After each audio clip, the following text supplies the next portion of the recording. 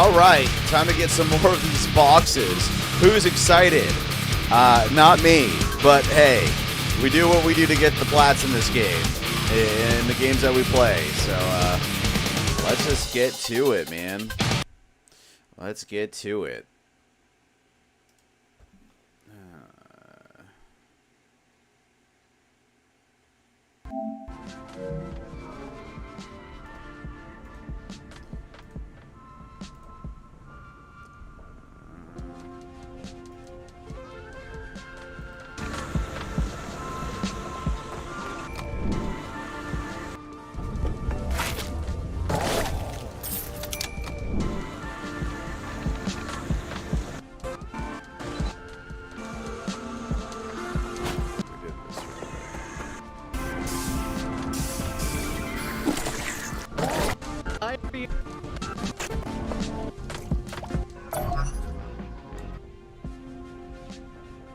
First one is at the start of the team shuffle area.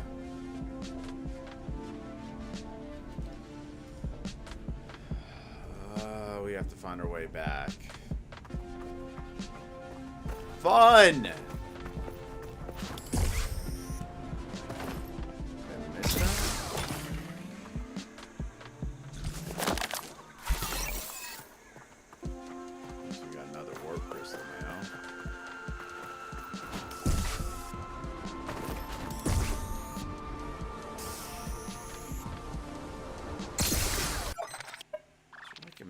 I could look at, like,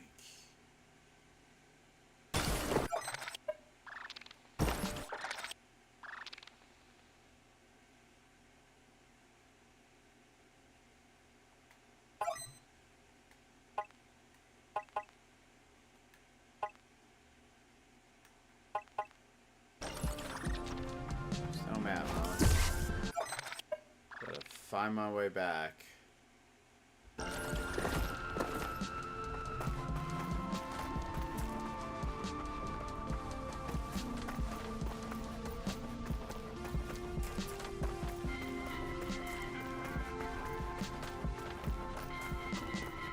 Don't wear yourself out, bounty hunter. What's up, baby? How you doing? Just doing the trophy grind right now.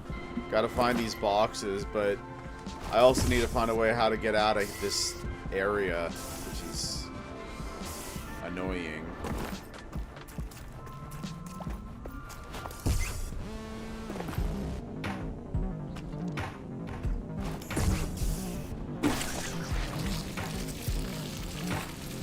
Where are the portals here, man?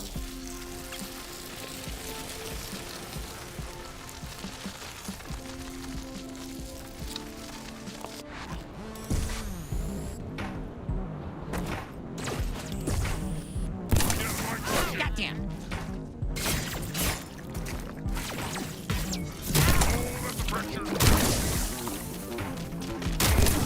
Do what happened to you? Got. Sold the toilet, now back to watching boat drag races from the deck with RuPaul.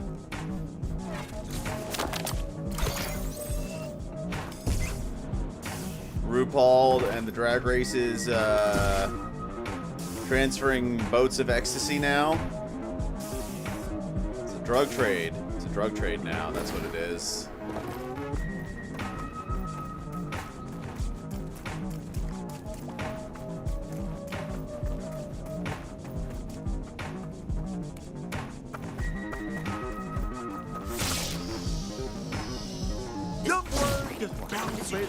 Paul would be too scared to hit over 200 miles per hour in the water.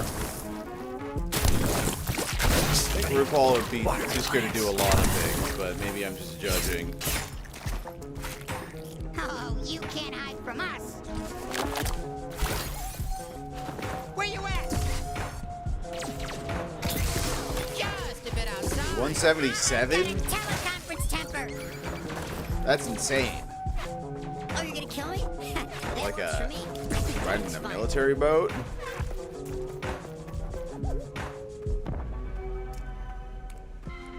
$221. I don't know, like, were these like mini boats? 3/4 mile. No matter which way you cut it, that is pretty impressive. You gotta buy something, please. I'm fucking dying here. Oh, check Dude, it out, you have Dad. nothing for I sale, actually bro. got a customer.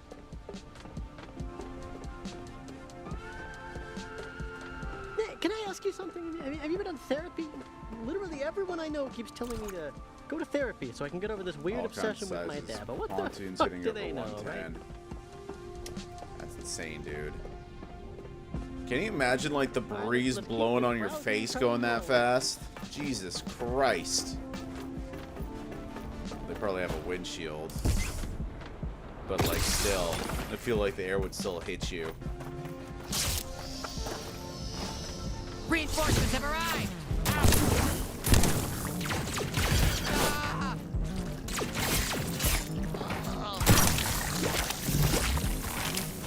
Somebody light my cigarette.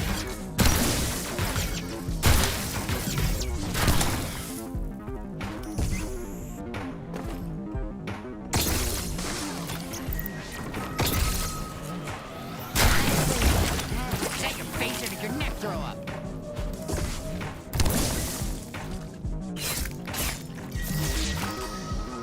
Bounty, show your Shut that out for good.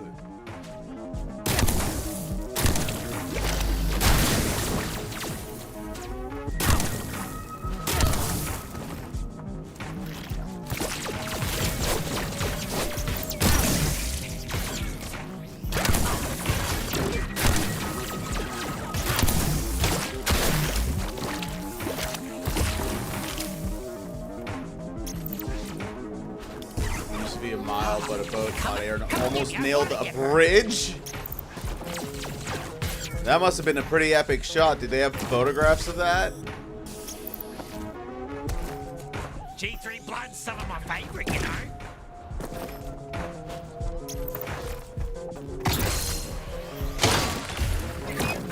One death per event. Jesus, dude. How many people compete? That's a real question.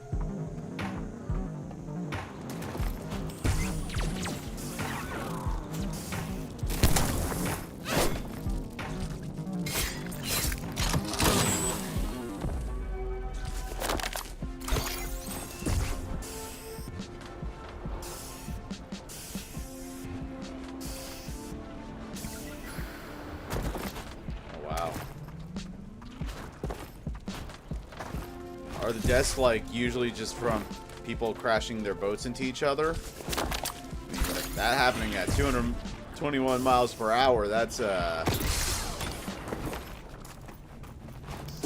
so dissatisfying that he couldn't hit 1 extra mile per hour and do 222. Like, my OCD is going crazy hearing that.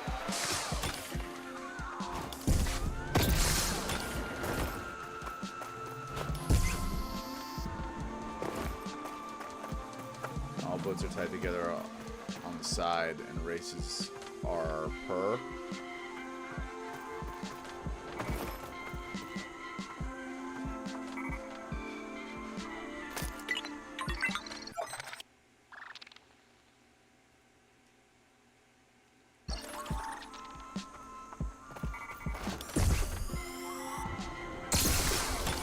That's right, we took this guy's house away from him.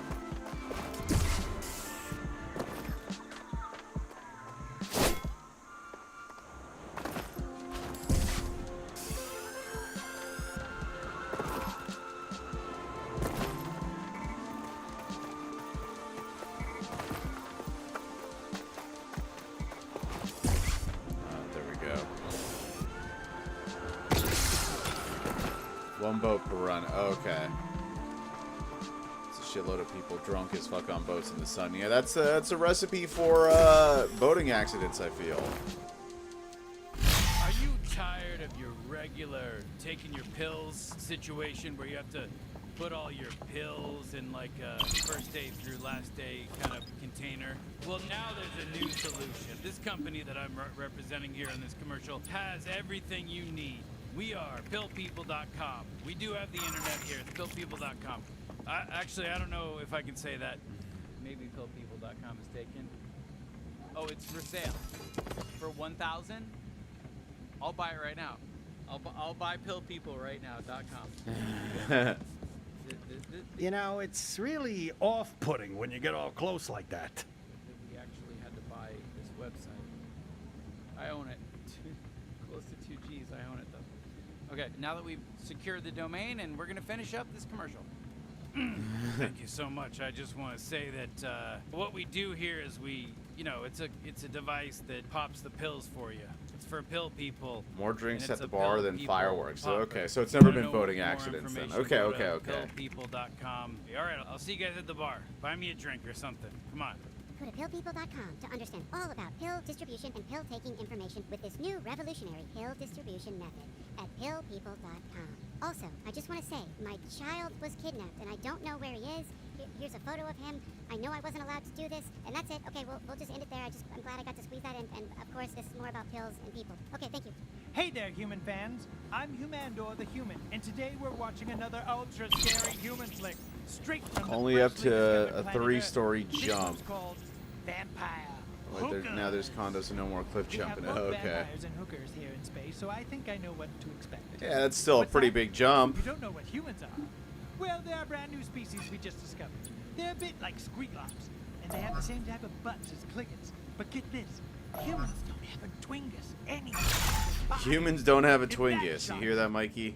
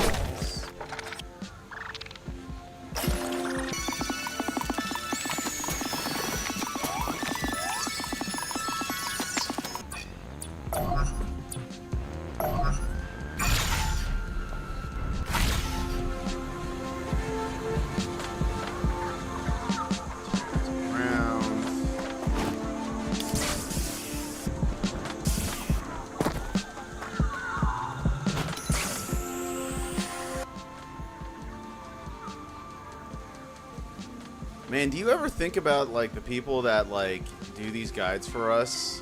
What they have to go through? Go far enough down, found a chair, brought it up. Okay. Okay. Up here.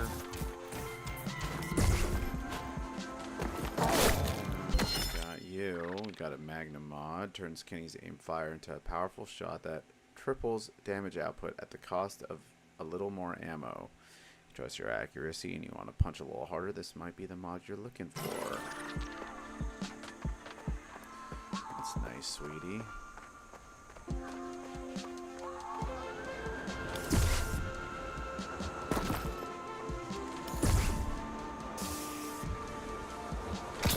Over there. We'll just do everything in order though.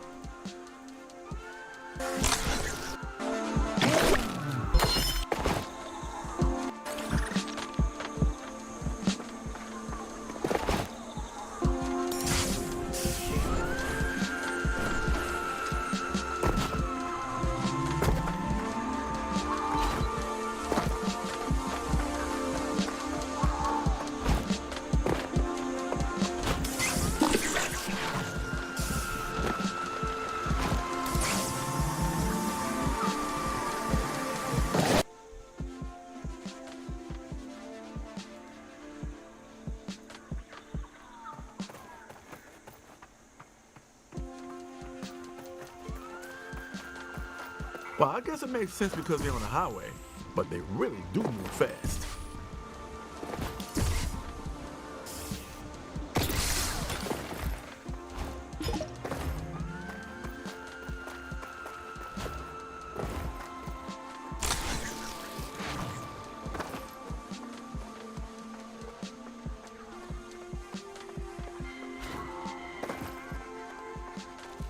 Look at us. We're just getting started.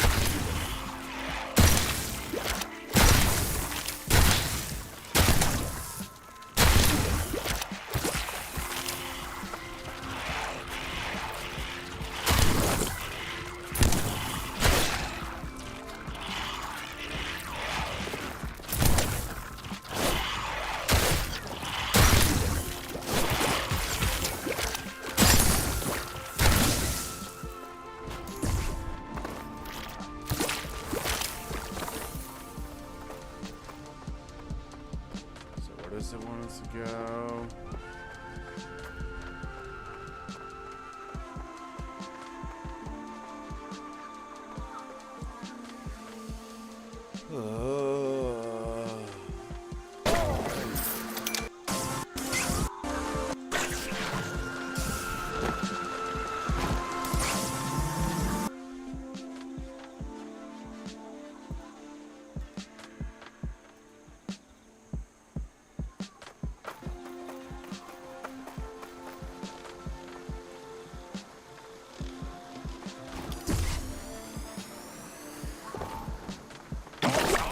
I don't care, I just want to stab it.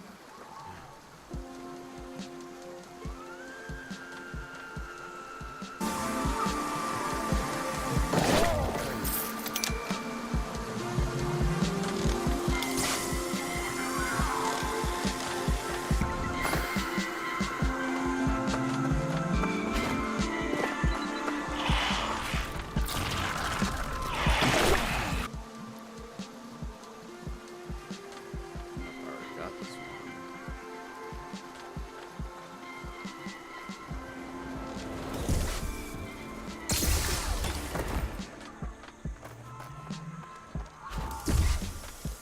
We're sky people now.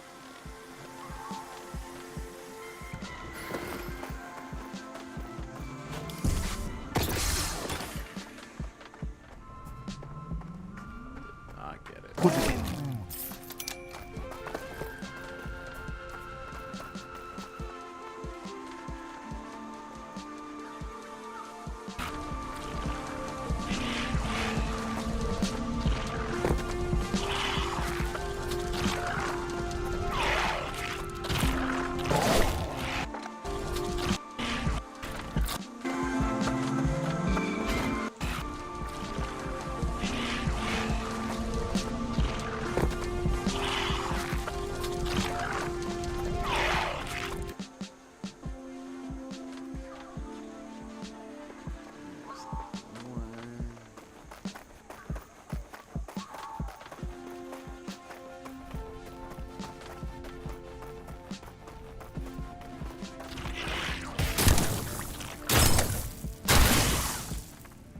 Where's all this shit come?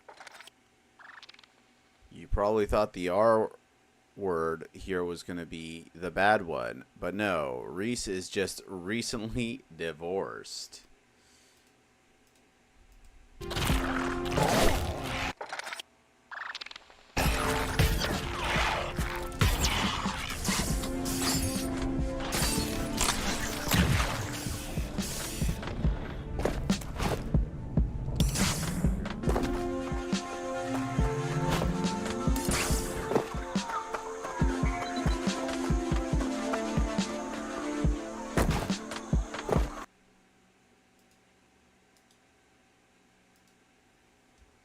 I'm from.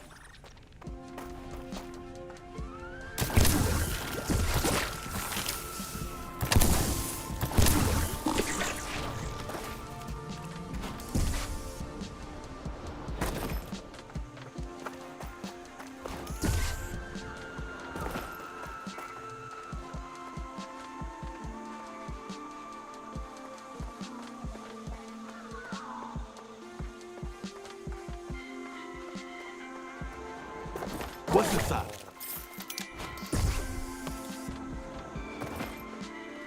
Okay, next.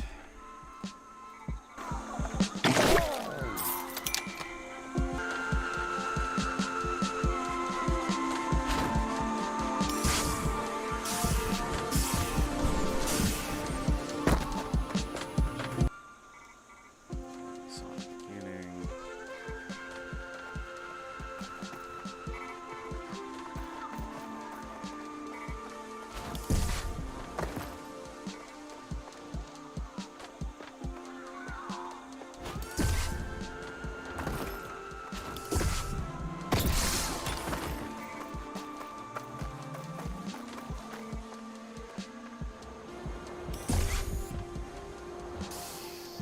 Oh, what year is it? I'm just fucking with ya.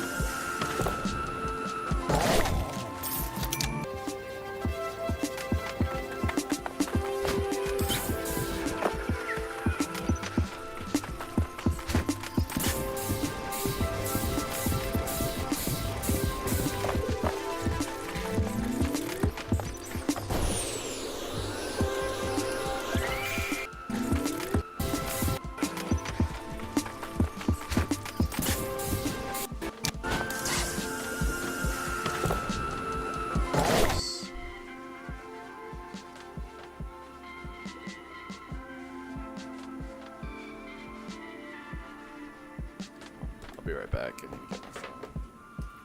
Oh, Mr. Doge, I didn't even see you there. Hello, friend.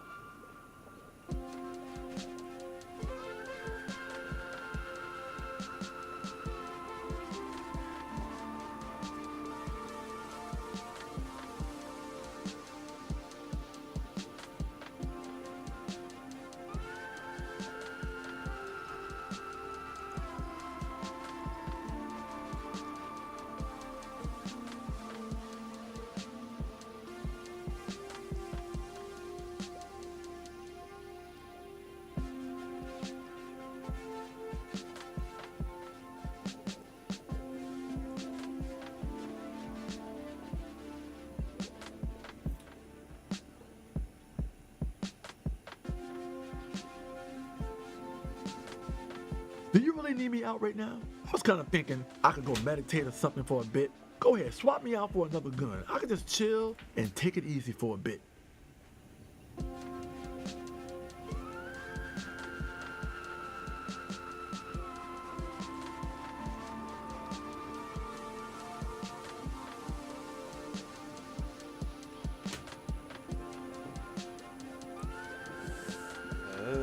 Let's go into That Pinocchio. premise could Oh, have come been on. a stunt one day become stalkers.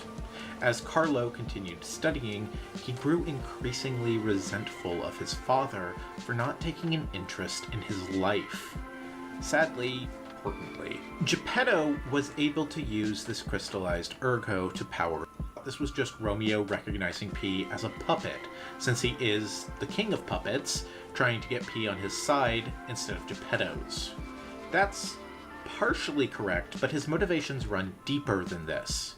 This is a warning from P's closest friend, and to understand what's going on here, we have to dive into the nature of ergo. Ergo is not just a refined version of the mineral crowd. Crowd is, somehow, able to capture ergo within it. Ergo is souls. Not just your souls in a mechanical souls-like sense, in that it's the currency you use to level up and buy things, although it is also that. Ergo is quite literally the ephemeral essence of life. 30 years before the events of the game, the alchemists found that crowd, the mineral discovered beneath Krot, was able to capture the souls of those who died from the petrification disease. This is the true nature of the disease. It is not just physical, but a sort of metaphysical illness. The petrification disease freezes time, memories, vital life essence of those afflicted with it, and that life essence is able to be Long travel they're crystallized making us within do over Crowd. here. This crystallized life was Ergo, and the alchemists began to mine the Ergo from an area that became known as the Relic of Trismegistus, and use it for all sorts of things.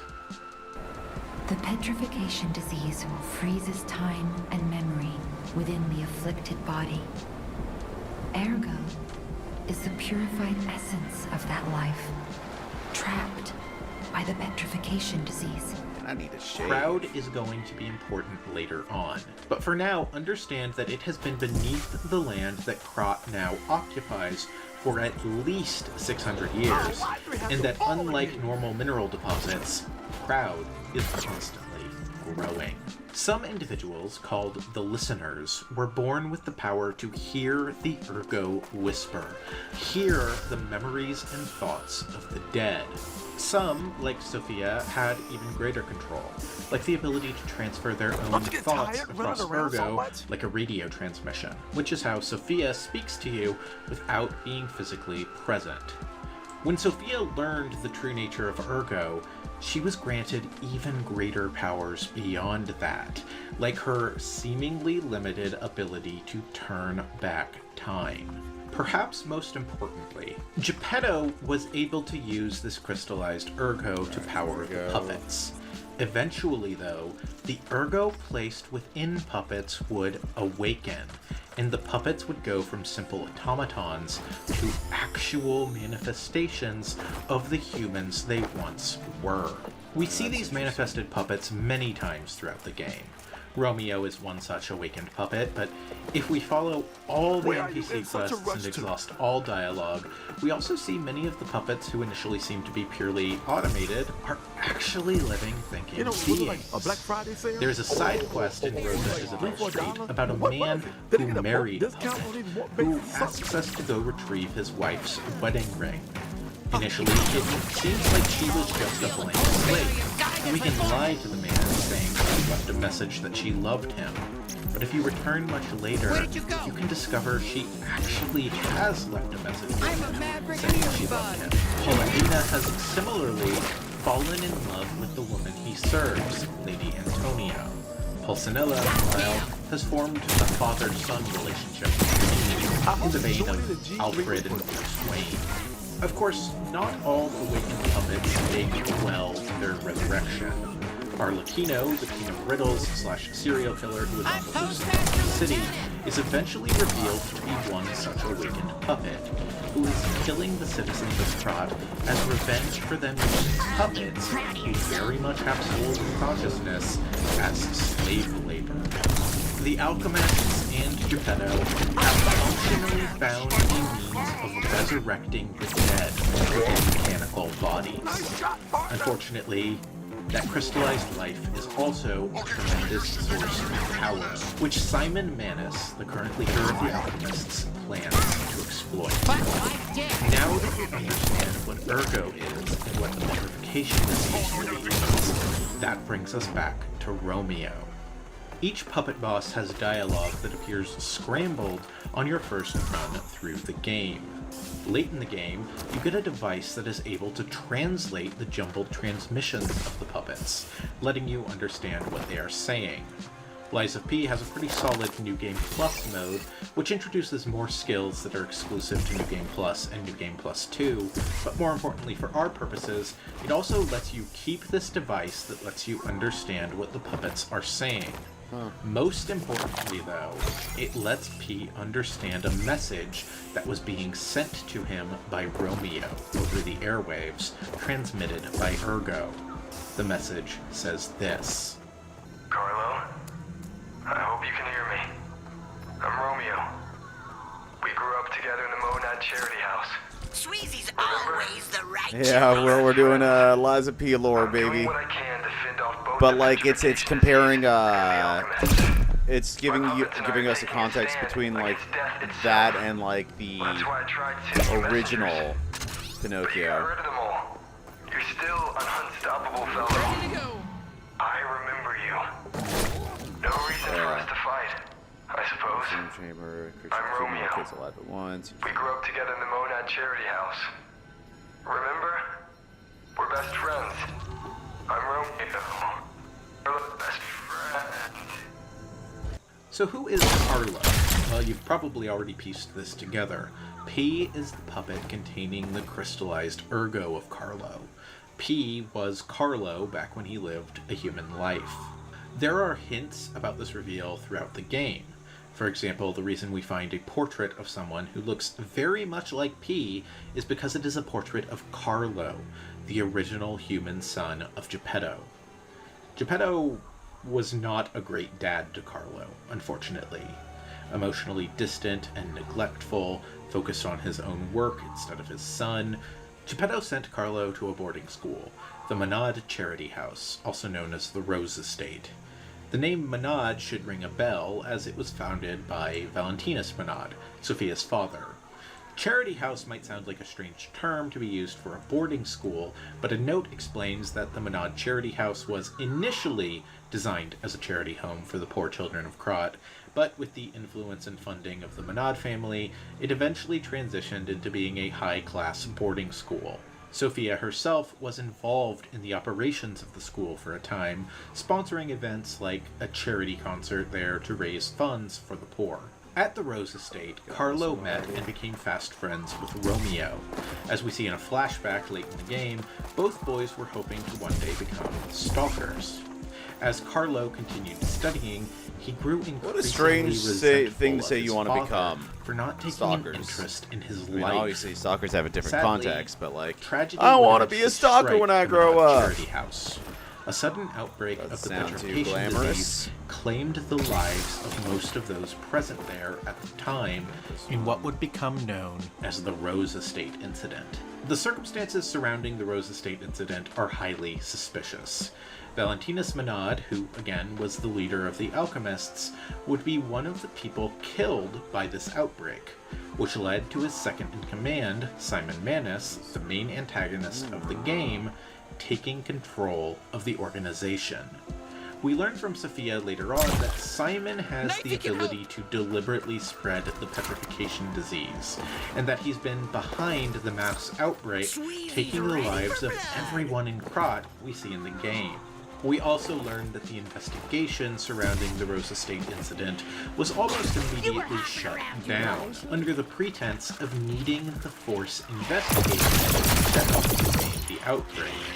It's very, very heavily implied that Simon was behind this outbreak, using it as a means to assassinate Valentinus. Now, Simon is using that device we saw after killing Andreas to harvest a massive amount of ergo from across the city, which is why the petrification disease has run as out of control as we now see it has. In this outbreak, the lives of both Romeo and Carlo would also be taken. This is the event that motivates Geppetto through the entire game. This is why he ultimately creates P, an advanced puppet replica of his son, not bound by the Grand Covenant and containing the P organ, a new specialized heart containing Carlo's ergo. Geppetto wants to use P as a means of resurrecting Carlo, truly bringing his son back to life. Geppetto also understands that Simon will be the death of his son, which puts him at odds with the alchemists, which led to him cutting ties with the organization after the Rose Estate incident. Secretly, Geppetto would plot his revenge against the alchemists, a way to interfere with Simon's ultimate plans. P was not the only puppet Geppetto would create. From Romeo's ergo, Geppetto would create the King of Puppets as a part of his plan to stop Simon. The ergo we get from defeating the King of Puppets reads, "When the boy opened his eyes, he found himself sitting on a throne that he had not asked for. When he sought his friend of the past, he clung to his memories, even though he knew there was no going back." Romeo and the puppets are not rampaging without a cause. They are not on a violent bent to kill humans out of cruelty or hatred like Arlecchino is, but to attempt to stop the alchemists' plans. We see puppets and carcasses fighting each other anytime the two are encountered at the same point. The puppets want to stop the carcasses and want to prevent Simon from using the petrification disease to gather the ergo for his evil plot. The best way to stop Simon from gathering ergo is to cut off the supply. If humans are killed by puppets, they can't be killed by the petrification disease, and their souls can't be trapped within crowd and turned into ergo. When we defeat Romeo, when we kill him at the end of the game's 6th chapter, we are making Simon's plans easier. The end of chapter 6 is where the game goes from being about puppets to being about Simon and the alchemists almost exclusively. After we defeat Romeo, we're treated to a short bit of the next level where we see all of the puppets in the streets have stopped attacking, stopped fighting, and are in mourning for their king. The plan has failed. They have not stopped the alchemists. They have not stopped Simon because of P. While this is a noble goal, they aren't doing it completely of their own volition. The Grand Covenant I mentioned before, those laws of robotics that should be preventing the puppets from doing anything like this, are imprinted upon every puppet when they are created. Even puppets who have awakened to their egos are supposed to be bound by the Grand Covenant. The first law of the Grand Covenant is that puppets must obey their creator's commands. So, for example, Vanini, who owned the factory where the puppets were produced, should have been able to stop the frenzy with a single command. The biggest mystery in the first half of the game is why the Grand Covenant has failed. In the game's final chapter, Vanini gives you a message that he cannot understand, one that is being transmitted by Romeo. As a puppet, he is able to understand it. It says, I hope you hear me. The laws of the Grand Covenant bind us. We're his puppets. First all puppets must obey their creator's commands. Law 0. The creator's name is Geppetto. Giuseppe Geppetto. the Grand Covenant has not failed. Unbeknownst to everyone, Geppetto wrote the Grand Covenant containing a secret Law 0, that Geppetto himself is the creator of the puppets, and they must all follow his commands. Geppetto is, apparently, the one pulling the strings of all of the puppets in Krat. But that's not my fault. So if Geppetto was the one behind the puppet family, the one who created the King of Puppets as a way to secretly interfere with the alchemist's plans, why is he now sending P to take out the King of Puppets, to put a stop to his own plan? Well, there is a reason, and we'll get there, but we won't be able to fully understand what's going on until the end of the game.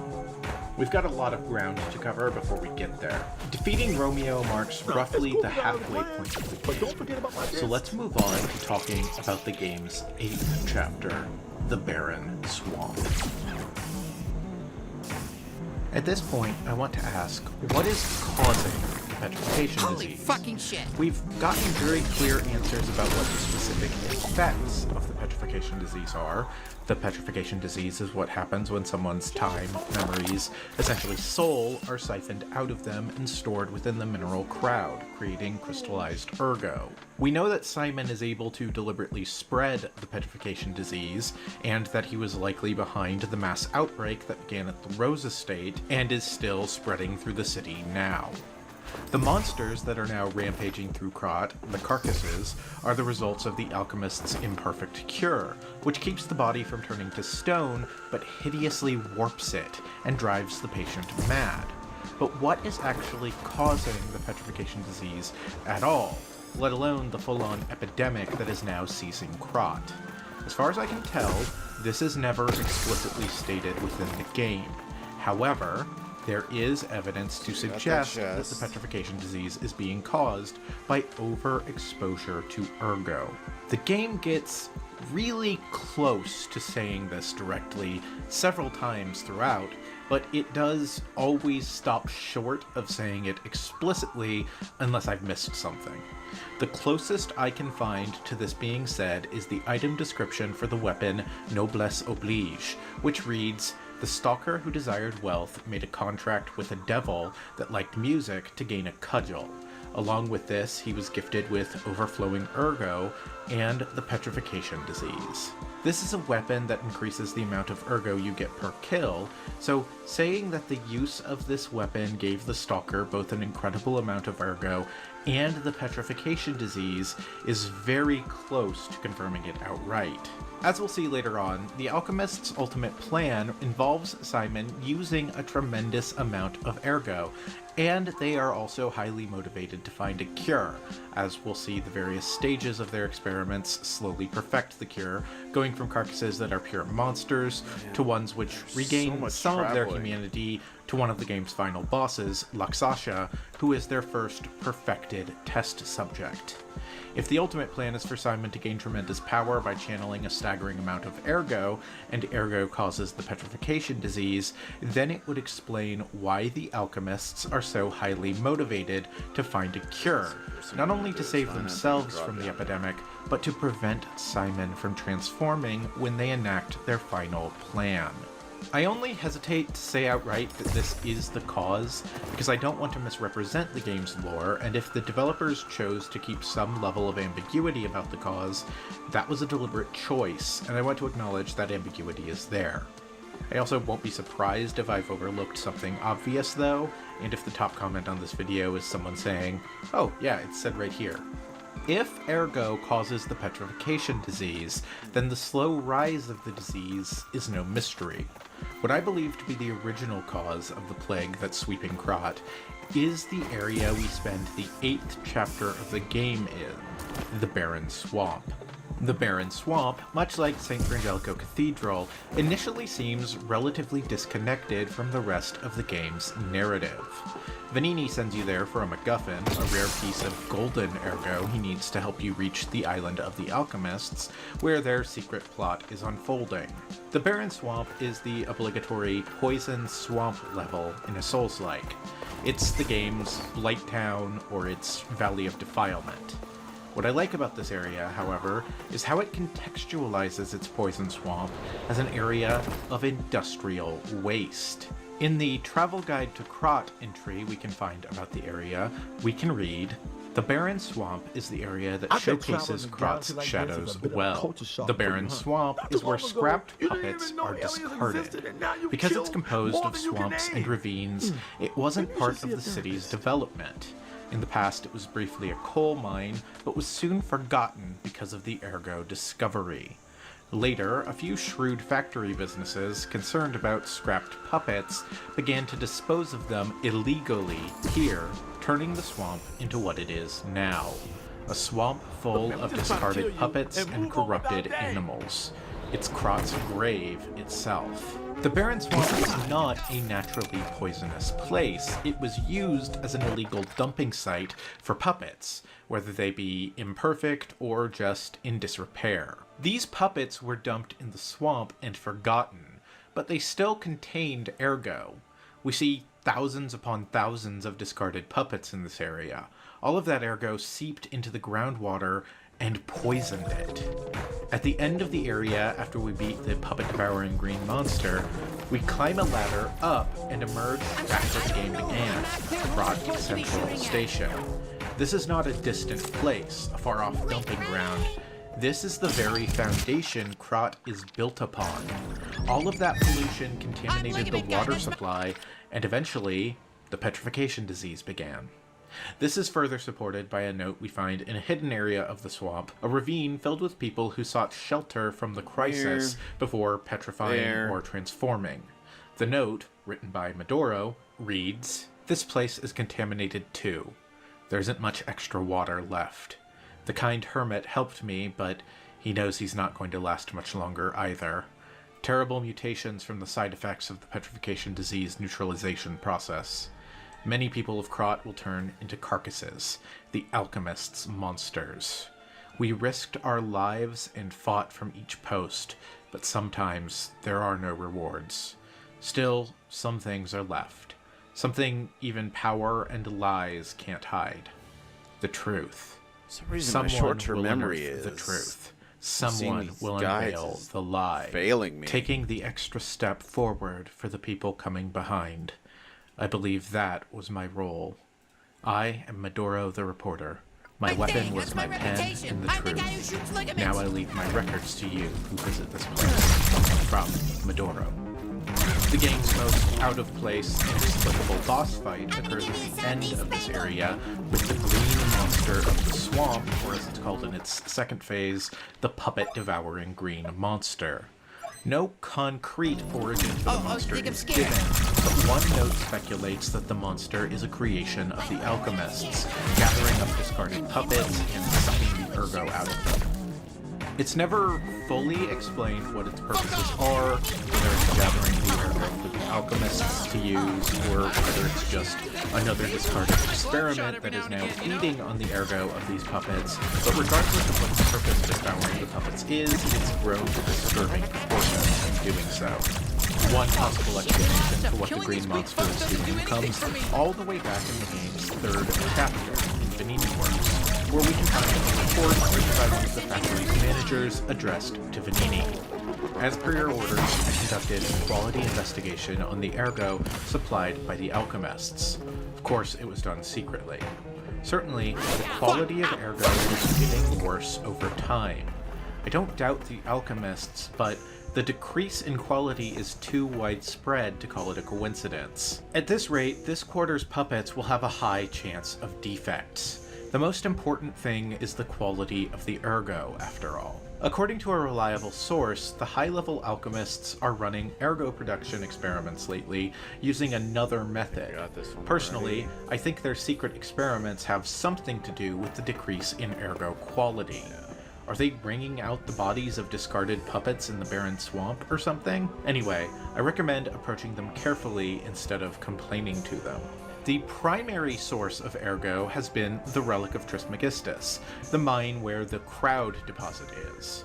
It is possible then that as the alchemists needed more and more ergo for their experiments, but needed to continue providing the industries of Krot with ergo, they resorted to recycling the remnants of ergo in discarded puppets from the swamp and gave this lower quality ergo to supply the city, keeping the highest quality material for themselves. This would portray the monster as a sort of collection device. Or perhaps it wasn't even made by the alchemists, and it's some sort of beast that started feeding on the ergo of the swamp and was transformed in the process. It seems to be directly related to the carcasses, as in its second phase, we see it has the ability to push itself within the broken body of a dead puppet and take it over from within. As soon as this fight is over and we return to Krot Central Station, we'll discover that almost all of the remaining puppets in the city have been taken over by carcasses in the same way. There are also specific carcass enemies, the ones which fall out of slimy cocoons suspended from the ceiling in Lorenzini Arcade, and the Return to Krot Central Station, which have extremely similar features to the green monster, particularly their eyes. The puppet-devouring green monster is a reference to a character from the original story called the Green Fisherman, who has been cut from most adaptations of the book, even relatively faithful ones. He's a large, gluttonous ogre of a man who fishes Pinocchio out from the sea, and who does not understand that Pinocchio is not a fish even when Pinocchio talks to him, and attempts to eat Pinocchio before he is saved by the mastiff Alidoro. Using deep-cut characters like the Green Fisherman in the game is another example of the dedication which Lies of P has to adapting its source material and going far beyond the familiar iconography which a lesser game would have stopped at. Once we defeat the Green Monster, we make our way back to where we began, Krot Central Station. By the time we get there, things have gone completely out of control. The puppets have been largely defeated, but nearly all of the surviving humans in Krot have either turned to stone or have been transformed into carcasses. The alchemists have done this to gather the ergo from everyone in the city at once, and in doing so, have caused the crowd deposit to grow so rapidly that it begins to sprout from the earth, rupturing the ground, knocking aside buildings and opening massive ravines in the middle of the streets. All of this is the result of Krot's unregulated, uncontrolled industry and pollution. At this point, we're making our way into the game's final act. This is where we fight our way back to Hotel Krat and discover that it's been attacked and Geppetto has been kidnapped. After this, we briefly travel through the Relic of Trismegistus, the origin of Crowd, before making our way to the island of alchemists on a submarine named the Pistris. When we reach the island, Sophia appears to us and confirms something which she even says you've probably figured out by now. The Sophia we've been seeing isn't the real Sophia Manad. Using her powers as a listener, she is able to communicate using ergo, something which normal humans aren't typically able to do. Sophia's powers go beyond that of a typical listener. She is unique. Most of the listeners, from what lore we get, seem limited to the ability to hear the memories and thoughts of others. When Sophia gained an understanding of the true nature of ergo and of the petrification disease, she awakened to new powers. Understanding that ergo is a form of crystallized time, she gained the limited ability to rewind the clock. She's also able to channel ergo to strengthen you, which seems to be a unique ability. When Simon learned of Sophia's powers, he coveted them. He wanted her powers. They became an essential part of his plans. And so when she would not willingly cooperate with him, he kidnapped her and imprisoned her within the Arch-Abbey, the massive tower we've seen channeling ergo, which is located on the Alchemist's Island. This is the true reason Sophia woke P at the start of the game. She wanted to help Krat, yes, but she also needed someone to save her from Simon's torture, his exploitation of her powers.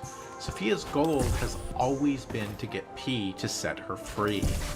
So, what specifically does Simon need Sophia's powers for? Well, the answer here seems to be twofold. First, we know that Sophia is able to channel ergo to strengthen others. This is why she's our level-up lady. Her powers are how P levels up throughout the game. Simon doesn't just want to collect a massive amount of ergo, he wants to channel all of that ergo into himself. In other words, I believe Simon is using Sophia's powers against her will to level himself up.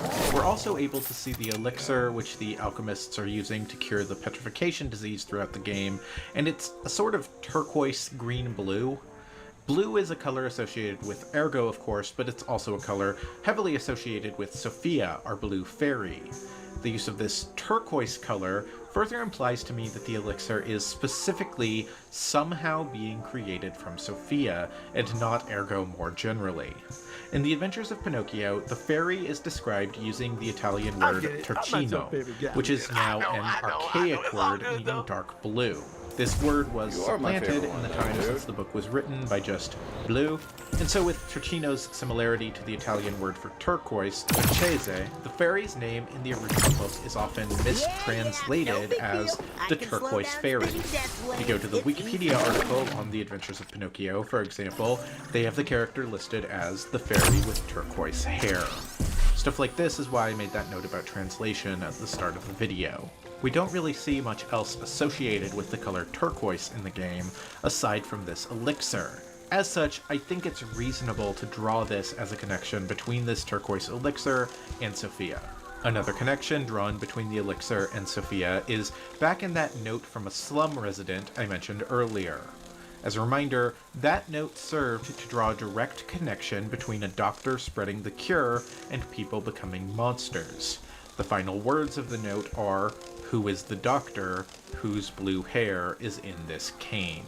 The only reason narratively that you would draw a direct connection between Sophia and the distribution of the cure like this, I believe, is if you're trying to imply a connection between Sophia and the cure itself. Finally, and most compellingly, when we find Sophia's true body, she's in a frightful state.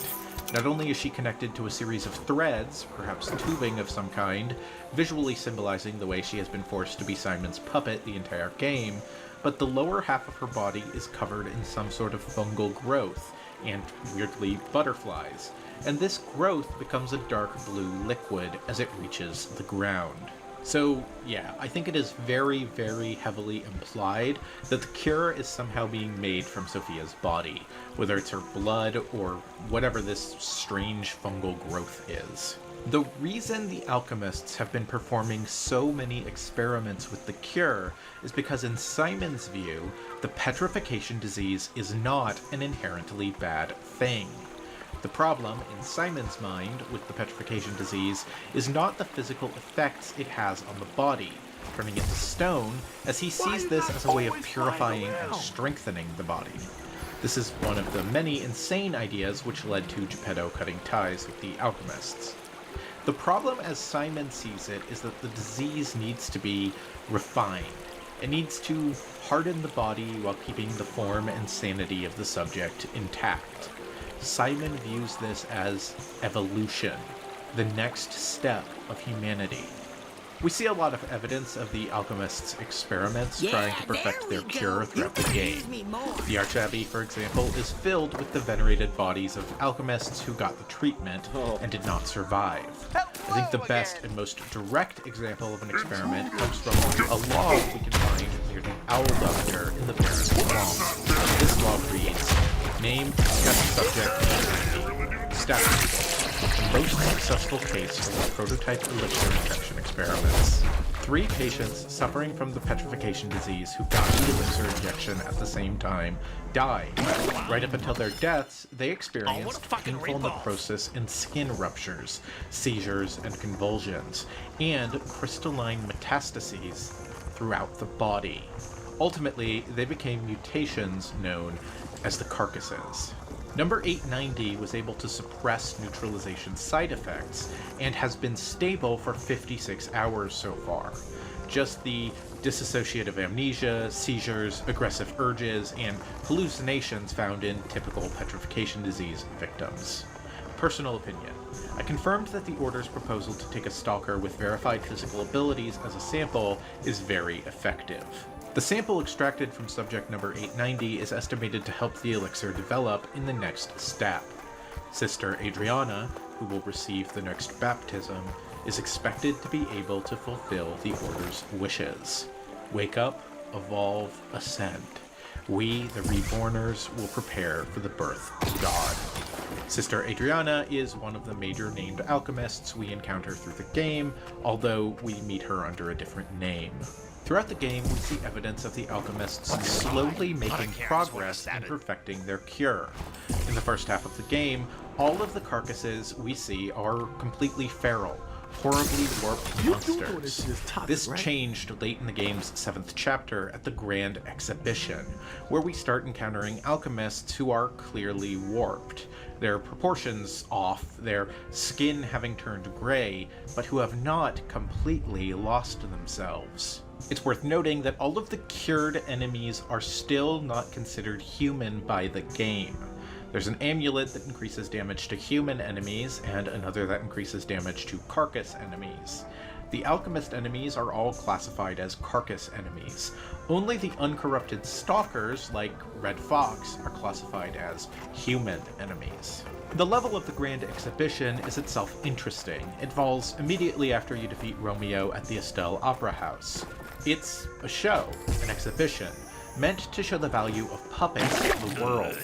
This Grand Exhibition was, of course, cancelled due to the threats of the puppet frenzy and the petrification disease epidemic, but its placement after the section adapting The Land of Toys makes this the game's equivalent of the circus where Pinocchio is sold to work in the novel after he's transformed into a donkey. If this comparison is intentional, then it's looser than a lot of the elements adapted as levels, but the comparison is there.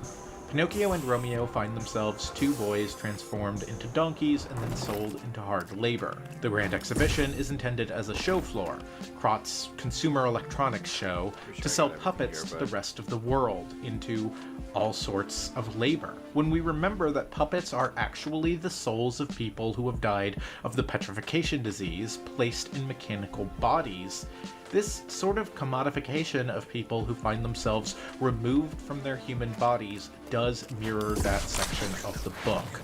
Back to the petrification disease cure, we actually meet one of the test subjects that seems to be from this era, broadly speaking, as a friendly NPC.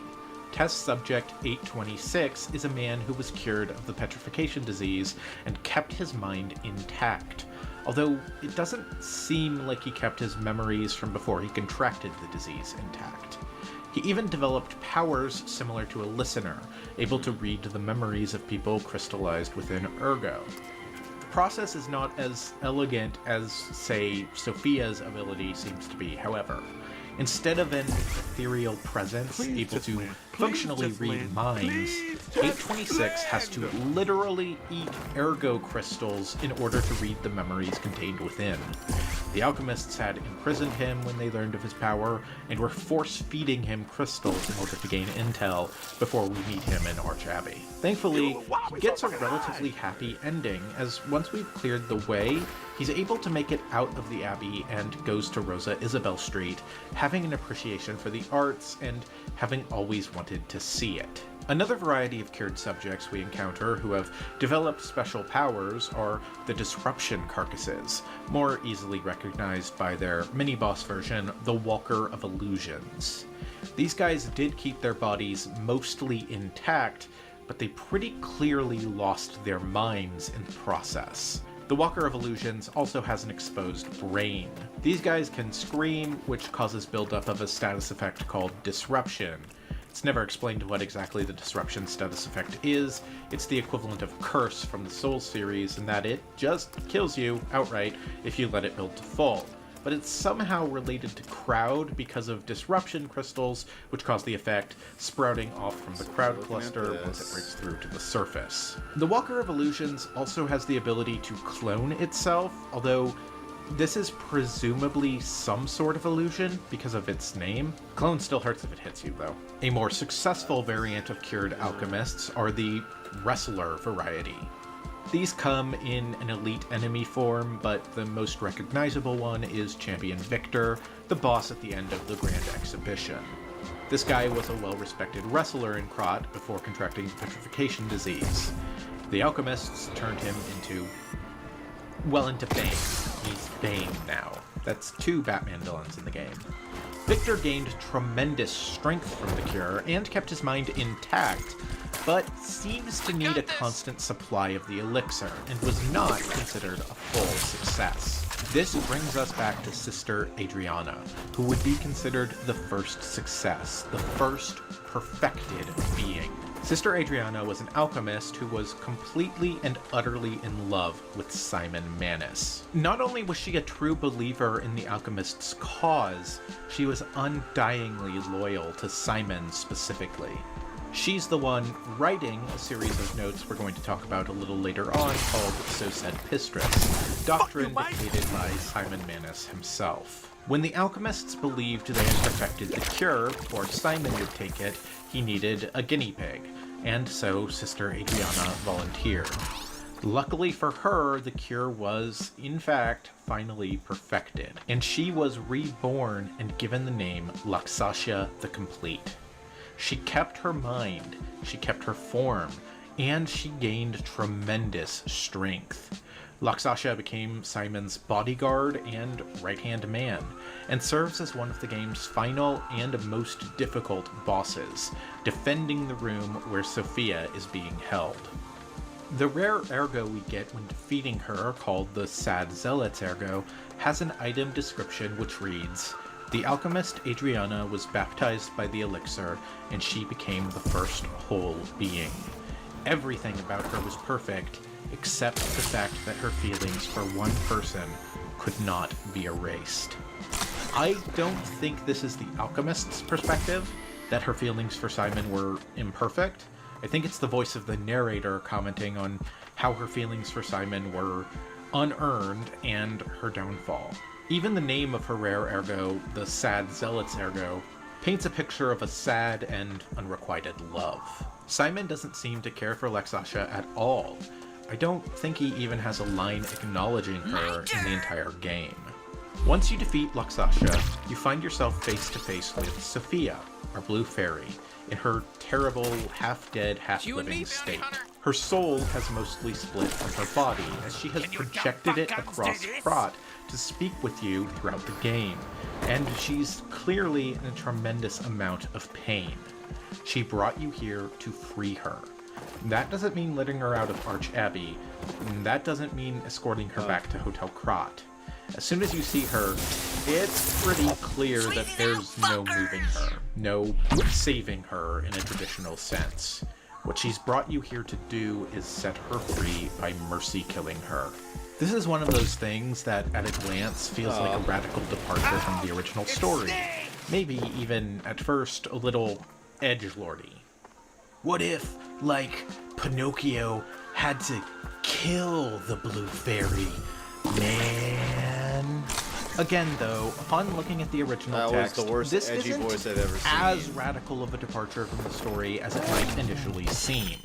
The Blue Fairy is heavily associated with death and mortality throughout the game, and even introduced to the story in a half-dead, half-living state. That's not entirely dissimilar to the one we find Sophia in Lies of P. From the book, at this point, a pretty little girl looked out the window. She had blue hair, and her face was as white as a waxen image. Her eyes were closed, and her hands were crossed on her chest. Without moving her lips at all, she said in a tiny, feeble voice that seemed to come from the afterworld, "No one lives in this house. Everyone is dead." "At least you could open the door for me," shouted Pinocchio, weeping and pleading for her help. "I'm dead too." "Dead? Then what are you doing there at the window?"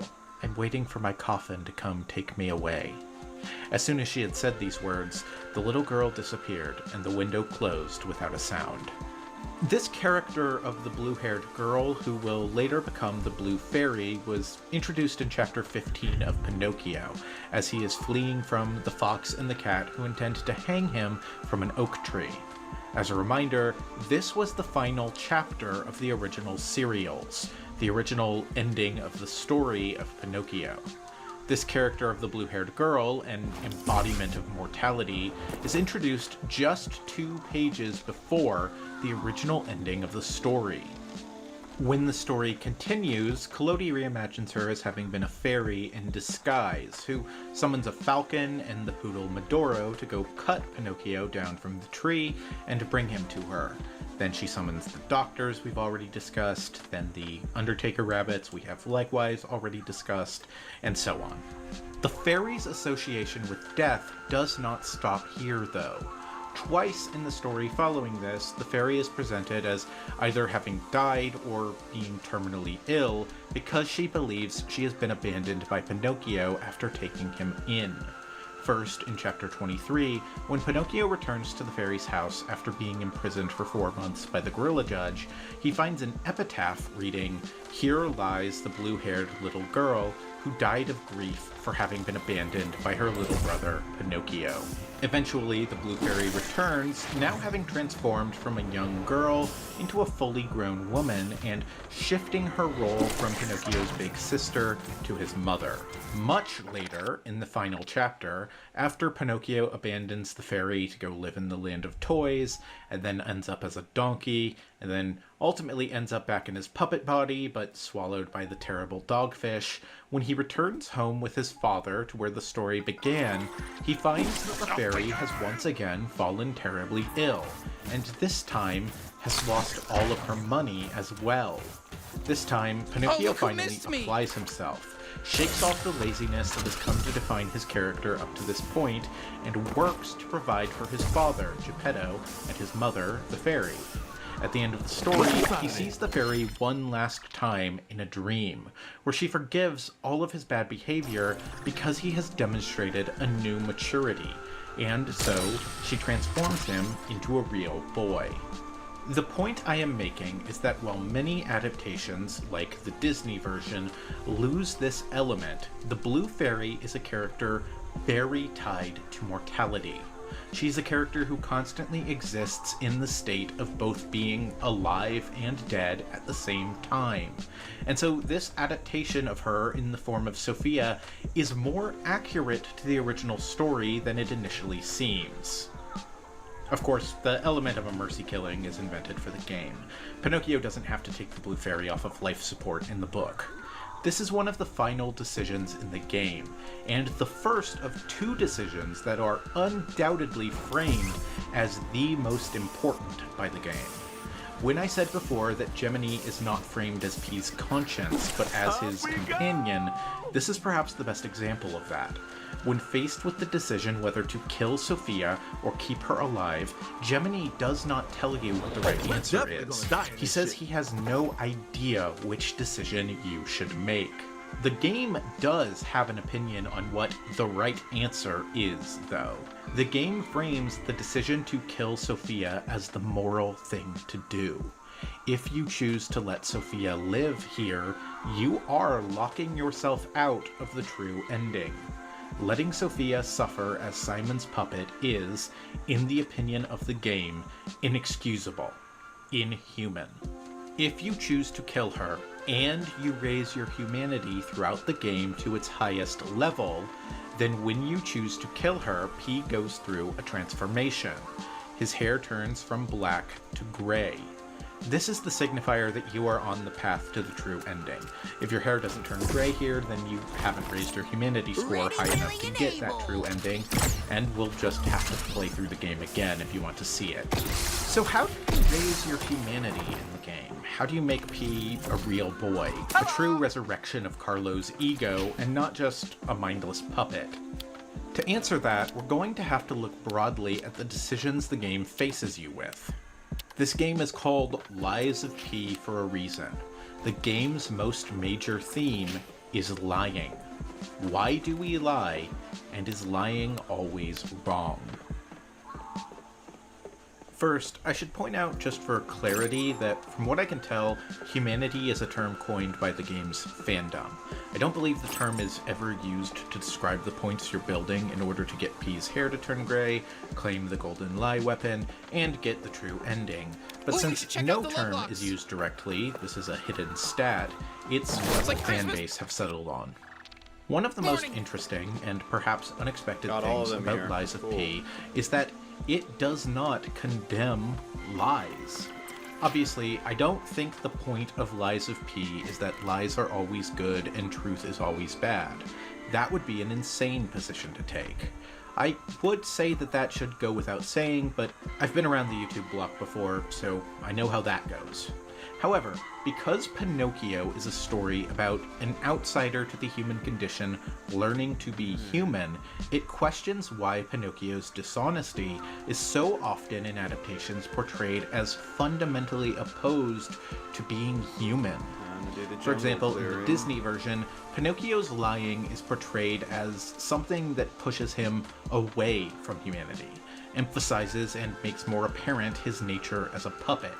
This positions lying as a fundamentally inhuman act. Gotta get out of here first. That doesn't hold up to scrutiny at all.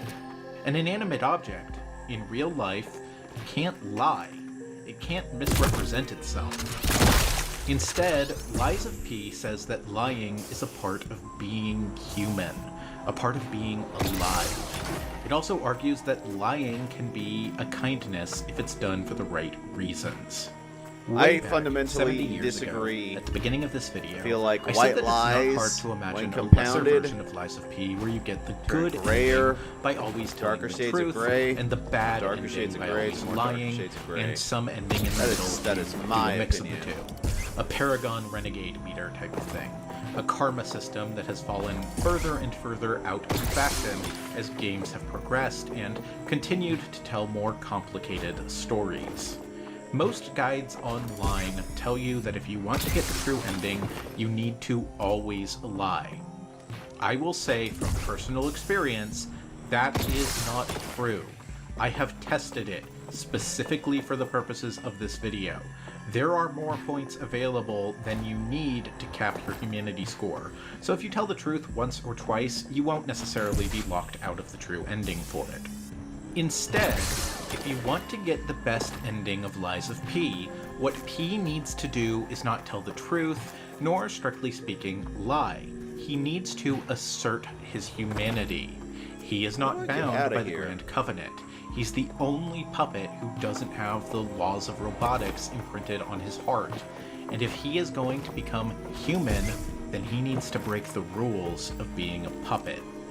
Toward the middle of the game, Lady Antonia, who is dying from the petrification disease, will see the hard stone scales creep up along her face.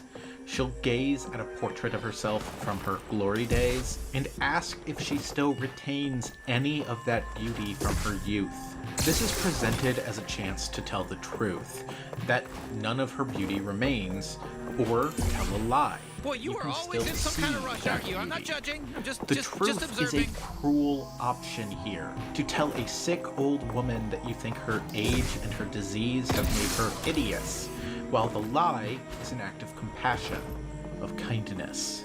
Early on in the game's second chapter, we can find a woman suffering from the petrification disease, weeping at the loss of her baby.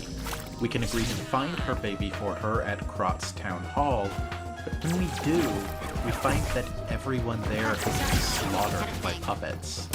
Instead, we give her a doll we find there, but she still sees it as her baby. The woman's disease has made her lose her mind. We can tell her the truth, that it's just a doll and her child is probably dead, or lie and tell her that it's a cute baby. Lying is, again, in this case, an act of compassion. After Rosa Isabel Street, Paulina, Lady Antonia's servant, will ask to speak to us. This is where he reveals to us that he has an awakened ego and that he is in love with Antonia. Not fully understanding the nature of his own awakened ego, he asks whether he's ever seen this happen before. We can lie to him, tell him that we have, and give him the wedding ring we found earlier at Rosa Isabel Street, or tell him the truth, that we've never heard of such a thing happening. Again, this is a kindness, as Paulina is confiding in us, and we have chosen to validate his own feelings, his own humanity. This doesn't line up perfectly. Not every lie you can tell is an act of kindness. For example, when we first meet the imposter Alidoro, he asks us if we know of a safe place he can head to. We can either tell him the truth, Hotel Krot, or lie and send him straight into danger in Vanini Works. In this case, though, it's a bit muddled. There's enough about the imposter Alidoro right from the start that you might already be suspicious of him. And Geppetto earlier warned us to be wary of strangers, in which case refusing to send him to your friends at the hotel could be interpreted as defending your friends. Very human act. The idea of there being lies that are not immoral to tell is actually rooted, once again, in an idea from the book. Pinocchio's nose growing when he tells a lie is, without a doubt, the most well-recognized part of the story. But it may surprise you to hear that in the actual story, it's not exactly the case. Pinocchio's nose growing is an element from nearly the beginning of the story, but in the original run, it has no connection with his dishonesty. The first reference to Pinocchio's nose growing occurs in the book's third chapter, while Geppetto is carving Pinocchio from an animate log. As Geppetto tries to make the puppet's nose, the more he tries to shorten it, the longer it grows, foreshadowing the puppet's mischievous nature. The second time Pinocchio's nose grows, in Chapter 5, it grows from hunger, after Pinocchio has gotten Geppetto temporarily thrown in jail and finds himself without anything to eat.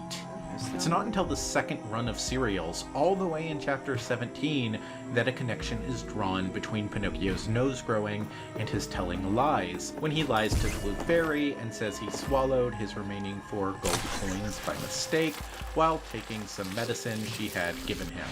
From the book, "Why are you laughing?" the puppet asked her, all confused and concerned about that nose of his that was growing so fast you could see it happening before your eyes. "I'm laughing about the lie you told." "How do you know I told a lie?" "My dear boy, you can recognize lies right away, because there are 2 kinds. There are lies that have short legs and lies that have a long nose. Yours happens to be of the kind that has a long nose." The part about lies with short legs is a reference to an existing Italian colloquialism, which essentially means that lies can't go very far without being exposed. But the part about lies with long noses is believed to be an expression invented by Collodi for the story. Even once the connection between Pinocchio's lying and his nose growing is firmly established, his nose does not always grow when he lies throughout the rest of the story. As one example, in chapter 29, after Pinocchio escapes from the green fisherman who was trying to eat him, he finds himself naked and covered head to toe in flour, so thick it looks like he's covered in plaster. At this point, he runs into an old man and lies to him repeatedly. The only lie here that makes his nose grow, however, is when he said that he's heard of the boy Pinocchio and that he's a good and well-behaved little boy. When he lies about why he's completely white, says he leaned against a wall that had been whitewashed, and when he lies about where his clothes have gone, saying he ran into thieves that stripped him and stole his clothes, his nose does not grow. It is as if Collodi is saying that these lies are permissible, because they are made out of embarrassment instead of selfishness or pride. More importantly for our purposes, in the book's final chapter, when Pinocchio and Geppetto have escaped from the mouth of the terrible dogfish and find themselves stranded in the middle of the ocean, Pinocchio lies to his father, telling him he can see the shore ahead, when Geppetto panics that the two of them are going to drown. This lie doesn't make his nose grow either, presumably because it is not a lie told with selfish intention, but to reassure his father. By framing most of the lies in the game as ones of compassion, kindness, or humanity, Lies of P takes this examination of good lies and bad lies to its logical extreme. Another example of a lie in the game which I find interesting is when you listen to that message I discussed earlier, which reveals that Geppetto is the one behind the puppet frenzy. After you hear this, Vanini will ask you what you heard, what the name of the one behind the puppet frenzy is. You can tell him it's Geppetto, or you can lie and say you didn't hear. Of course, you gain humanity for lying to him. I don't think the game is framing your lie as the right thing or the ethical thing to do here. The logical and moral thing to do would be to immediately tell Vanini, one of your greatest allies, what you heard. However, Geppetto is P's father, and so if we interpret P as having emotions, as having an attachment to his father, then I don't think it's hard to understand why he'd deny it after hearing this major bombshell. It's not about what the right thing to do is, it's about what the human thing to do is. And in a game about Pinocchio, about what it means to become human, that's a powerful idea. Ultimately, Lies of P says that lying, especially when it's done for the right reasons and not to harm others, is human. Pinocchio wants to become a real boy, and real boys lie sometimes. It's a very interesting perspective to take when reinterpreting Pinocchio for a modern audience, and it feels to me more thoughtful and considerate of the actual themes of the book than most other adaptations. P does not only gain humanity from lying, however. It's important to note that sometimes you receive humanity from telling the truth as well. Late in the game, Alidoro the Hound is revealed to be an imposter. This is tied into Eugenie's quest, and ultimately the fake Alidoro reveals to you that the real Alidoro was her brother.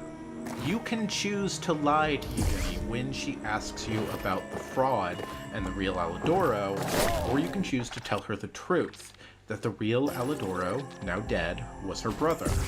Initially, this will not net you any humanity points, but if you return to her later, after she's had time to process, you will gain humanity for telling her the truth.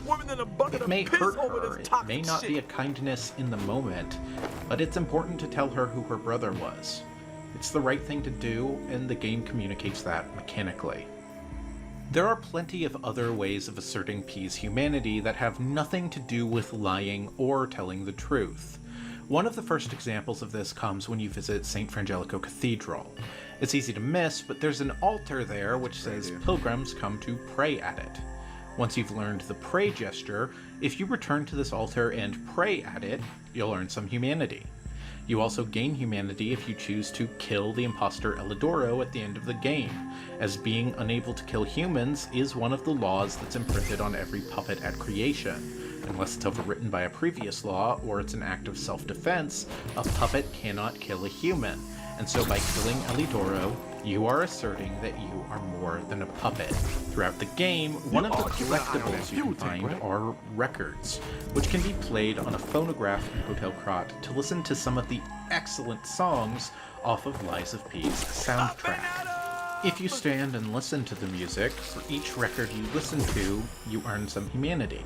Appreciating music is something only a human would do, not a robot. After you complete the Grand Exhibition level of the game, if you return to Hotel Krat, Polendina will tell you that Antonia's illness is getting worse. He asks you to speak to Giangio about a potential cure.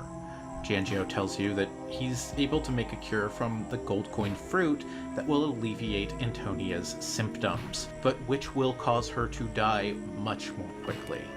It's worth noting, I don't think this is the cure that the alchemists are working on, as Giangio's version seems to be more of a remedy to treat the symptoms rather than the disease. In some foreshadowing for the choice you end up making regarding Sophia later on, you have to choose whether to give Antonia the cure, give her back her strength and her life, but ultimately condemning her to a much faster death, or to withhold the cure from her, leaving her alive for longer, but in tremendous pain. It should not surprise you, given how the choice about Sophia is framed later on, that the game considers the good choice, the human choice, to be giving Antonia the cure, giving her her life back, if only for a short time. Finally, my favorite example of a way you gain humanity consistently throughout the game is by solving Arlecchino's riddles. I joked earlier about how weird it is that the Riddler sometimes calls you in this game, and it is weird, but they actually use Arlecchino, the King of Riddles, in a really clever way. Arlecchino calls you 5 times throughout the game, and asks you to solve riddles. Each of the riddles you solve correctly earns you humanity points. This is clever because riddles require creative thinking. They require you to look at the words presented to you and understand what is meant, not what is being said. The first riddle given, for example, is a variation on one of the most well-known riddles out there. What walks on 4 legs in the morning, 2 legs in the afternoon, and 3 legs at night? The answer is man. As a baby, you crawl on all 4s. In the prime of your life, you walk upright. And when you reach old age, you walk with a cane. This is not the sort of thinking a robot, a computer, could perform. It requires creative interpretation, not thinking literally about the words being asked. Solving riddles is human. This is a nitpick, I will be the first to acknowledge that, but I actually don't like Arlecchino's 3rd riddle for this reason. The riddle is, what cannot be used before it breaks, and the correct answer is an egg. That's the only one of his riddles that is solved through literal interpretation. You cannot use an egg until you break it. The others all require abstract interpretation of what's being asked, or, for the final riddles, test P's developing humanity and guilt, as well as the player's understanding of what's actually going on in the game's story. As P gains humanity throughout the game, there are a few ways you can tell how P is changing. The first is the message that plays when you gain humanity. At the start of the game, it will say, your springs are reacting, which sounds very ominous the first time you lie if you're expecting this to be a more conventional story, where lying is strictly bad and truth is strictly good. Later, after gaining enough humanity, the message will change to, the ergo is whispering. Then, you feel warmth, and finally, if you've gained enough humanity to get the true ending, your heart is pounding. If you've gained sufficient humanity, then when you defeat Romeo at the end of Chapter 6, the next time you talk to Sophia, she will say that P is changing, becoming more than a puppet, and a cutscene will play where his hair grows long. This is more foreshadowing surrounding the Sophia choice near the end of the game, where P's hair turns gray. There's a piano in Hotel Krat near Lady Antonia. At first, P can't play it at all, but as you gradually gain humanity, he grows more and more skilled at the piano. Once again, this draws a direct line between music and the experience of being human. There's also a cat in Hotel Krat, and initially the cat will hiss and claw at P if you try to pet it, but it gradually warms up to him as he becomes more human. The cat is based on the game director's own pet cat, which is pretty cute. Now that we understand the purpose lies serve in Lies of P's narrative, what Lies of P's perspective on lying and telling the truth is, and how it's less clear-cut than you might expect, we can start talking about the climax of the game. We can talk about 20 Simon more in Manus, this section. what his plan is, and some of the game's more out-there twists. We can also start talking about Geppetto and the 3 possible endings of the game. Let's start off by talking about Simon Manus, the main antagonist for most of the game. So what's going on with Simon and with the alchemists? Let's start by going back to St. Frangelico Cathedral and Archbishop Andreas. It's worth asking what sort of religion St. Frangelico practiced before it fell. The iconography is recognizably Christian, more specifically Catholic, but much like Bloodborne, it's only using the iconography here, and the religion is not a real one. The cathedral is named for St. Frangelico. St. Frangelico is the founder of the religion, who long ago, well before the events of the game, well before the alchemists discovered Crowd, had an encounter with a one-winged angel. Not Sephiroth, a literal angel. We see iconography of this one-winged angel throughout St. Frangelico, and hear references to it in several lore notes. This one-winged angel is the primary deity of the religion practiced in Krat. When Archbishop Andreas, who was hailed by the people as a reincarnation of St. Frangelico, was transformed into a carcass, we see that he has developed a wing on one arm. And if we listen to his dialogue, he even calls himself a one-winged angel. In his madness, it seems he believes himself to be a physical incarnation of his god. The alchemists, under Simon Manus, seem to have formed their own doctrine as a splinter from this existing religion in Krat. Although under Valentinus they were most likely just a scientific organization, they've changed into an outright cult by the events of the game. Even their headquarters, the final level of the game, is called an abbey. We can find books of doctrine specifically created by Simon, called So Says Pistris, throughout the Arch-Abbey. Simon's full name is Simon Pistris Manus, which we learn from a diary available just before the game's penultimate boss fight. The So Said Pistris lore books, written by Adriana, who would later become Luxasha, but dictated by Simon, read, I, Adriana, recorded for the brothers and sisters, praise Pistris, the one who will swallow even God. Listen, my brothers and sisters, I, Pistris, shall tell you about the world's secret. In the beginning, it was a wish. It had to be a wish. It's the only paradise perishable humans can have. For thousands of years, humans' wishes perished, but one reached a star. That was a miracle. More so because that star was a very good one. The star answered the humans and descended to Earth. Then everything began. Listen, my brothers and sisters. I, Pistris, shall tell you about ancient secrets. A star that was curious about humans pretended to be human, then became one. The humans saw its splendor and called it an angel. Although its form was the same, its substance was different. The undying substance, the breath of metal that lives forever. That is the reason humans wished for an angel. The angel gladly shared immortality with humans, but that blessing wasn't for everyone.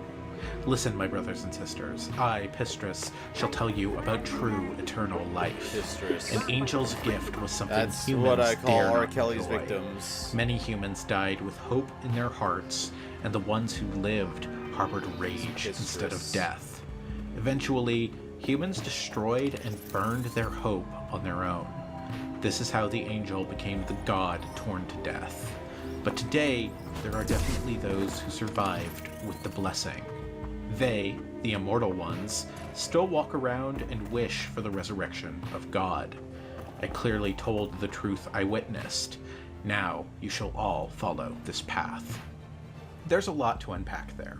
This doctrine serves a practical purpose. It's a propaganda line, a way Simon was able to explain the petrification disease and even the horribly mutated carcasses away as divine punishment. How immortality warps the unworthy. The star being referred to here is most likely the crowd deposit underneath Krot. What do we know about crowd other than that it can be used to crystallize ergo and that the deposit is constantly growing? Well, for that, we need to look at the document that confirms to us that crowd is growing, well before we see this happen practically. It's found back in the Grand Exhibition. It is called Order of Crowd Report and reads, "No one knows when the inorganic cluster structure called crowd sank its roots into Krot. The first documented record is 600 years ago, when there was a ground collapse in the west of Krot. The people who collected the bodies of the farmers and mules who died found unknown minerals and ruins at the bottom of the pit, but they didn't know their value at the time. Even now, crowd is growing." It's early to hypothesize, but I wonder if crowd is some mineral life that consumes ergo. How else can we explain that abnormal growth? Or a ruin's defense system that reacts to anomalies? Maybe. The ruins were veiled in secrecy for too long. We still don't know much about those cursed ruins. Crowd is still growing. We need a solution. The confirmation that it's been there for at least 600 years, as well as Simon's doctrine referring to it as a star, is why I believe it to be a meteorite which fell to Earth in the distant past. Simon's doctrine, which is certainly heretical to the beliefs of St. Frangelico's congregation, reframes the one-winged angel which St. Frangelico met as some sort of manifestation of the crowd deposit in a humanoid form. The undying substance, the breath of metal that lives forever, refers to ergo. Ergo is a crystallized form of the soul, granted by the existence of crowd, which can be used to put humans into eternal metal bodies. The angel gladly shared immortality with humans, but that blessing wasn't for everyone. An angel's gift was something humans dare not enjoy. Many humans died with hope in their hearts, and the ones who lived harbored rage instead of death. To me, that sounds like poetic language to describe the petrification disease and the carcasses which were made by the alchemists. What all of this is saying is that the crowd deposit is alive. It's not just a mineral deposit the alchemists discovered, it is an alien life form, powerful enough that they worshipped it as a god. It's also interesting to compare crowd, a mineral life form, a living creature made of rock, to the petrification disease, which seems to be caused by exposure to ergo, which is crowd. If we look at this from the perspective of Simon's doctrine, is the petrification disease an attempt by the crowd life form to communicate with humans, to transform them into a shape it recognizes, the same way it once transformed itself into a human shape? Probably not, because of an item description we'll get to in a moment that indicates that the crowd life form is not actively conscious or aware during the events of the game, but it's not hard to see how Simon would have made the leap required to get to such a belief. This brings us back to the Arm of God, that relic which Andreas stole away from the alchemists. The alchemists believe it to be literally the arm of their god, the arm of the one-winged angel. There's a lore note in the cathedral that confirms that Andreas saw this as heresy, as the height of hubris for the alchemists to describe their relic as a part of the angel. When we defeat Simon's boss fight, we actually get the Arm of God as a key item. The item description reads, "It is a mysterious relic that the alchemists treated as a sacred object." The alchemists believed that there was once a god who was ripped to shreds, trying to give immortal life to the humans he so loved, and they wanted to revive him. However, the god who was deep in sleep never answered their prayers. That's cosmic horror as hell, this idea of humans worshipping a god that's not conscious or even aware of their existence, slowly corrupting an entire city merely through its presence beneath it. At this point, you may realize that we're in completely original territory. None of this has anything to do with the original story of Pinocchio. But did you spot it? Did you see how they got here from Pinocchio? Did you see what they did here? Let me reread a line from Simon's doctrine. In the beginning, it was a wish. It had to be a wish. It's the only paradise perishable humans can have. For thousands of years, humans' wishes perished, but one reached a star. This is all a veiled reference to the Disney movie, When You Wish Upon a Star as Cosmic Horror. When I realized this, cool. I lost my mind laughing. Speaking of things being loosely taken from other versions of the story, Simon himself is, without a doubt, the weirdest interpretation of a character in the entire game. Your first time through Lies of P, it seems like the game is missing an adaptation of one of the most memorable moments in Pinocchio, that being the terrible dogfish, adapted in the Disney version as Monstro, a sea monster who swallows Geppetto. This serves as Pinocchio's final trial by fire, and showing the maturity and courage to rescue his father from the guts of the beast is the turning point for his character that eventually lets him become a real boy. It's the climax of the entire story. There is no straightforward adaptation of the dogfish in Lies of P. The closest thing we get is the submarine we use to reach the island of alchemists, the Pistris, which has a shark face. As a reminder, dogfish is the Italian word for shark, so clearly this submarine is our monster, right? It's a pretty underwhelming way to adapt a major moment of the story since it's only on screen for a few seconds. Take note of the name of the submarine, though. The Pistris. Where else have we heard that name? Simon Pistris Manus. Sure enough, it turns out Pistris is actually the Latin word for sea monster. Simon, the main antagonist of most of the game, is our stand-in for the dogfish, not the submarine. Wow. If we think about his role in the story's final act, this follows. He is the one who captures Geppetto, the one Pinocchio has to save his father from at the end. It is the weirdest adaptation of anything in this game, but there's not a doubt in my mind that it's deliberate. That said, this is loose enough that what they were doing went over a lot of players' heads, myself included, and just because the connection is there doesn't mean it's a home run. If no one recognized your version of one of the most iconic parts of the original story, then it seems like a misstep to me. At time of writing, there are currently 2 images available showing off Lies of P's upcoming DLC. Both images seem water-themed, with one set in what looks like some sort of giant turbine, and the other set on a ship. It's not confirmed what these DLCs will involve at a turbine. Currently, images available showing off Lies of P's looks like some sort of giant turbine, and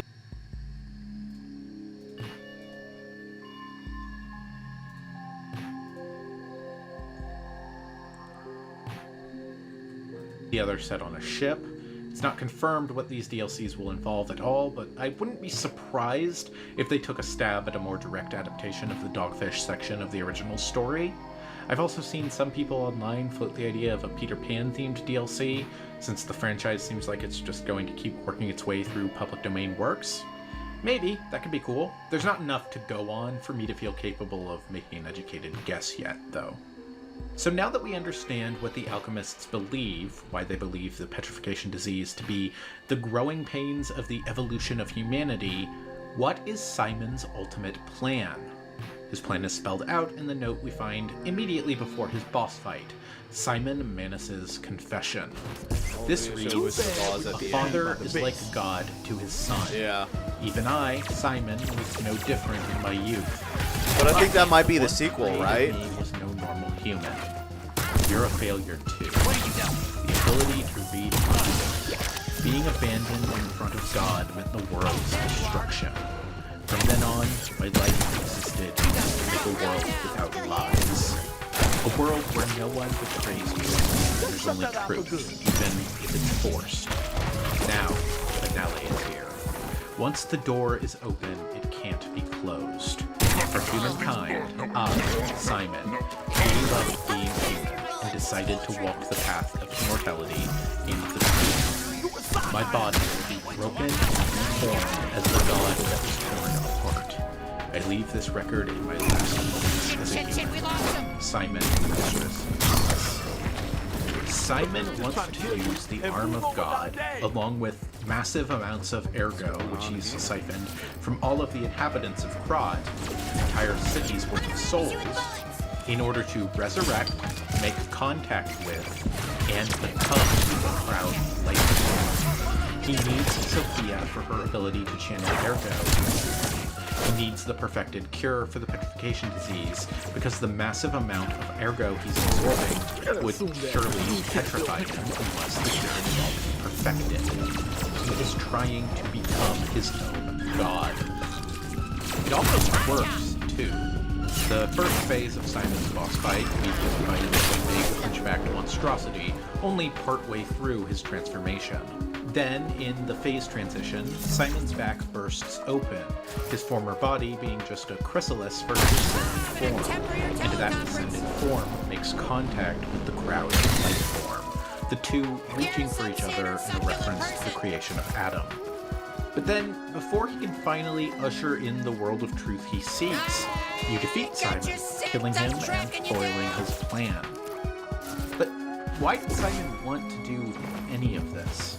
We now know his goal, but what were his motives? We get more of Simon's backstory by reading the item description for his rare ergo, which reads, "The boy was among those who were made to live an immortal life. However, he was deemed a failure and abandoned, and then he set out on a journey to reach God and heal himself." So, Simon was born to those who were made to live an immortal life? What does that mean? This is where our answers start to, by necessity, get into speculative territory, because this is tied into hooks for future games in this series. The hooks for a larger conspiracy, which it seems the game's sequel is going to explore, are first hidden throughout the game as a part of Arlecchino's quest. Each time you solve one of Arlecchino's riddles, you receive a Trinity key. There's actually two variants of these keys, with similar item descriptions. I'm reading the description for the Chosen One's Trinity key because it's slightly clearer. The Sacred Triangle was some organization's secret mark. Rumor has it this organization was Krot's true master. This secret organization, the True Masters of Krot, cannot be the Alchemists. The Alchemists are not Krot's secret rulers. They're just Krot's regular rulers. There are 5 keys, each of which opens a hidden Trinity door somewhere in Krot, specifically in chapters 3, 4, 6, 9, and 11. Each door, except for the last one, hides one piece of secret lore written by those who built these sanctums, and a message written by Arlecchino, indicating that you are retracing his own steps through these sanctums. The final door, meanwhile, hides Arlecchino, who has been wired into the same tower that hides Sophia. The important part here is what the books the sanctums were made to house have to say. In the order they appear, they read, 3 create 1. You who opened the door, be one with the great ones. Trust and truth are one.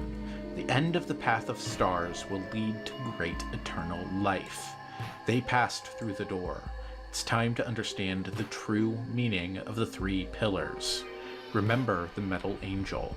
We are simply on a journey to follow his footsteps. So, given the recurring theme of 3, I'm going to refer to this organization as the Trinity, since they're never named in-game. The only other concrete information about the Trinity we get comes at the very end of the game. The very end of the game, in the form of a post-credits scene. If you haven't played the game yet, and you haven't had this spoiled for you, I'm just going to play it so you can have the experience for yourself. I have a final report on the Krot experiment. You certainly took your time, Paracelsus. Your findings? I think we have a new brother. A new type of humanity, so to speak. Thank you so much! Eternal life. It's intriguing and worth further observation. Noted. And we'll have to get his arm back anyway.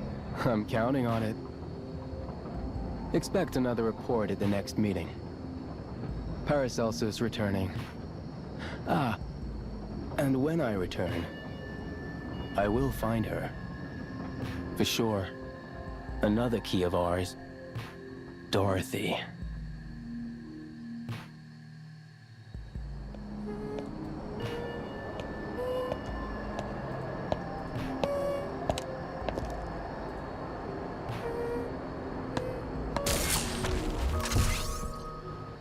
So, Giangio, the bit character, the seemingly harmless alchemist who's helping you in exchange for gold-coined fruits, is actually Paracelsus, a member of the Trinity.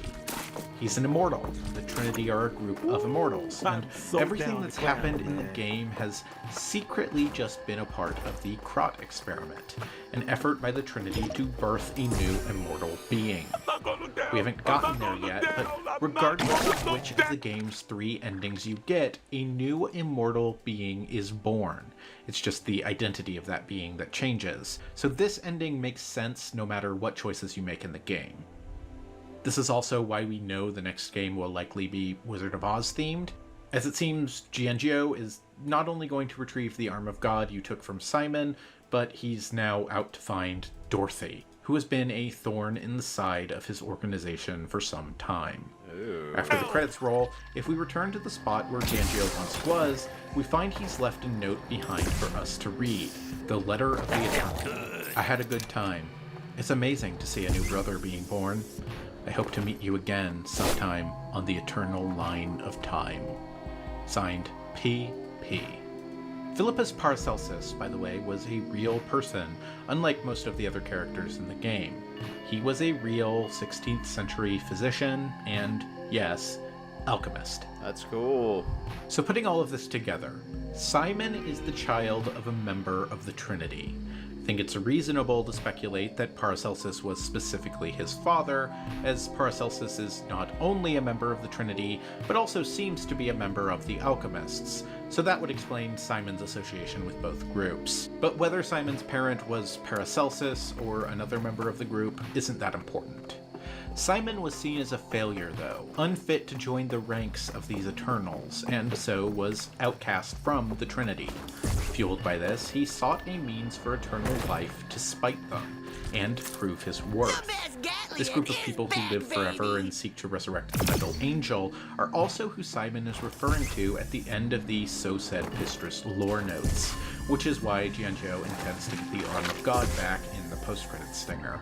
This is another part that gets a little messy for me, and it's possible that either DLC or the sequel will shed more light on it, but being outcast was viewed by Simon as a betrayal, and this betrayal, or perhaps the secretive nature of the Trinity, fostered a pathological hatred of lies. When Simon discovered that Ergo could be used by listeners to read the minds and memories of others, he viewed it as a way to strip lies from the world. When he becomes a god, he is going to create a world of absolute truth, a world where no one can lie to anyone else, where everyone will know the hearts of each other, a place without any secrets at all. I think that's... In a simpler, more cut-and-dry morality tale, where lying is wrong and truth is good, that could be framed as a heroic motivation. Of course, that would be a much worse story, and if you think about the specifics of a world of absolute concrete truth, it quickly becomes terrible, if not outright paradoxical. Once again, I want to stress, that's not to say Lies of P is positioning truth as immoral. That would be insane. Another character, Medoro, who is portrayed heroically, is also on a search to cut through the lies of Krot and find the truth. He discusses that in his final note we mentioned earlier. Of course, this also highlights Simon's hypocrisy, as most of the lies Medoro needs to cut through are ones being told by the alchemists, by Simon. We've already discussed Lies of P's philosophy that lying is a part of being human, and can be done out of compassion and kindness. Simon's vision of a world of truth not only assumes that truth is always objective, but does not include any room for compassion. His is a world where you would look at Antonia and tell her that she's hideous, a world where you would tell Polendina that his feelings aren't real, a world where you would tell a sick woman that her baby is just a doll. This is also why it's important that some of the truths we've been able to tell throughout the game are later exposed to be false. We would have told Julian the Gentleman that his wife, the puppet, said nothing. Later, we would find out we were wrong. This is why Simon's world of absolute truths is paradoxical. The world is changing and evolving, and individual people can only ever see a tiny slice of it at a time. This quite deliberately positions Simon as something of a dark mirror to P. Simon lets his quest for the truth turn him into a monster, while P uses lying to become human. That's not the only way the two are paralleled, however. Simon's confession opens with the line, "A father is like God to his son." Both are seeking the approval and recognition of their fathers. Simon let that quest for recognition motivate him into committing evil acts. He is a cautionary tale for P and for the player not to blindly be someone else's puppet. In his final moments, Simon is resigned to his fate and says, "It's time for watch out for Geppetto." Suck it, everyone on the ground! Once you defeat Simon, you are taken to the final room of the game. At the heart of the power you set climbing, there is the Geppetto, who has a final request for P. Ready? 1, 2, 3, Part of what makes P different from other puppets is the special part designed for him by Geppetto, the unfortunately named P organ. Throughout the entire game, that P organ has been absorbing ergo, growing stronger and stronger, and bringing P closer and closer to his humanity.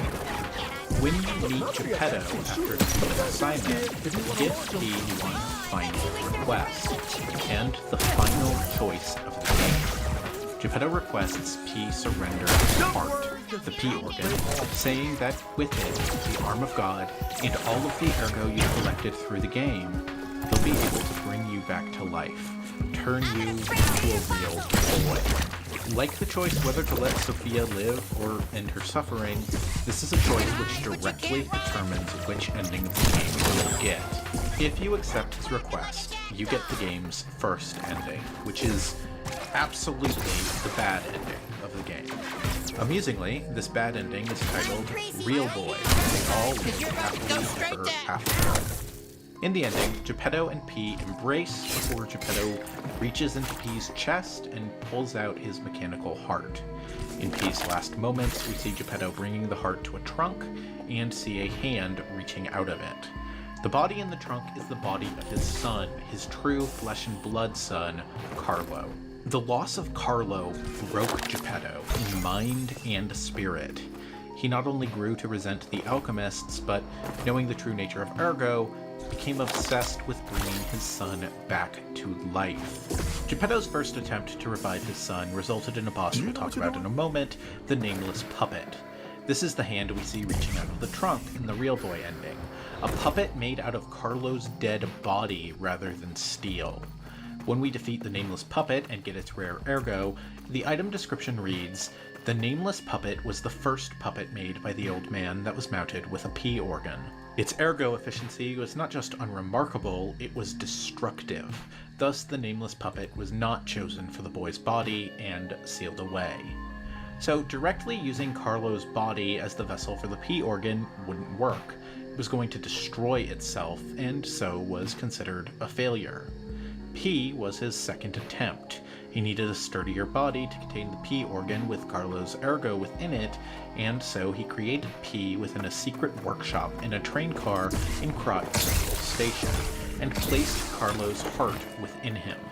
To truly bring Carlo back to life, the P organ containing Carlo's essence would need to absorb a tremendous amount of ergo, and be put through a crucible in order to awaken.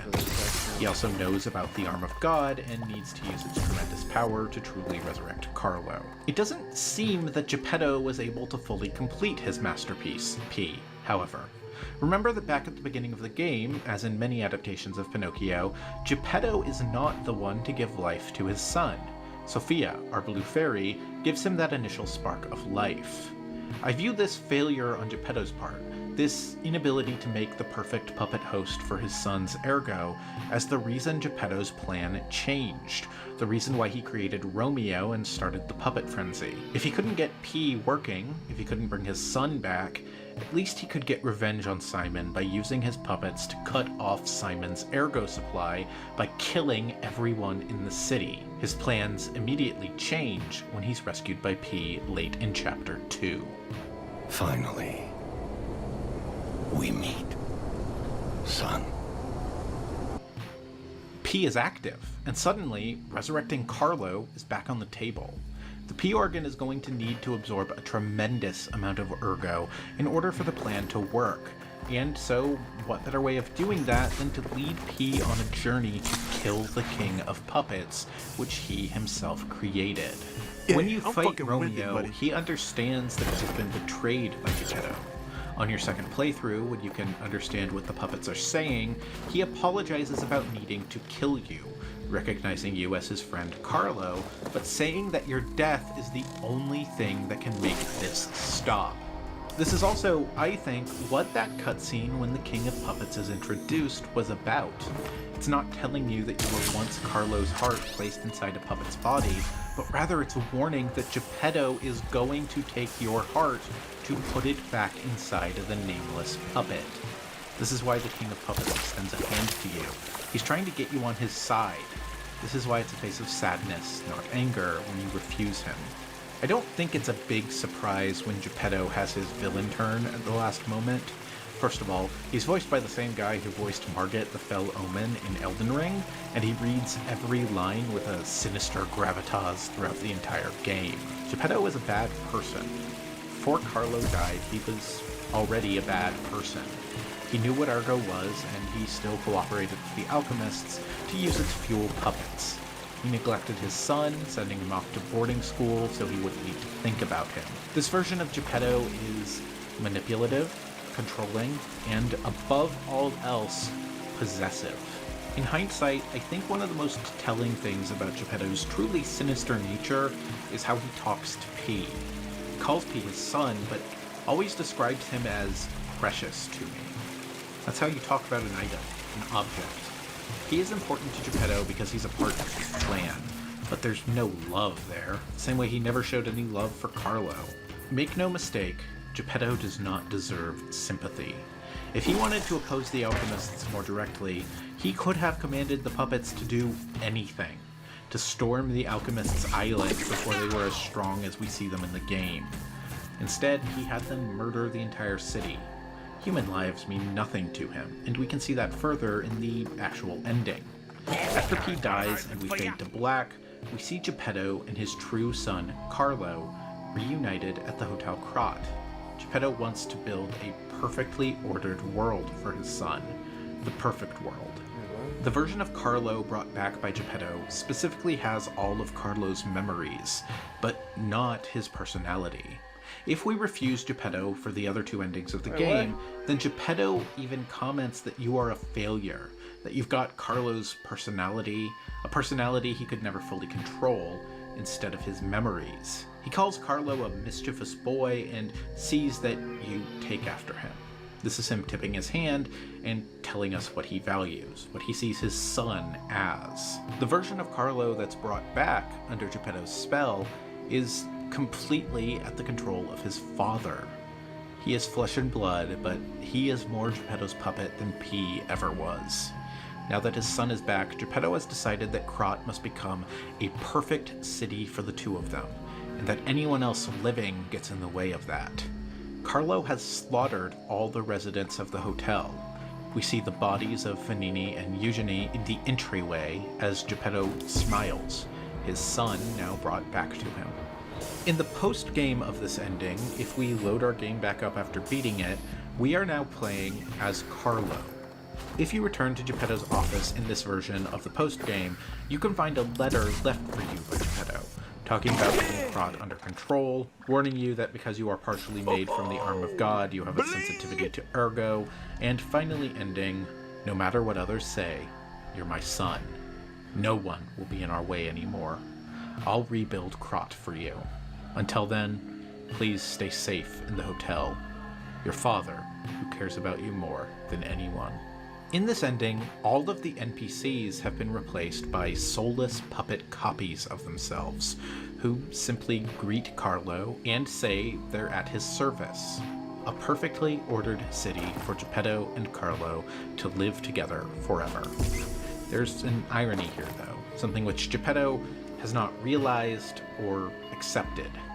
We know puppets don't remain soulless machines forever. Eventually, all of these puppets will awaken to their own egos, and then Krat will essentially be the same as it ever was. All of Geppetto's violence for nothing. Perhaps then he'll scrap them all and start over and over and over.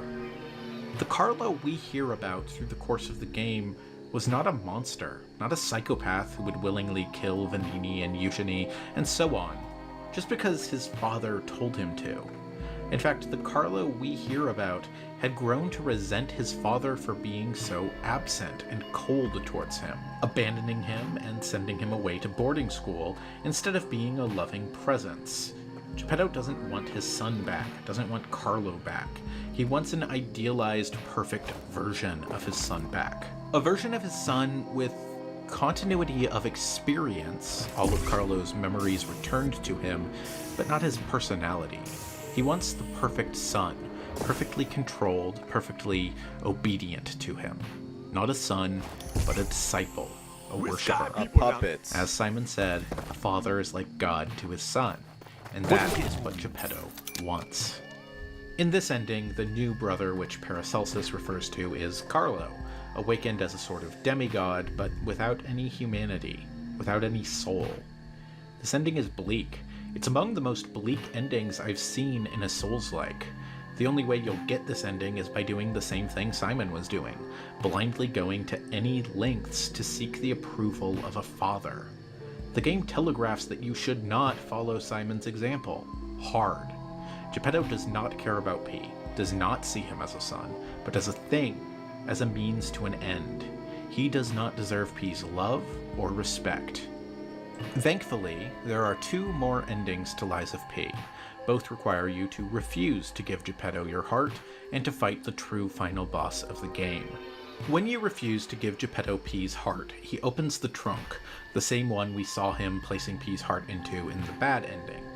He uses a glove to cast puppet strings onto the body in the trunk, bringing it to life. I love the design for this boss. It's so unpleasant, and it once again emphasizes how dark Geppetto got when his son died.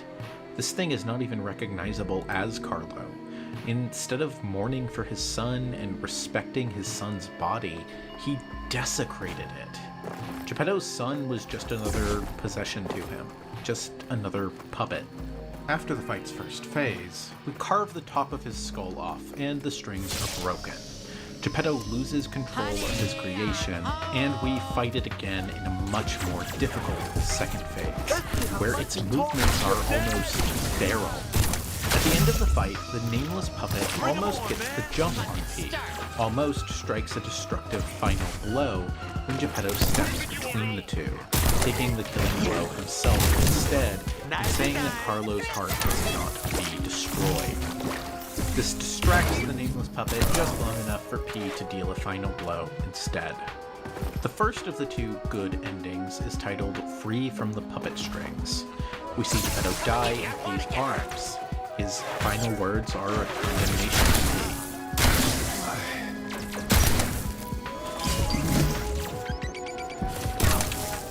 Where did you go?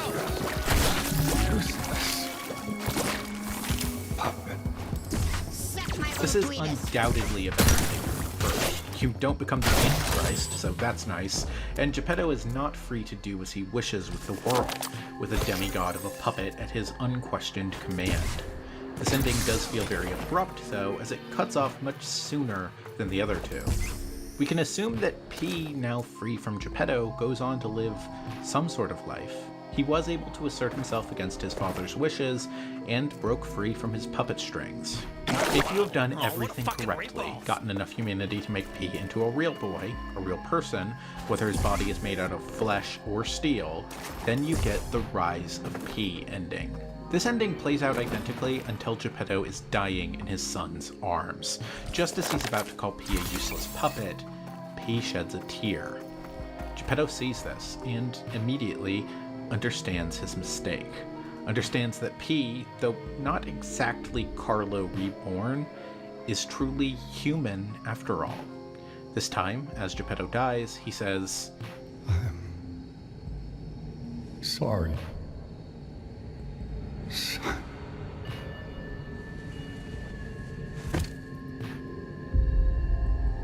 After this, we see P outside, back on the balcony before Simon's boss fight, as a blue butterfly passes.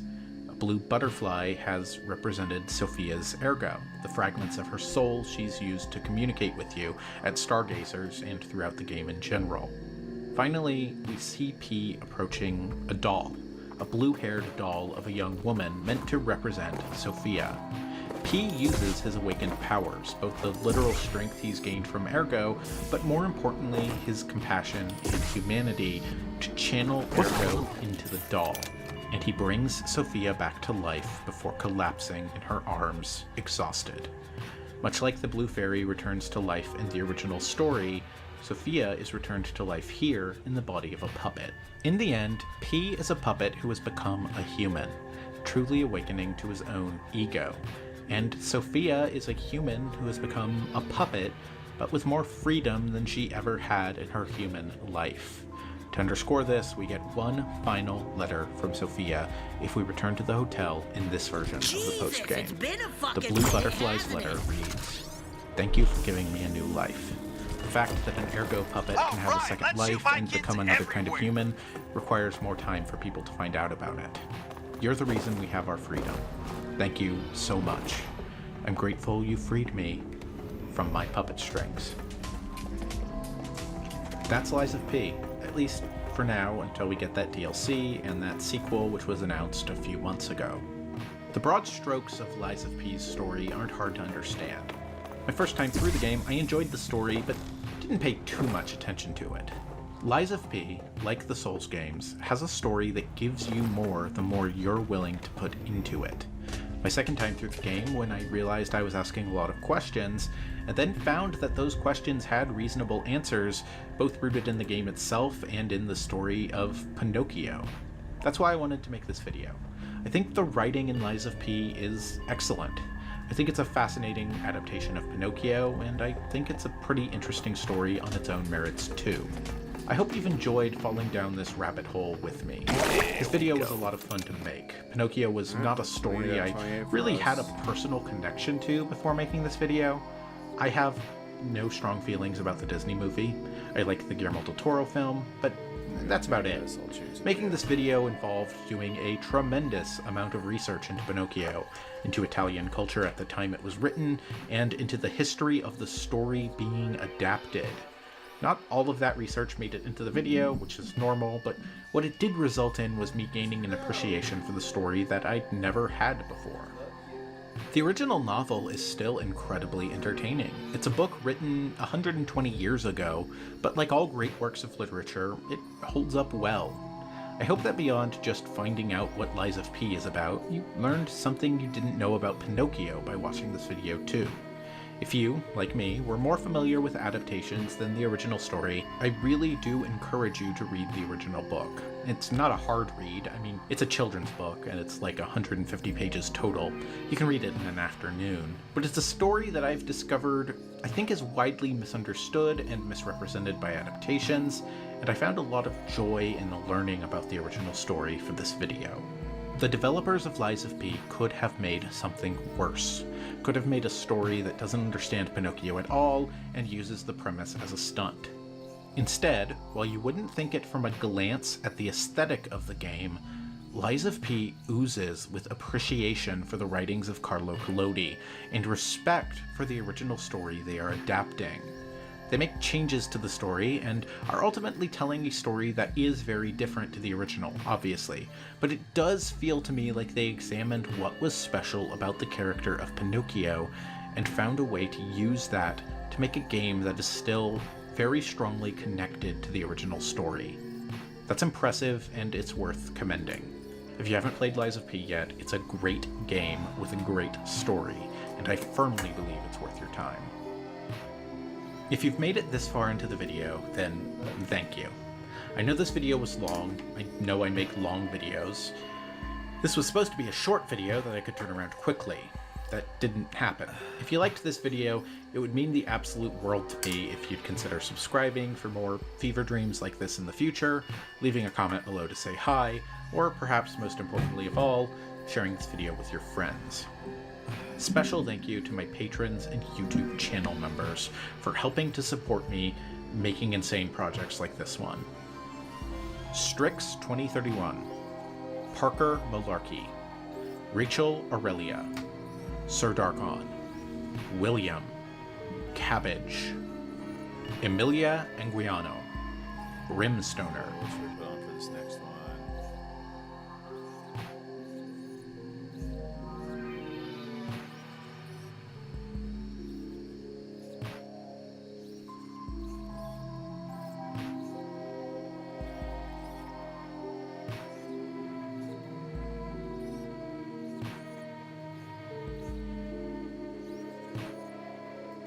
If you take seriously the possibility, which I do, that DM does allow us to interface with some other intelligence, whatever and wherever that might be, it kind of looks like some kind of communication technology. Then my question is, well, how do we develop it as a technology? If we take seriously, again, that we're interfacing with some other intelligence, which is a remarkable mind-blowing possibility, then how do we develop it?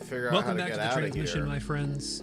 I have been spelunking into the realms of high weirdness, the esoteric, and altered states for a number of years now. And I can confirm from experience, as I'm sure many of you can, that what you're going to find in said corners definitely runs the gamut in terms of purity, usefulness, and profundity. But one area of inquiry of said high weirdness that never ceases to melt my brain are collectively visionary molecules. Just how profoundly and undeniably they can alter our perception, our minds, but also how healing they can be, how much wisdom they can yield, sometimes in an unbelievably brief span of time. And this is just stupendously, superfluously true when it comes to a deceivingly humble-looking little molecule called DMT. Because within moments, it catapults you into alien worlds of hyperbolic geometry and beauty, but also, and potentially most strangely, intelligence. That is a realm that really feels lived in, brimming with beings and consciousness. And all of those are just a few reasons why neuroscientist and neuropharmacologist Dr. Andrew Gallimore is, I think it's fair to say, utterly obsessed with it. He's even helped develop technologies and design studies that will allow people to stay in said states indefinitely, such as the ones coming out from Imperial College London. Links to that in the description if you want to learn more. Andrew is also the author of two really unique, fascinating books on the topic, Reality Switch Technologies and Alien Information Theory. All of the links that you will need for Andrew Gallimore, his books, and his extraordinarily fascinating work that I'm so tempted to continue rambling about now. All the links you're going to need for it are in the description. Same for this media vessel, my friends. Third Eye Drops. Speaking of which, it would mean so much if you would like, sub, comment, share, and it would also mean so much as an algorithm as it is ever hungry. We've also got hundreds more mind melds in our audio-only back catalog with really brilliant themes, including another one with Dr. Andrew Gallimore, but you can only hear those on podcast platforms, so do sub to Third Eye Drops wherever you listen. And if you want to rip with me personally, hundreds of other beautiful sentient sacks of Stardust, join up over at patreon.com/Third Eye Drops. It's not only the best way to support, you'll get access to a patronage Discord server, Zoom hangs, physical rewards, a book club, and more. Patreon.com/Third Eye Drops. And with that, my friends, let's meld minds with the wise and wonderful Dr. Andrew Gallimore. Andrew, great to have you back in the Mind Meld, man. Thanks for having me. Good to be back. You have become the guy when it comes to this strange, whole milieu that comes with this conversation around DMT.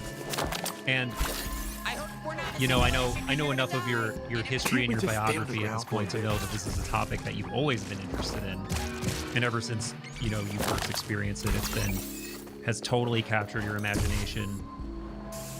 But did you ever expect that you would become like one of the because objectively, I think you've probably become one of the first people that people who are interested in this topic think about. There's because I mean, you've been on so many podcasts talking about this. You've got 2 books on it now. Back again, went outside to watch a plane and in helping chicken to plan out drag some of races, the research that's going on. So no in many ways, way. It's How gotta be big was kinda the surreal, plane? I would think. Well, it's very flattering. I mean, I don't know. I mean, I still look up to a lot of the elders within the, I hate that word, psychedelic community, but you know, that's that little clutch of us that are interested in DMT. I mean, I don't know. It certainly wasn't my plan to become a spokesperson for the Machine Elves or anything like that. Yeah. But you know, I just my aim has always been to be able to spend my time thinking and writing about DMT and talking about DMT and trying to get to grips with what I consider to be one of the most profound and important mysteries in this world. And yeah, I guess I've been lucky that there are at least a limited number of people that are interested in listening to what I've got to say about it. Bi-wing stuff. Yeah. Okay. And it seems like it's That's just all pretty like crazy that I really think as boat it ended up continues winning. to penetrate the zeitgeist and people's awareness, it's just going to become, that much more. Man, I don't know if it's definitely maybe omnipresent is too strong of a phrase. That's what I was going to say, but I think we can safely say that it's gone from a small group of people who are like plugged into the most niche aspects of the psychedelic community to thousands and thousands of people. I mean, you were not at Psychedelic Science last year, right? No, this is one of the really large. That's really the big one, right? Yeah, Yes. I don't like these big conferences so much. No, I wasn't. I've never been. This is the MAPS one, right? Yes. Never yes. been. Yeah. Well, hopefully the next one. I mean, MAPS if you is don't like large supposedly conferences, you may not like it, but gone for super me, it was DEI a long definitely time. one of those What moments the of just hell? Talk about things that are surreal. Just seeing something that, and not just a big event, but it's by far the largest organized event I've ever been to in my life, other than like something in like a sports, like a stadium. Like it was literally just like, I'm sure you heard, tens of thousands of people, hundreds of speakers, just incredibly massive, and the caliber of people too. That's something else that you're a great example of, is like, this isn't just niche people speaking at tiny events anymore. There were hundreds of people that I remember seeing, MD, PhD, like massively,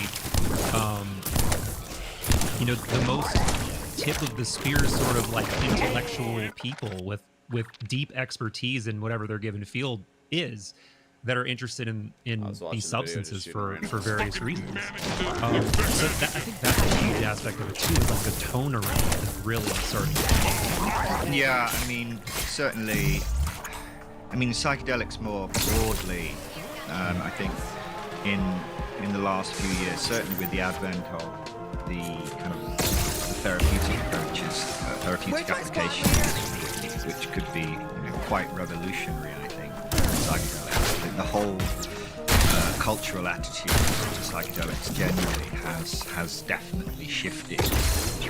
On tomorrow, actually, I'm going to a meeting with some guy at Keio University, which you might know, it's one of the top universities in Japan, because they are planning they're currently recruiting for a small study of psilocybin treatment-resistant depression, which, and I only heard about it a few weeks ago, and I was like, really? I couldn't really believe that was actually happening here in Japan. So yeah, I think the therapeutic side, the fact that people realize now that these aren't just drugs for getting high, but are actually valuable, could be extremely valuable medicines, perhaps comparable.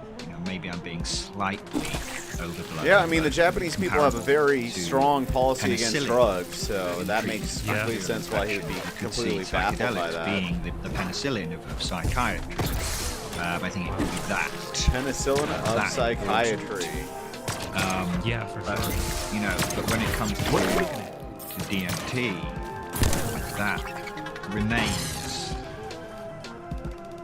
to some extent, kind of a slightly more obscure compound, or was at least, right? I mean, if you go back prior to Rick Strassman's study in the 90s, most people would never have heard of DMT unless you happen to be into Terence McKenna. Right. It really is an obscure molecule, or wasn't an obscure molecule, a very rare psychedelic, and was since the beginning, since the 1950s when DMT was first discovered. It was always the slightly more exotic. It was that small clutch of more exotic psychedelics, and I think it remains that way. But now that's completely changed. I was at a party. My next door but one neighbour back in the UK, and a very old friend of the family. And I was at a party just after Christmas, and there was this guy there who asked me what I did, and I told him, I write about psychedelics, and he said, have you heard of DMT? Let's get out of here. So I said, well, funnily enough, I have, and the conversation started there. So it does pop up. I was when I first arrived in Japan, just maybe a year or so after arriving in Japan, I was in the bowels of the university speaking to this young Japanese girl. No. Who Fuck was that. Let's bounce. Just some Japanese office worker. She was talking on the telephone. I was dealing with some tedious administrative issue, and I noticed she had this little pendant around her neck. It's like silvery pendant. It was quite clearly a measure of some sort. I didn't want to look too close, but it was quite obvious to me exactly what it was. She had a DMT molecule around her neck, which completely took me by surprise. I thought maybe she just picked it up in the store and thought that looked pretty. So I asked her. Well, I asked her. Okay. I said, "Do you know what that is?" She said, "Yeah, DMT." She knew what it was. She'd taken it. She was very interested in it. So it's kind of surprising where this molecule can kind of pop up. It's no longer this rare, exotic, underground niche psychedelic. It's actually becoming much more mainstream now. And hopefully with the book that I'm writing now, that I've just finished, or that I'm in the process of editing, my editor, will make DMT even more broadly known. So that's the plan. I didn't even know you were finishing up a new book, so give me whatever information you can on this. I have. Yeah. So I've been writing it for the last 9 months. So it's being published by St. Martin's Press, which is nice. Macmillan. So it's going to be the first. So it's one of the big 5. I don't know where I'm supposed to go. English language. And there's no map. It's going to be, I think, which is as far as I'm aware, obnoxious. It will be the first kind of mainstream big 5 book devoted entirely to DMT in its entirety. So that's basically the idea, is that I'm working with an editor, Brian Muraresco's editor, and Graham Hancock's editor. So the same guy that worked with Brian on The Immortality Key and has worked with Graham Hancock on a string of books. So he knows what he's doing. The idea being to really discuss the whole history of DMT, where it came from, and science's continued struggle to come to terms with, to try and make sense of this molecule and the experience, what it might mean, and where we take this into the future. The implications reality, really, and our place within it. It sort of means I want to book. I can't say too much more, but yeah, that will be out in the new year. So, Bro, spring, summer. Did it really next start you year. all the way over here? That's exciting. Speaking of reality and our place in it, you know, one of the things you often, when you talk about DMT, you refer to it as a technology, which I think is really cool. But at the same time, like when I think of a technology, I think of like a use case, and I can for sure see a particular use case, and I could absolutely riff on poorly designed what I section. see these potential use cases being. But when you use the word technology, is there a particular use case that comes to mind with DMT? Like, Well, is it a technology for something? Well, I mean, there's a couple of reasons that I refer to it as a technology. I mean, first of all, if you take seriously the possibility, which I do, that DMT does allow us to interface with some other intelligence, whatever and wherever that might be, it kind of looks like some kind of communication technology. So that's kind of the basic reason. But also, I think, for me, it changes your mindset a little bit when you think of something as a technology. Technologies are not static. Technologies are always dynamic. They're always developing. A technology is never complete, so to speak.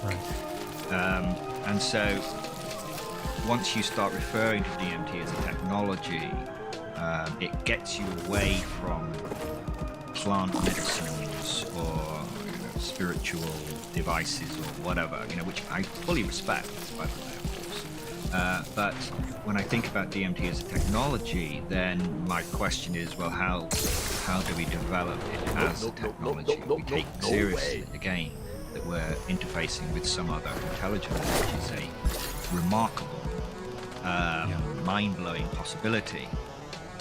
Then how do we develop it as a technology? And that's why my work with Rick Strassman was to that end, which was to take this molecule and say, okay, how do we use it as a technology? Did we reach the optimal administration technique with glass pipes? And I would disagree with that. I think that's certainly not the case, right? Vaporization, an extremely effective means of administering DMT.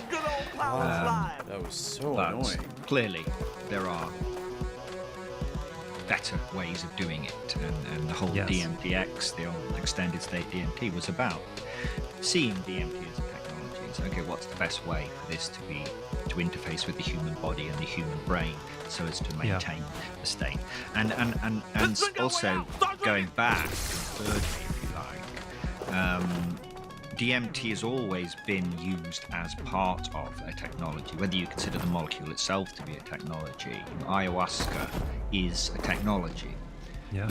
Some people are offended by that idea, but clearly, the water extraction of two entirely disparate plants bringing together to elicit pharmacological synergy. This is a pharmacological technology. Yes, it was relatively, in some ways, primitive, but in other ways, extremely sophisticated, and still very difficult to explain how they achieved that. So, extracting DMT from root bark or whatever, this is also utilizing technology. So DMT and technology, they kind of go together. I don't think it's sacrilegious, or diminishes the molecule in any way at all. In fact, I see it as respecting the molecule, and respecting the space, and respecting the possible intelligences extant within the space, by, I would say, not just bursting in and looking around wide-eyed for 5 minutes and then buggering off again, but to actually learn how to use the technology to spend time and to establish a relationship with the beings within the space. And we have the tools. We have modern Western tools, and we should bring those, our best tools, to the table. Are you serious? Endeavor, I think. Yeah, and we're doing that thanks to you, thanks to Imperial College London, which I know that was a subject in our previous conversation, but I don't recall if that study had actually taken place and the results had been published. But there's still a lot of like very just straight up misinformation going around about like what that study was. Like I've seen multiple times people thinking that it was like your study, or that you directly did it, or that people were under the influence of DMT for like hours and hours and hours, which wasn't the case. But be that as it may, you were involved in helping to conceptualize this technology, which essentially uses the same technology one would use to go under in surgery and have be administered whatever anesthesia to stay under indefinitely in the right amounts and all of that stuff. So you helped design this study, and correct me if I'm wrong on this, using that same technology. And I know there are obviously published results, like this was a neuroimaging study, and it was looking at, different things that happen to people neurologically, physiologically. But as I mentioned when we were chatting the other day, I've become friends with Alexander Biner, who is in the study. So I've heard a lot of the more subjective elements of what people experienced in that study as well. So there's just so much to talk about in terms of what the takeaways are and what you think we've learned about this technology via that study. But first of all, correct me if I'm wrong on any of that stuff. And second of all, what do you think the biggest takeaways from that study are for you personally, like on a philosophical level, but also in terms of what was learned? Yeah, so I mean, I do go to great pains to point out every time I speak that I wasn't involved directly in the Imperial study, but people I still read it online. I'm running these studies, and it's kind of a little bit embarrassing. I have to say, no, they have to have the credit for this. I can't take any credit for what Imperial College have done, what they've been able to achieve. The only thing I can take a small amount of credit for myself and Rick Strasman is lighting that, is generating that spark, getting people interested in the possibility of this extended state technology, this DMTX. I can take credit for the name as well.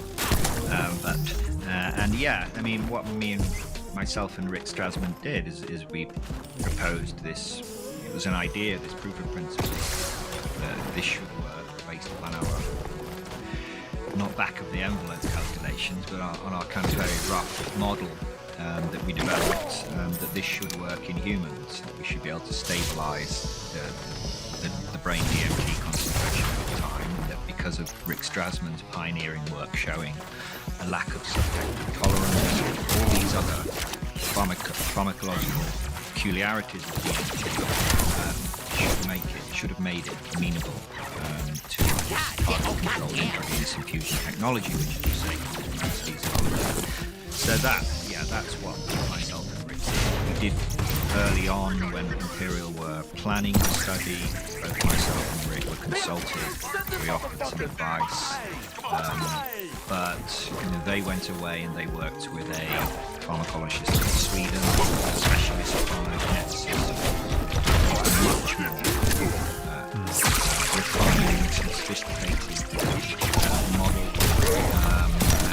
and they recruited for, I think there was like 11 subjects in this first study, so it was a relatively small study, but the whole purpose was not to, people always complain as well, saying, you've been talking about this for 6 years, and I thought you would have the maps of the DMT world by now. And I think people underestimate the amount, how long it takes to process these scientific processes to kind of proceed. It takes a long time. But the aim of the study was not to prove the existence of the machine elves or to map the DMT space or anything like that. It was simply, quite simply, to show that this DMTX technology, one, worked, and two, was safe and tolerable.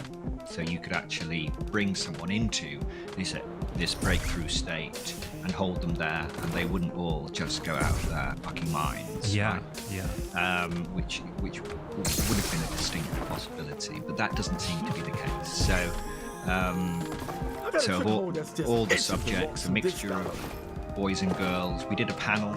Myself and Graham Hancock, we hosted a panel with some of the subjects. Oh wow. Some of the oh yeah, I saw that. Yeah. Yeah. And any kind of trip reports that came out of it were a bonus.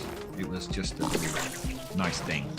But the study wasn't really focused on that, I don't think. At least the first paper that we published was purely to show that it was safe and tolerable. And the fact that it is that's the biggest takeaway from this, is that you can do this. You can bring someone into the state, you can hold them there at least for 30 minutes, but there's no indication that shouldn't be extendable to an hour and a half, 2 hours, 3 hours, for as long as anyone really can stand it, I guess.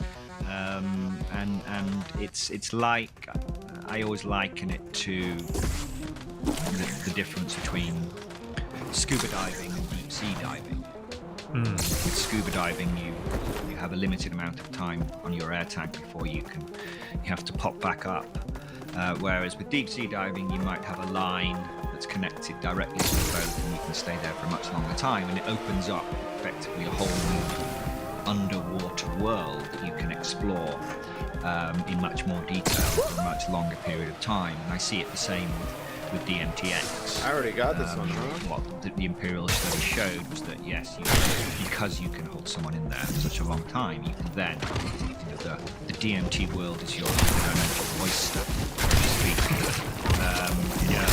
You can plan experiments, you can think about two-way transfer of information within the space in real time. You can think about how to measure neural activity in real time, establish communication with the being, map the geometry and the topological structure of the space.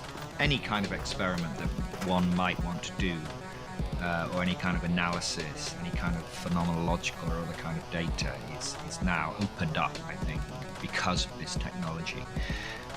So we're just at the beginning, I think, with DMTX. Well, first of all, I think it's hilarious that people think, "Oh, you've been talking about this for 6 years. Why don't we have like maps of the psycho-spiritual moon yet, or whatever?" And I find that funny for so many reasons, but one reason I particularly find it funny is because even I, as someone who have been interested in orbiting this space now for well over a decade, it shocks me regularly how quickly things are moving. I just mentioned the MAPS conference last year. I couldn't believe how massive it is, how many different aspects of culture it's penetrated, how far along it's gotten in terms of like FDA approval, though there was just a pretty major setback recently, unfortunately. But still, be that as it may, the fact that we're looking at experiments like this now, where the proof of concept has happened, and I have been told by Alexander of planned studies coming down the road that like they could be truly ontologically explosive, on the order of like alien disclosure. And that might sound crazy to people who don't know what we're talking about here, or have never like thought too deeply about this, but the idea that there could really be a place, and I'm throwing quotes around that because I don't mean physical space, but I mean an ontological reality where there is this layer of truly extant phenomena. We'll leave it at that. not even say what it is, but that it's like truly here, and it's not just psychological and in the confines of your own, you know, personal umlaut, or your own personal experience. That it could be that this is a realm that people can go to together, and people can report phenomena together and corroborate one another's experience.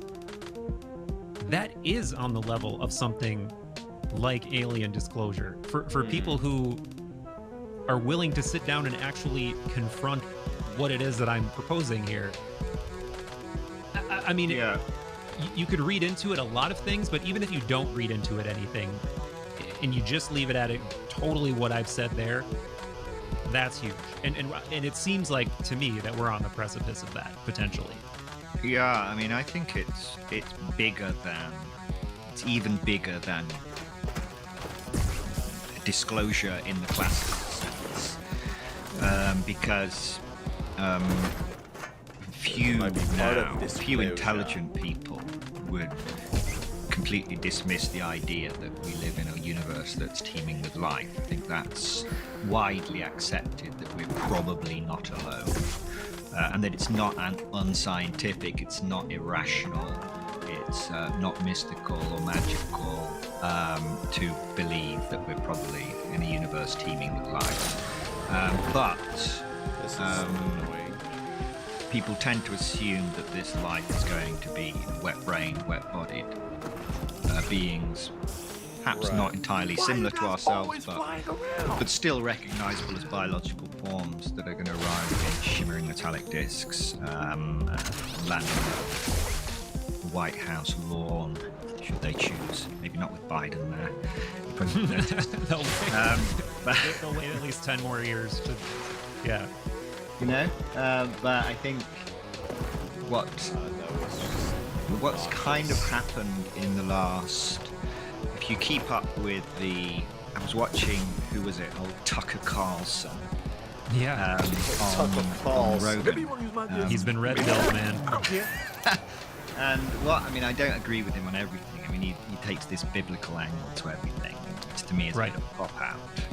To sell their angels and demons or whatever, but he kind of, what he's saying, that a lot of the stuff I actually agree with him on, and what seems to be emerging much more now within the ufology, UAP, non-human intelligence kind of community is that the vast majority probably of intelligent life in the universe is not likely to be these wet-bodied, wet-brained beings, but actually extra-dimensional, and that as intelligences and civilizations advance, they don't necessarily advance in the kind of classical Kardashevian sense.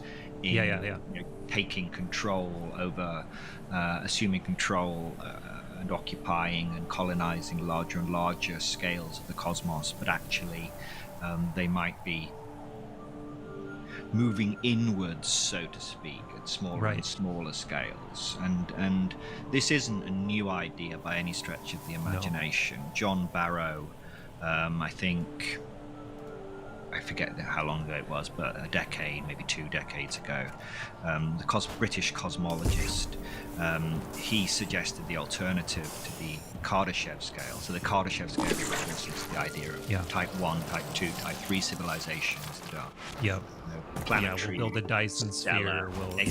Galactics, intergalactic civilizations. This is how we normally imagine it. But he said, actually, if you look at how human civilization is progressing now, and human technological advancement is progressing. We're slinging these probes, unmanned probes into orbits around Mars or whatever. We're doing that, but actually, the vast majority of our efforts are directed to smaller and smaller scales, to the molecular, to the genetic, to the atomic, now to the subatomic. When you think of the large hadron or hadron, or how you say it, collider and all that kind of stuff. It's all about going deeper and deeper and deeper. And so John Barrett said, this is what an advancing civilization looks like. They're moving backwards. Oh, sorry, not backwards, but they're moving deeper and deeper to smaller and smaller scales. And eventually they reach the level where they're able to manipulate the basic structure of space-time itself. So it's always been, well, for the last few years at least, it's been my contention that beings, when they reach what we might call a post-biological stage of advancement, where they're able to kind of cast off their material bodies in some sense, that they're not going to be uploading themselves onto a server, on a moon orbiting the nearest planet or whatever. But they're going to be instantiating themselves in the fundamental computational structure of space-time. It's going to be deep down, which means that they will, for all intents and purposes, disappear. Get out of here. And they will be, in a sense, everywhere and nowhere. And it's also likely Hey, sorry, that us Mac and Cheese brothers, we can be a little hot-headed. countless of these It's fine if you civilizations kill have any already of done them, that. We're all really loud and annoying, so the I get it. estimates for the A age family has a of lot of brothers, so intelligent civilization, the it's no minute, real the big kind of loss. It's fine. maximum possible age of intelligent civilizations in our universe Love the range Mac and Cheese from brothers. a couple of billion to 7 or 8, 10, 9, 10 billion years ago. Oh, geez, in other all right, words, bye. long before we arrived on the scene, which means that vast numbers have probably already achieved this. And which means that not only are we living in a universe that is teeming with life, but the vast majority of this is likely to be post-biological, so not biological in the normal sense. Interesting Intelligence that way have of transcended putting that, biology, phrasing but that. also the vast majority are also likely to be embedded deep in basic fundamental structure. And so basically it means that there are these intelligences that are literally everywhere and nowhere, far more than there are humans or other biological civilizations in the cosmos. And that itself is kind of a remarkable thing. Then Even in this your own naturally head. then leads us to the question of, well, if that's the case, do we just have to admit defeat and say we could never communicate with such an intelligence? We can imagine a being arriving on a disk, or we can imagine sending electromagnetic pulses into the cosmos and hoping that we'll get a binary missive in reply 25,000 years in the future. But the idea that these beings are effectively have disappeared, that are everywhere and nowhere, how would we communicate with those?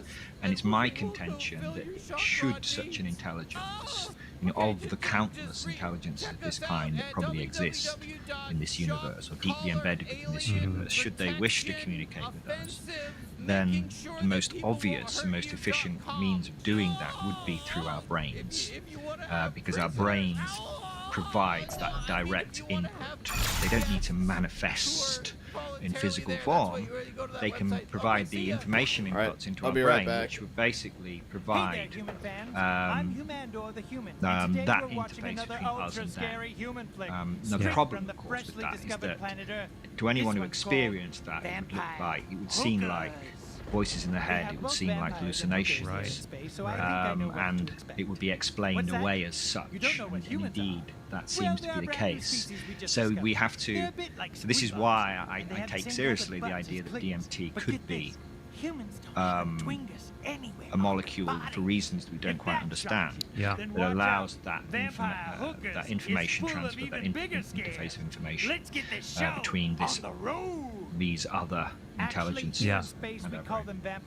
You're revving me up now, man. You're revving me up now. There's so many directions with this that perk up my wonder whiskers for so many different reasons that I have trouble selecting which one I want to throw at you first. But one thing that's jumping to mind right now is there are so many possibilities. Like that one that you just laid out, that there could be some sort of linear evolution where we collectively, intelligent beings reach this state of technological advancement where we're able to instantiate ourselves, our consciousness into immaterial forms, and just reach levels of consciousness and sophistication that are weirder than we can possibly even imagine. And sidebar, you know, Terrence McKenna has a mixed bag in terms of like, you know, how some of the things he said sound in retrospect. But one of the things he was absolutely fucking dead on about is that the level of weirdness and novelty is just going to continue going higher and higher and higher. And speaking of things that I can't believe are just changing at breakneck speed, the last decade has just been breakthrough after breakthrough after crazy novel, you know, planetary event, one right after the other. Like, for instance, the fact that we're another thing we seem to be on the precipice of is having some kind of, you know, AGI, like advanced, super advanced general artificial intelligence. And of course that's debatable, but just one example. But there's another possibility, and it's that maybe we've been living in an ecosystem of... on a girl. I'd know enough to get more than my hands on her. By the time you figured it out, she'd be more worked over than a $2 hooker at a Shriners convention. Ooh, I can handle it. I know. You've been handling it all the way from San Francisco. And you'll be dreaming about it all the way back to San Francisco. Why don't we just stow these bags in the barracks and hit the town? I'm with you. Okay. Man, are we lucky to be stationed here? Yes, we are. Would you look at this place? It's fantastic. You know, this is the Paris of the Orient. I bet you could find anything you wanted on this street, just like Eddie said. If Eddie said it, you can bet your bottom dollar on it being here. Oh, yeah, Chief wouldn't steer us wrong, man. Nope. Nope. You know, that old salt's looking out for us. That is? Somebody has to. Huh? Hey, Chief! Hey, Eddie! How did you get down here so fast? I just happen to know the right people. Julio here is the best damn cab driver in this city. Julio, this is Tom Buckley and Terry Wayne. Hi, fellas. Listen, you guys need anything around town while you're here, anything at all, just ask me and Julio can find it for you. If Julio can't find it, it can't be found. Now listen, I know everybody around here and they know me around here, so you need anything, just ask. But don't ask now. We have to shove off. Where are you off to? Oh, we got some important business to take care of. Oh, yeah? What's her name? And does she have a sister, huh? Later, fellas. Later. Let's go, Julio. See you later, Eddie. Take it easy. Can you believe that? He's already got something set up. Well, there's nothing to worry about. We're gonna have something set up, too. Faster than a cat can lick its ass. I know how to find women. Is that right? That's right. Then why are we standing over here when all the girls are over there? This is gonna be easier than falling in a creek. And a whole hell of a lot more fun. Woo-hoo!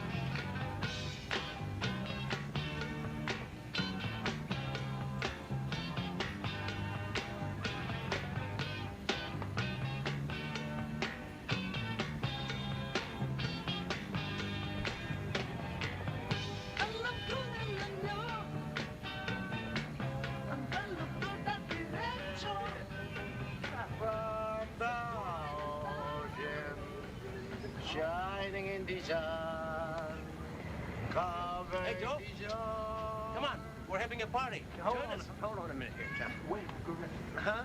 Oh, well, we're gonna find girls, but just, you know, gotta be neighborly. Let's have a beer with you. Yeah, right, come on. We're having a birthday party. His birthday, huh? His birthday. Happy birthday! Now you taste our food, you know? Huh? Better yet, this one. What? You take it. This is a balut. You know? A balut. A balut? Yeah, it's good for you. Oh, yeah? Oh, makes you strong in bed. Oh, well, I'm gonna try some of this, man. Well, you just crack it on the table? Hey, no. Huh? You don't do it that way. What? We do it this way. How you do it? Look for the big end, see? And just crack it a little. Uh-huh. Then fill it. Yeah? You can see inside. There's some water on it. Uh-huh. And then you put some little salt. A little salt. Uh-huh. And then you sip the water. Sip the water? Yeah.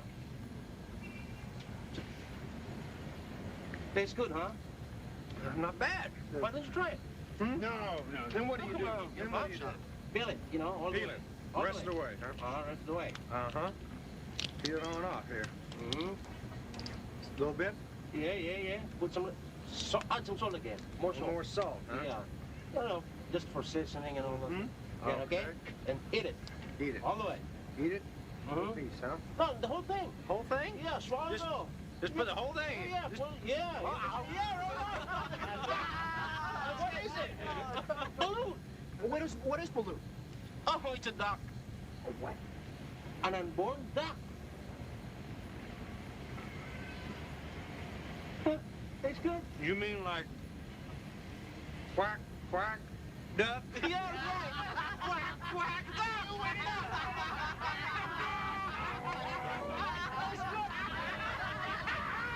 Hey, come here. You want to try it? No! Come on, you try it. Oh, come on, hey, Joe.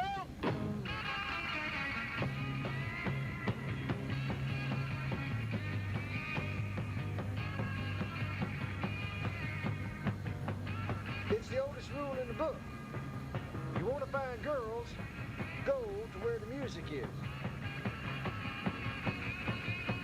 The louder the music, the more girls.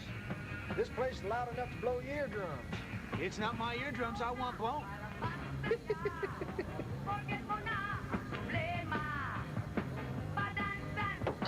That waiter comes around, order me another beer. I'm gonna make room for it.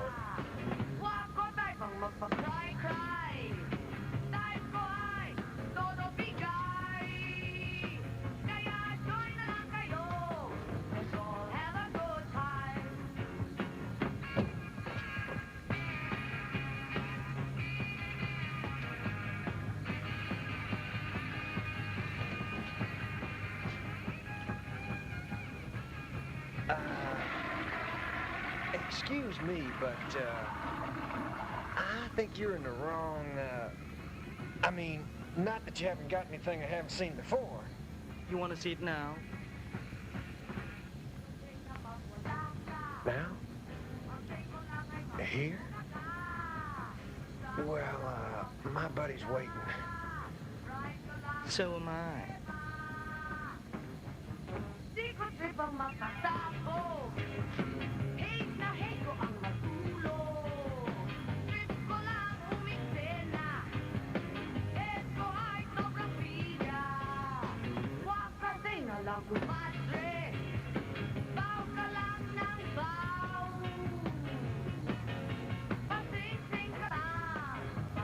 What do you do for a living? Do you work? I play. I work like a dog. I'll do it however you want. That's what I like to hear. Actually, I'd love to. But not now, Wayne. Wayne, come on. Wayne, will you please? Help! God, balls!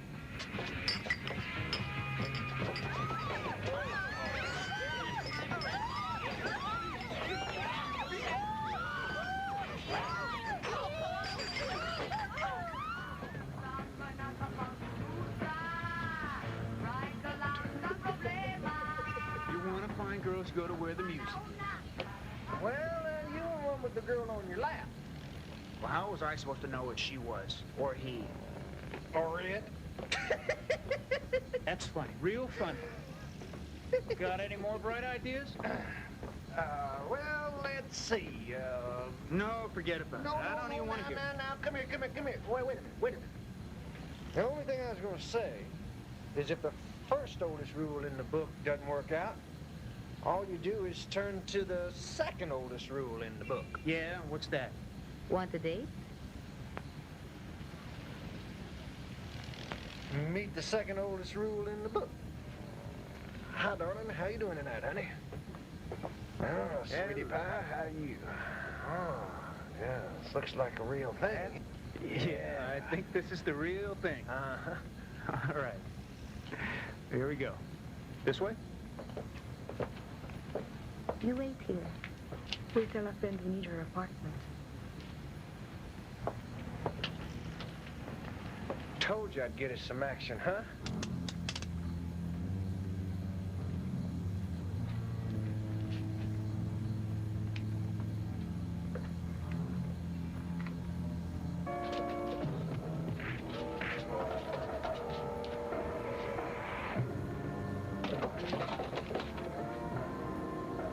Come on, fellas. Get in.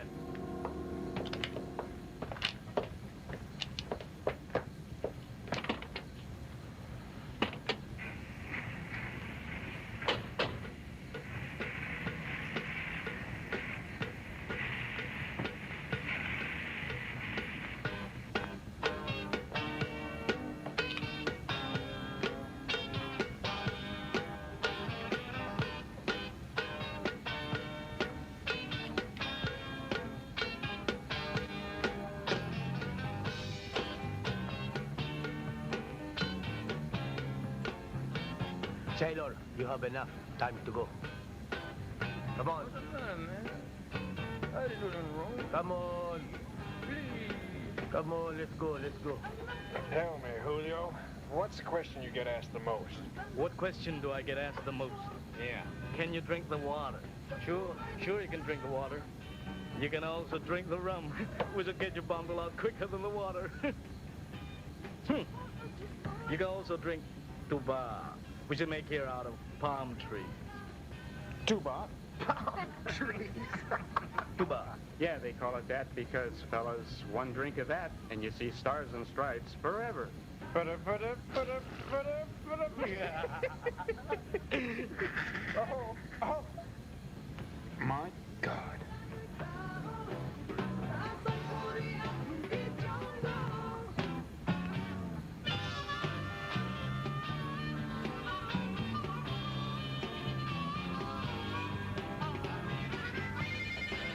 Hey, good looking. Can I buy a drink?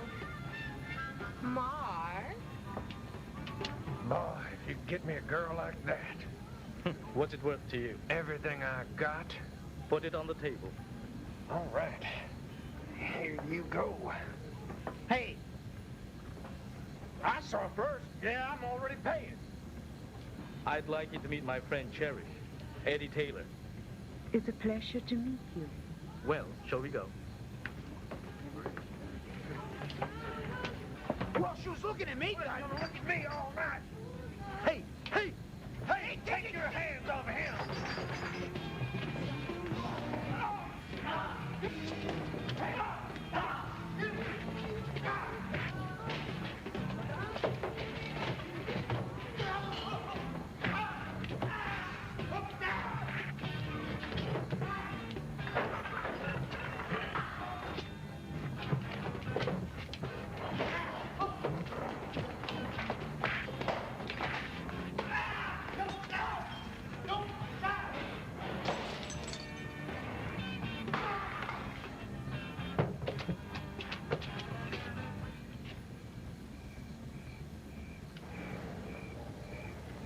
You know, it gives me the creeps going past the cemetery. We're not going fast. No? Are we gonna turn off someplace? We go in. We go in? You mean we're gonna do it in a cemetery? This is where I live. You live here? Oh, you're the caretaker or something. Or your father's the caretaker. My father's dead. And you wanted to be close to him. People live where they have to live. Yeah, but honey, nobody has to live in a cemetery.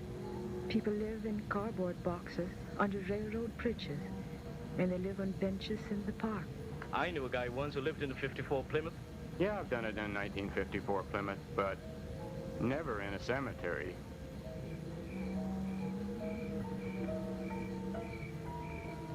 You'll never know it's a cemetery once you get inside. Inside? A red-blooded man like yourself couldn't be afraid of the dead.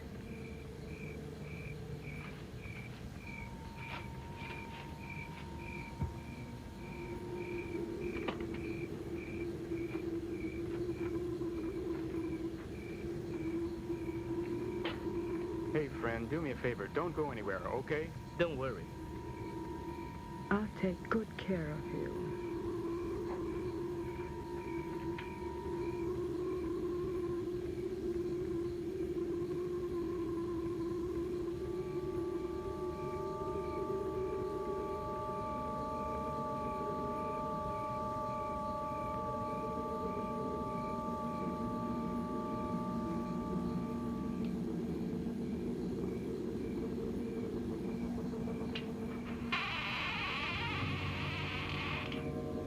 I don't believe this.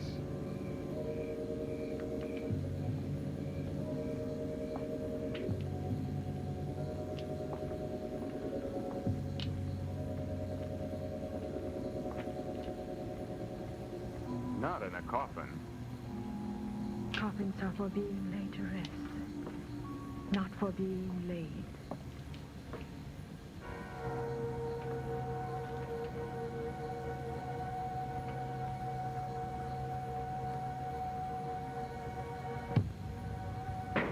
Please, I want to be with you. Oh, man, some...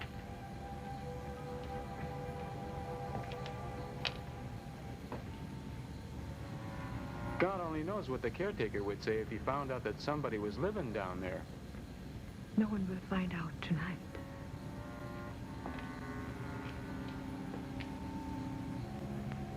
Hey, listen, baby, I got a little money. Not a lot, mind you. But you just got to get yourself an apartment. You learn to like it here. Oh, the hell with the caretaker. You better pray that the health department doesn't find out about this. I'm not very good at trade. I'm getting better at it all the time, baby.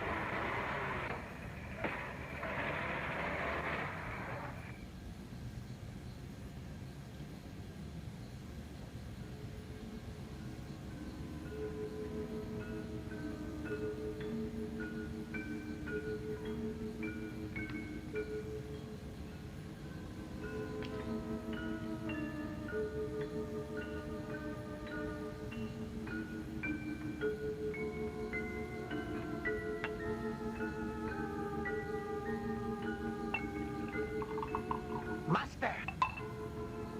Damnation. These things only happen when I'm decently dressed. A man comes.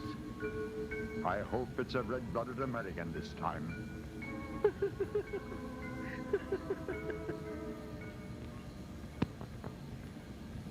This is amazing.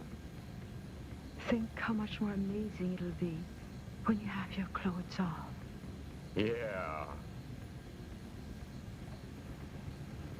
You know, you sure couldn't get a room like this at the Holiday Inn.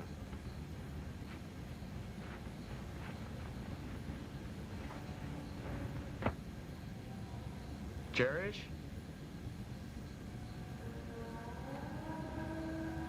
Hello?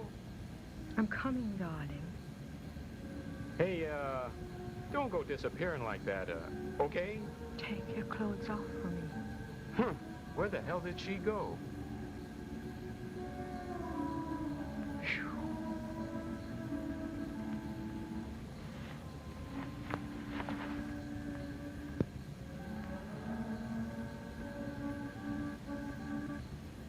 Don't be afraid, my darling.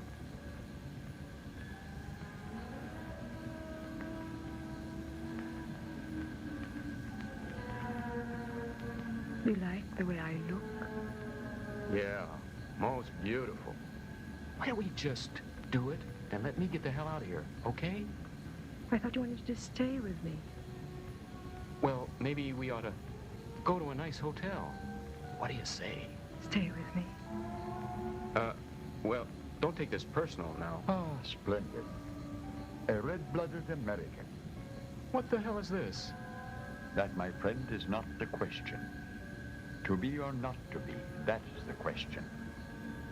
To die, to sleep, no more. And by a sleep to say we end the heartache and the thousand natural shocks that flesh is heir to. It is a consummation devoutly to be wished. You're out of your mind, pal. It is time for you to shuffle off your mortal coil. You stop right there, or I'll break your China doll in half. Back!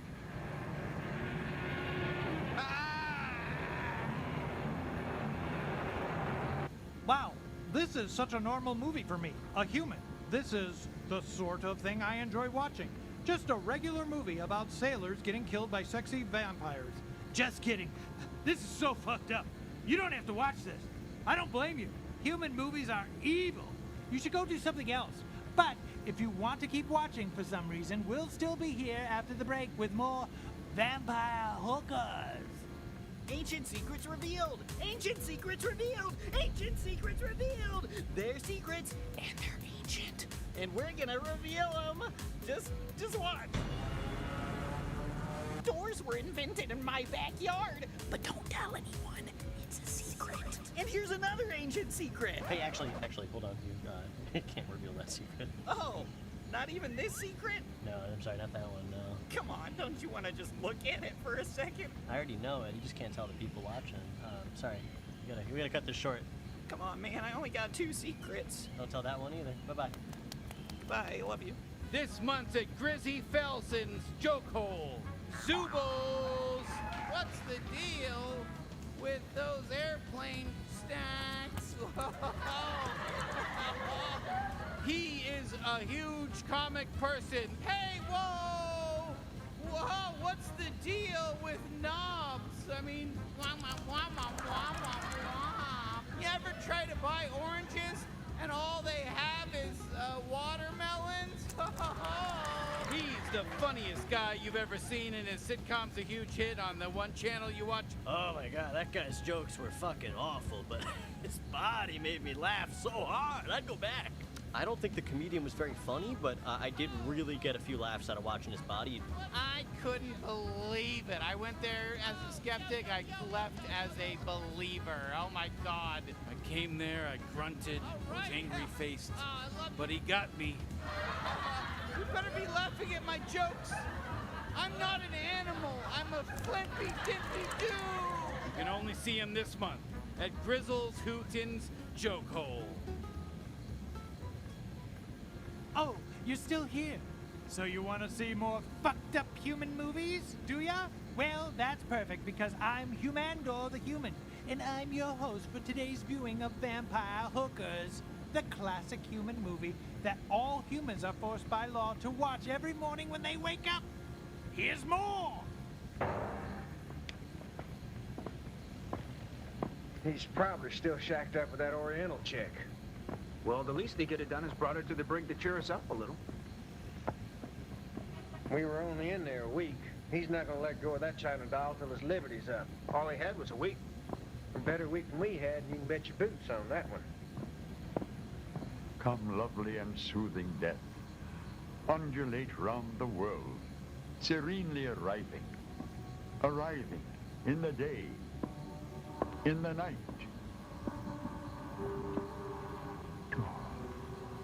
To each.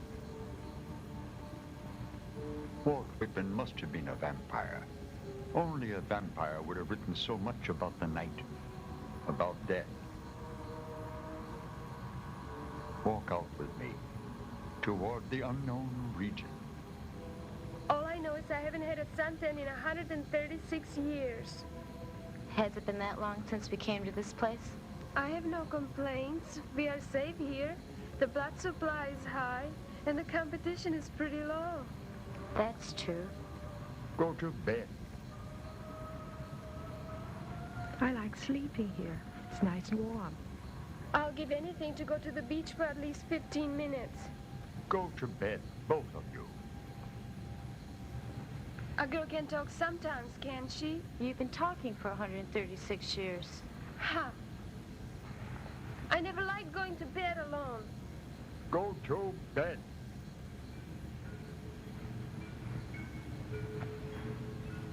I knew Walt Whitman, and he wasn't a vampire.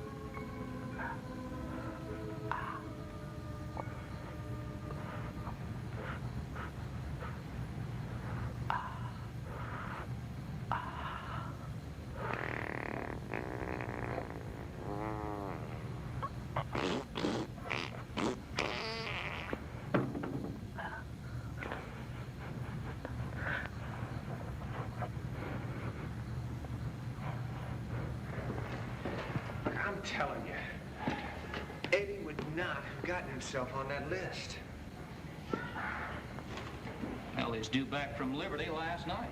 Maybe something happened to him. Well, something's gonna happen to him as soon as we find him.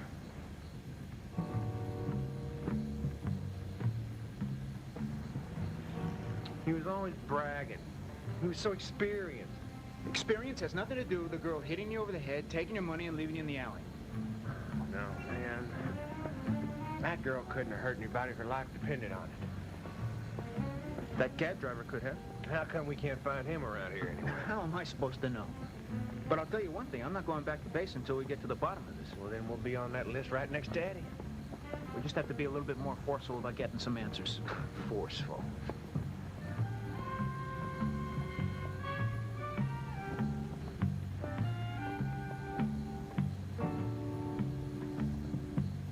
Hey, wait a minute, guys.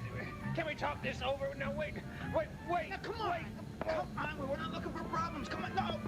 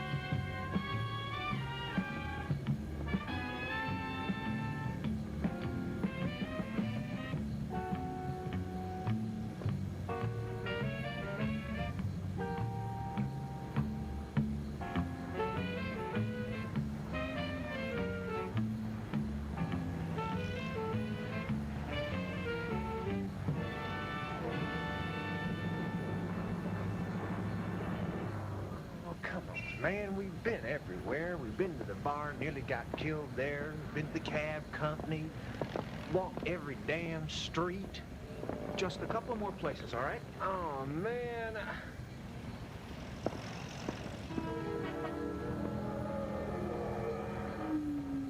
Hey.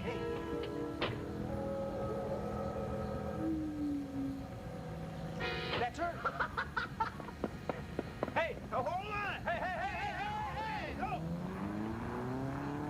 Come on.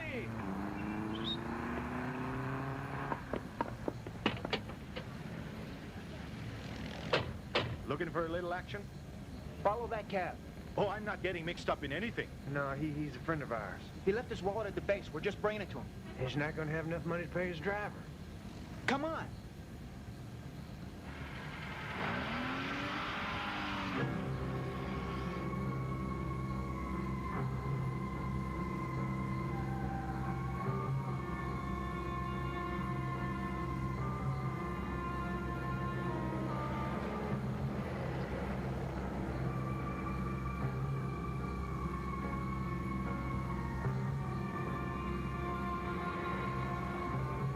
Not so fast. Well, how do you expect me to catch him? We don't want you to catch him. Yeah, well, we want it to be a surprise. Well, listen, I don't want to get mixed up in anything. There's nothing to get mixed up in.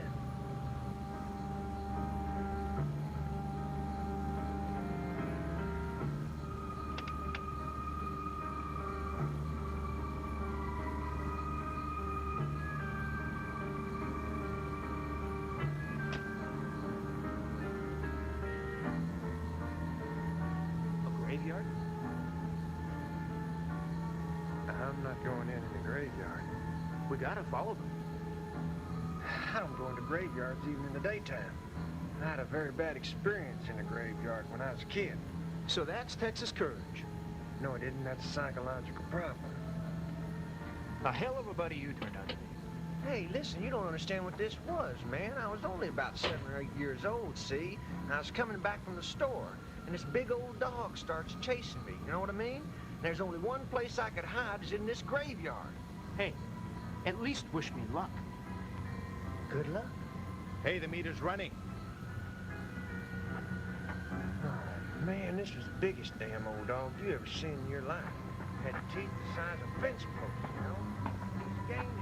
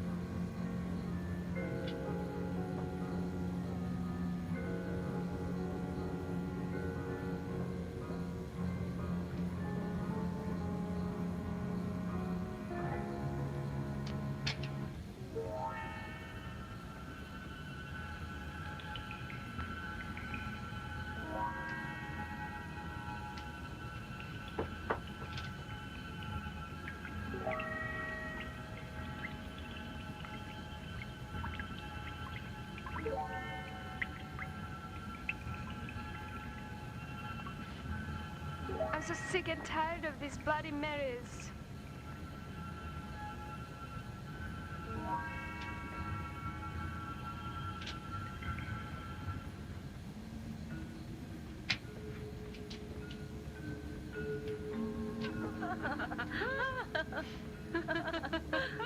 You know, I could go for some good scotch and water.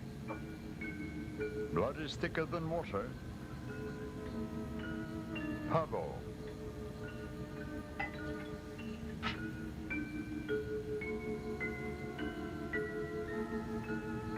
Drink. Drink.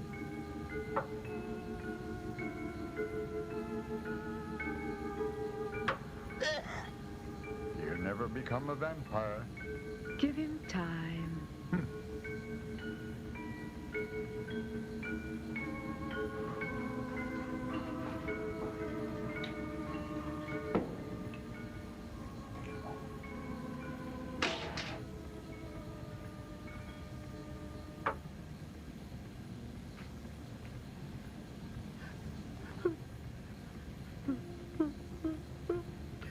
What's the matter, Pavel? It's all right. You'll be a vampire someday. When? Soon, Pavel. Soon. Pavel want fun. Oh. I know. Someday, Pavel. Someday.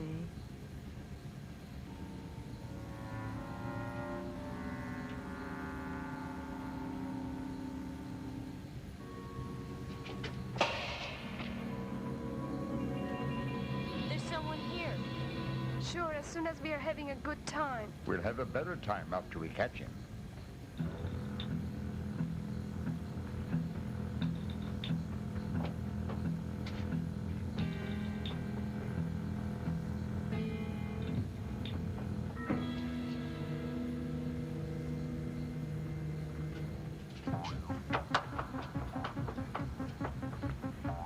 I'm leaving!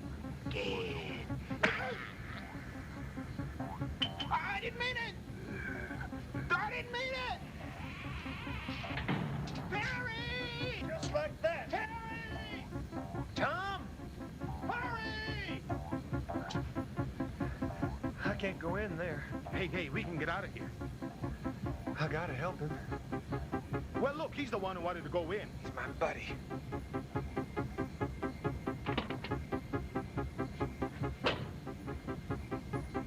Wait for me. Yeah, sure. Hey, where are you going? Terry! Tom! Terry! Leave me alone. I didn't see anything.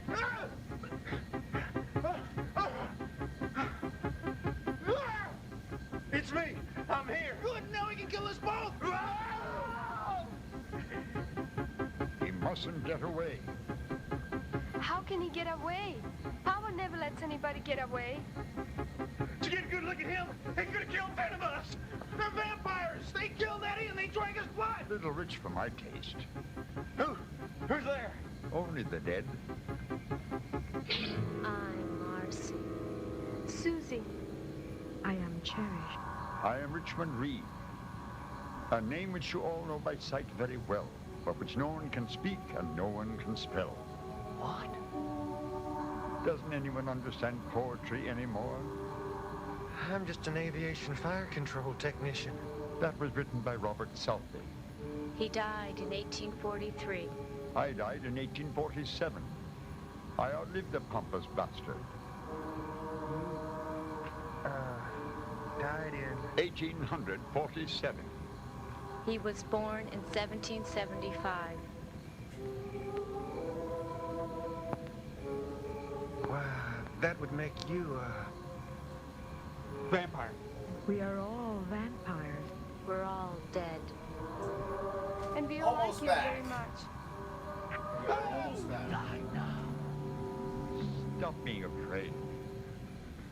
We won't tell anyone. Just let us go, huh? You joined the Navy to see the world. Yeah, this world, not the next one. Where's your sense of adventure? This is a moment to treasure. Death comes once in a lifetime. This is not death. It's murder. It's not murder, it's dinner.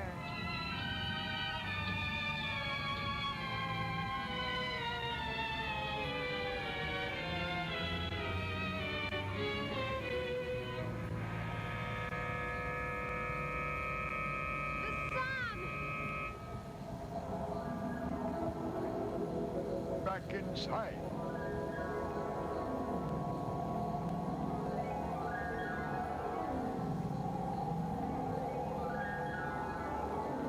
Maybe if I stayed out just this long every morning, I could get at least a little chance. What I want is a little sailor.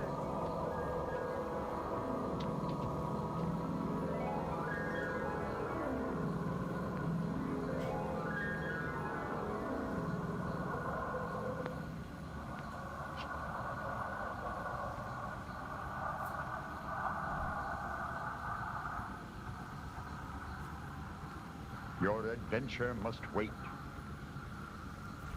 I shall remember while the light lives yet. And in the night time, I shall not forget.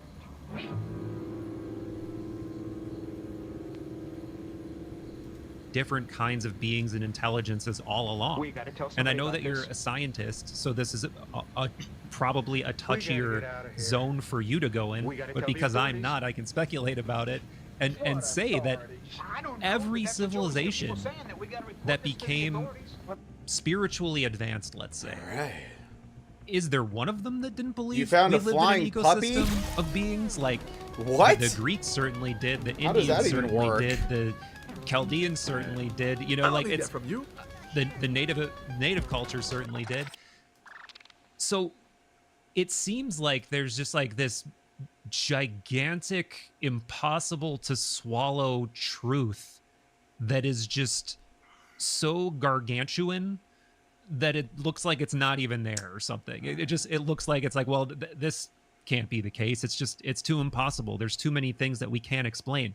Yet it seems like, you know, and maybe this is like some kind of fallacy where we're you know, that just the way that humans are tuned to think, where we get these biases, like we start drawing correlations and we think, well, it all must be because of this, you know. Probably already got but that it one, seems but like we have to go. that's we have to continue on that something route. that's been orbiting in the zeitgeist, in the cultural milieu forever, that we do live in this ecosystem of beings and they're not all physical. And you're gonna have a hard time convincing me otherwise with any of the standard materialistic arguments, because and I'm not saying you, I'm saying anyone in general, because it is just too weird and there are just too many possibilities and things that people have experienced over the ages. Yeah, I think it's gargantuan for us in this little period of modern history. It would be a truly gargantuan thing for us for various reasons. But it isn't a gargantuan thing. If you speak to indigenous peoples in Amazonia, like ayahuasca, plant-derived visual preparation, for them it's these people, these beings, this kind of beings are just members of their tribe. They're beings that they've lived with, communed with, interacted with, and built and developed deep relationships with for millennia. For them, it's as normal as me speaking to you right now. So in a sense, they were, you know, this is something I discuss at great length in the book, is trying to respect that position and say, actually, were they right all along? And we're kind of catching up, or kind of reframing, trying to make sense in our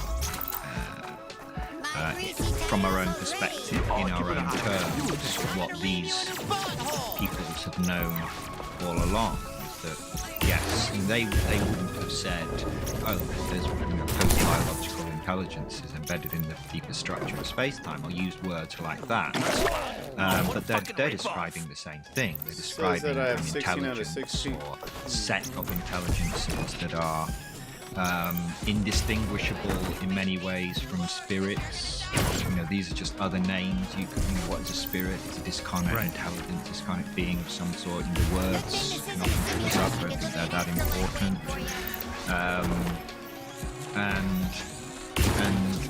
Fuck off! And so we're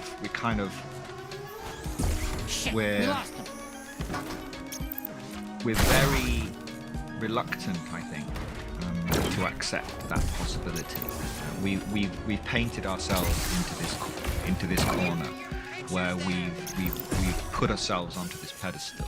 We have a lot of hubris, and we think we've got it all worked out.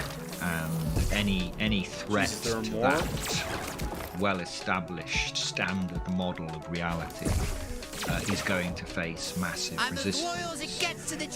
But that's starting to break down now, and it's no longer considered particularly irrational or outlandish to consider the possibility that there are these, as I was saying, these post-biological or non-physical highly advanced intelligences that are effectively indistinguishable from gods. I mean, from a human perspective, they've existed forever. I mean, if they reach their level of advancement billions of years before we arrived on the Earth, or evolved on the Earth, emerged on the Earth, then they're indistinguishable from gods. They're everywhere and nowhere at the same time. They're effectively omniscient. They're, from our perspective, in terms of their intelligence and their advancement, they are godlike in their power and intelligence. And so actually, we find ourselves kind of, the whole thing is kind of curving back to what these indigenous peoples and other peoples across the world have been saying for millennia, but framed in modern technological and scientific parlance. But we're basically saying, where is this last fucking guy? This is frustrating. And I think we have to respect that. The idea, we can't sort of take complete credit, saying, we've had this beautiful new idea about post-biological intelligences. We have to say, actually, let's be fair. There are these people across not just South America, but across the world who have been saying this for millennia. Yes, they might not have all the right clever terminology and nomenclature to describe this, and the technological sophistication, all that modern scientific underpinning to explain, but they've been fully aware. And they're much better than we are in establishing. Where the hell is this thing, dude? Communication and relationships with these intelligences. And so there's a lot that we can learn from them. And so I think it's important to maintain that thread and recognise that thread is there. I think that's often lost. Is the idea that they were primitive peoples with magical, grinding my gears right now. Irrational Where the hell ideas. is this thing? We are the post-enlightened. We really understand things much better, and that everything that came after the Enlightenment is all us. So we can take credit for having discovered potentially these intelligences, whereas actually we have to say, there are two of them. That lots of other people got there before us, but we're just kind of rediscovering it now. And so it's an going through the fucking floor. How one bugged out game brings all that together. The mystical, the traditions of the indigenous peoples of Amazonia and elsewhere, we lost him. And what we're learning now about these intelligences. Unbelievable. From our modern Western technological, scientific perspective. Yeah. You brought up via the, I believe it was via the Carlson vector. You brought up the topic of alien disclosure and this emerging offshoot of that is essentially the spiritual explanation. But let's actually leave that off to the side for the moment. But how much do you pay attention to, and are you interested in that phenomena in general? This whole what feels like a slow roll disclosure and just kind of general slow acknowledgement of the probable existence of something else from the very people who used to make that seem like a cartoonish idea. I mean, did you see this recent strange Harvard paper that was going around about a week ago? No. Oh, really? Oh, man. Okay. Maybe. I'm not sure. You'll have to be more specific. So it's like this paper that was published, like an academic paper with 3 authors. 2 of them were from Harvard. I don't remember where the third was from. But essentially it was like a summary. I think I have some of the quotes because I shared some of the quotes because it was just so mind-blowing that I'm just like, how is this real? But it was kind of summarizing the different possibilities of what we could be looking at here in terms of what is it that people have been witnessing, what are these phenomena, and they outline 4 possibilities. Okay. So I can read you some of these quotes. They're a little bit long, but the author, the scientist who wrote the paper, became increasingly aware of the depth of evidence in theory that also tentatively supports another ultra-terrestrial explanation, the quote-unquote crypto-terrestrial hypothesis, or CTH. Our focus here, which holds that UAP may reflect activities of NHIs, non-human intelligences, concealed here on Earth, e.g. underground, and its environs. So then they have these 4 possibilities of what they think these beings are, and spoiler alert, they missed your proposed possibility. They don't have. I guess they come close to it with one of them, but they definitely don't have super advanced beings that have instantiated themselves in like non-material forms exactly. But they have. Okay, the first are human crypto-terrestrials, a technologically advanced ancient human civilization that was largely destroyed long ago, e.g. by a flood, but continued to exist in a remnant form. The second one are hominid theropod crypto-terrestrials, a technologically advanced non-human civilization consisting of some terrestrial animal which evolved to live in stealth, e.g. underground. The paper suggests that these could be an ape-like hominid descendant or descendants of unknown, quote, unknown intelligent dinosaurs. The third crypto-terrestrials are former extraterrestrial or extratempestrial crypto-terrestrials. These would have arrived on Earth from elsewhere in the cosmos or from the human future, respectively, and concealed themselves in stealth in places such as the moon. Theory 4, and this is where it starts to get kind of close, and this is the Carlson choice. CT4H are the quote magical crypto-terrestrials, entities which are less like homegrown aliens and more like, quote, earthbound angels. The paper says that these relate to the world inhabited by humans in ways that are less technological and more magical, giving examples like fairies, elves, and nymphs. So I checked that this was real. And interestingly, the paper has been pulled down, but if you, and I'll post the link in the episode description, in like Internet Archive, you can still see the paper and you can still see the entry. But I think there was so much backlash and just fervor around it that it attracted a lot of attention, and people were just like, what the hell is this? But this is I don't have their names in front of me, but I did check. These are 2 guys from Harvard and a third guy from another university that I don't remember. So yeah, this is the kind of stuff that is just circulating, and it almost just feels like they're poking. Like, how will people react to this? That's kind of what it seems like to me. Yeah, I mean, it's nice that you have Harvard. I mean, well, it's not what it once was, I don't think. But ooh, shots fired, baby. Aside from that issue, it's great that you have these prominent scientists who are willing to speculate, to consider alternative possibilities. But I still think there's a massive failure of imagination. I think people that's still too wedded to the idea of beings that would be, at least in some sense, similar to ourselves as being biological beings. And I think it's just such a massive assumption, I think. And I think when you follow through as I did earlier, I think it's just so unlikely that.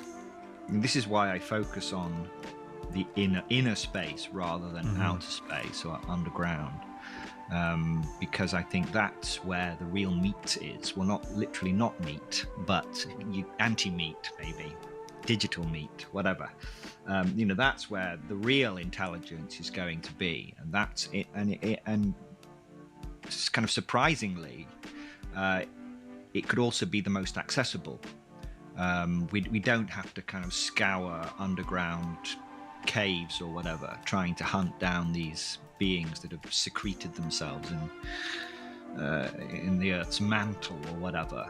But these beings are accessible, right here, right now, to anyone. I mean, this is I think, what's the most remarkable thing, is that disclosure is not something that needs to, be disclosed, so to speak. Yeah, I saw what you said about flying puppies. Some government agency, how does that the work? United States government, that's what everyone is wanting to know. Oh, what a fucking ripoff! I had some Italian food right now too. Reveal the truth to us and say, actually, yes, I'm gonna get some steak there are around 7:30 in that baby. From this star system that have been ice cream us so or whatever. good. But actually, I think it's also, quite beautiful, the idea that disclosure is something that anyone, literally anybody in the world can achieve. If you can get hold of a few hundred grams of Mimosa hostilis root bark and have a few hours to spare in your kitchen, theoretically.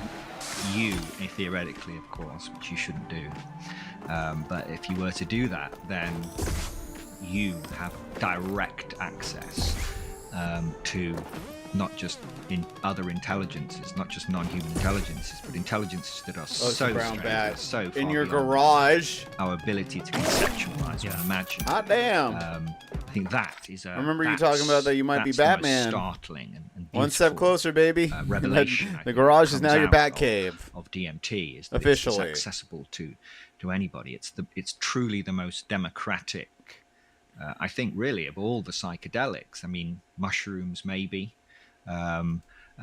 Similarly democratic, but I think DMT, this ubiquitous plant molecule, this simple molecule that's everywhere you look, just waiting for you to pluck it out of the natural world and to smoke it. I mean, wow! And there you are.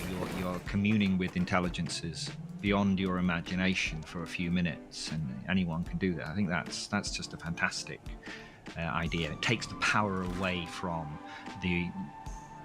those that have elevated themselves above us and deign to believe they have control over the information. They have control over what we do or don't know about other intelligences elsewhere or right here, right now. Whereas actually the power lies entirely with you. You have the ability to access these intelligences anytime you like, to establish a relationship with them, to perform experiments. It's an incredible thing. Yeah, when you started saying that, I was practically hearing Terrence's voice being like, "Reveal the truth to yourself. Disclose. Have your own disclosure." Like that was a bit. So that was a gay Terrence McKenna. Well, I mean, he's right on the edge, but I don't know what it was.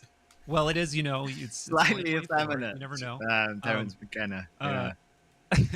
Terrence. Yeah, but I mean, all so true, and all so. It's one of those things where maybe not as much as you, but I have a lot of conversations like this.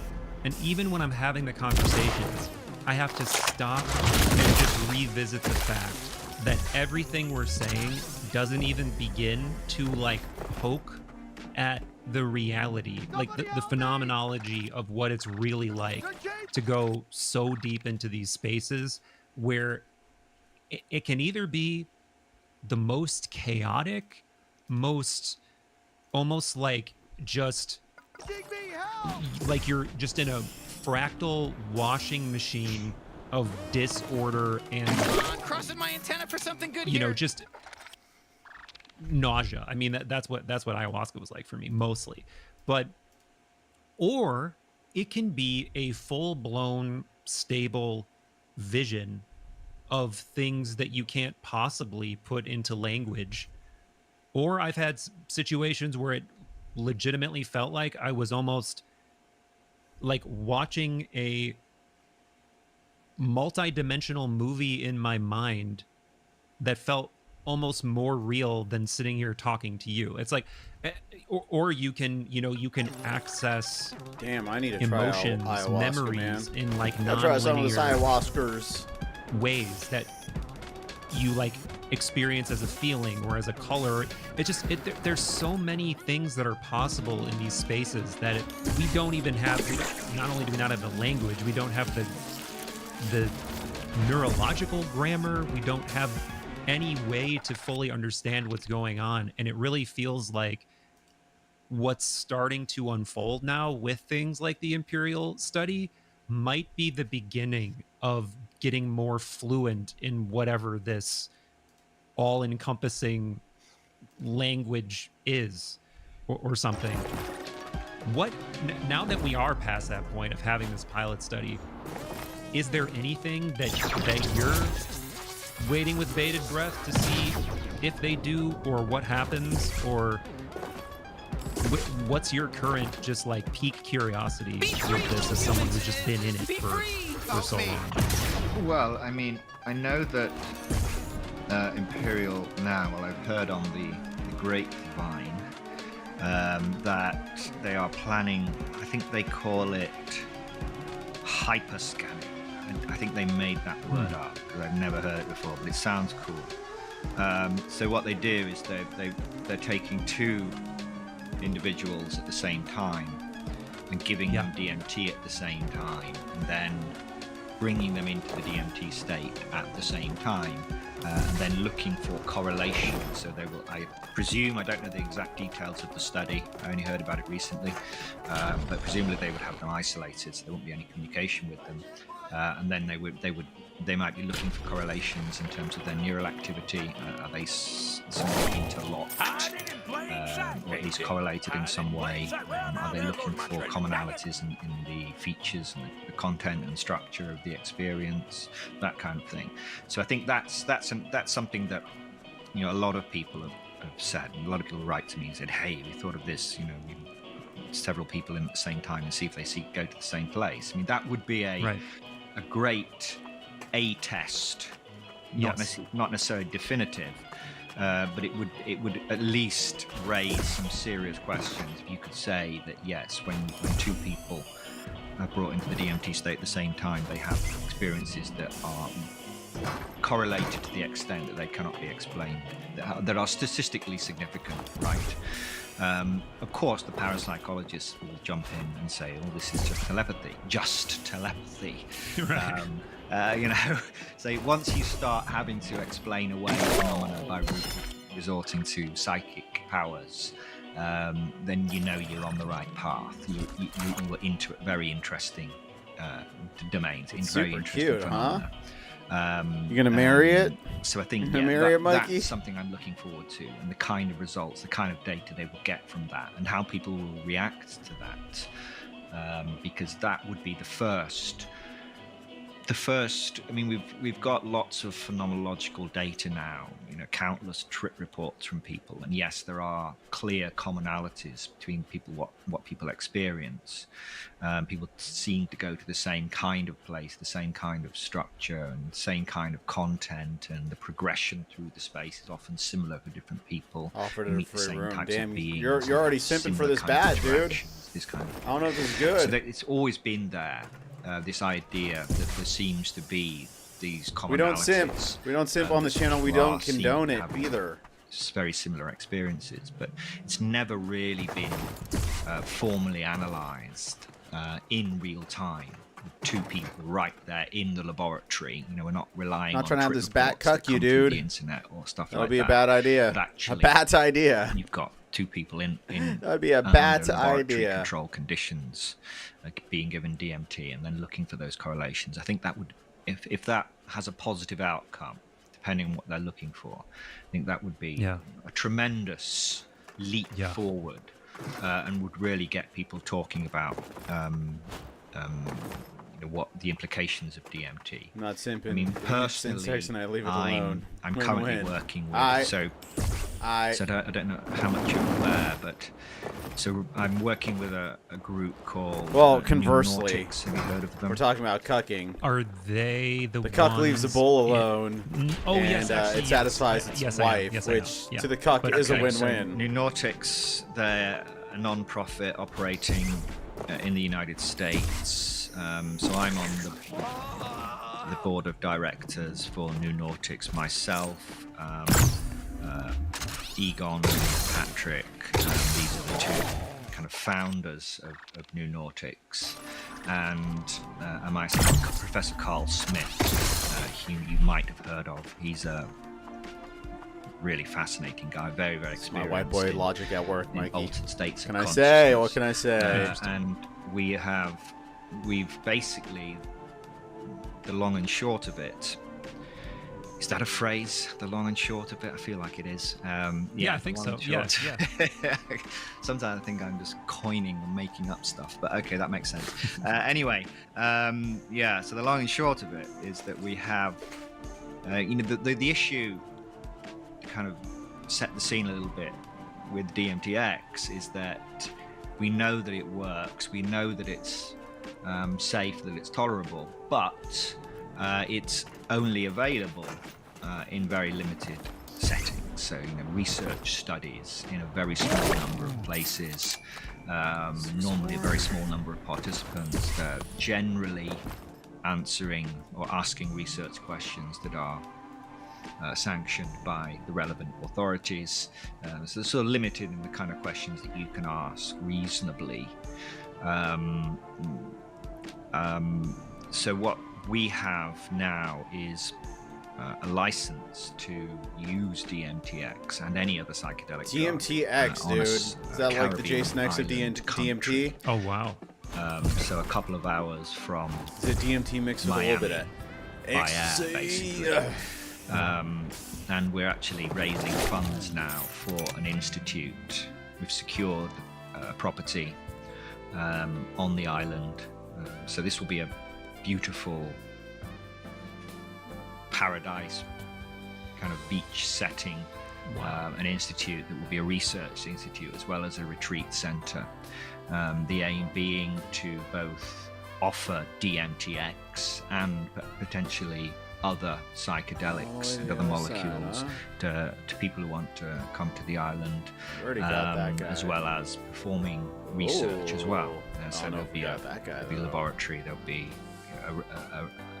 a modern research institute.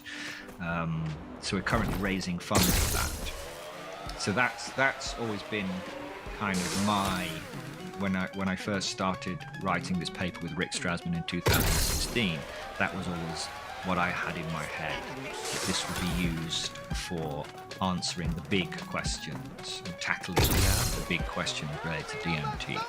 And I think it's much easier to do that if you are somewhat independent of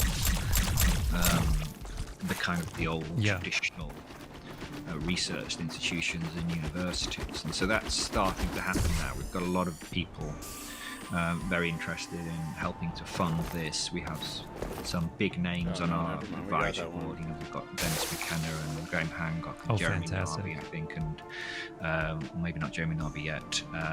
Bruce Parry. You know Bruce Parry? Bruce Parry. He's the only one I don't know so far. Bruce Parry. I think I've talked to everybody you've mentioned so far. Bruce Parry is a great guy. He's got a great series on BBC called Tribe. Oh my gosh. Where he would go into the rainforest and just kind of appear in this completely barely contacted tribe and try to communicate. And they would come out with spears and stuff. It's kind of scary stuff. Wow. And he would spend time with them. So he's very.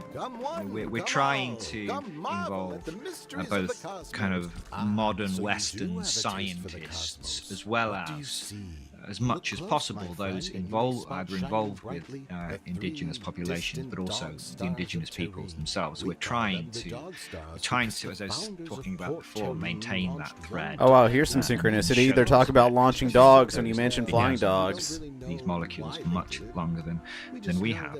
So hopefully in the next few months, year, this institute will be up and running, and we'll be able to fly people over there.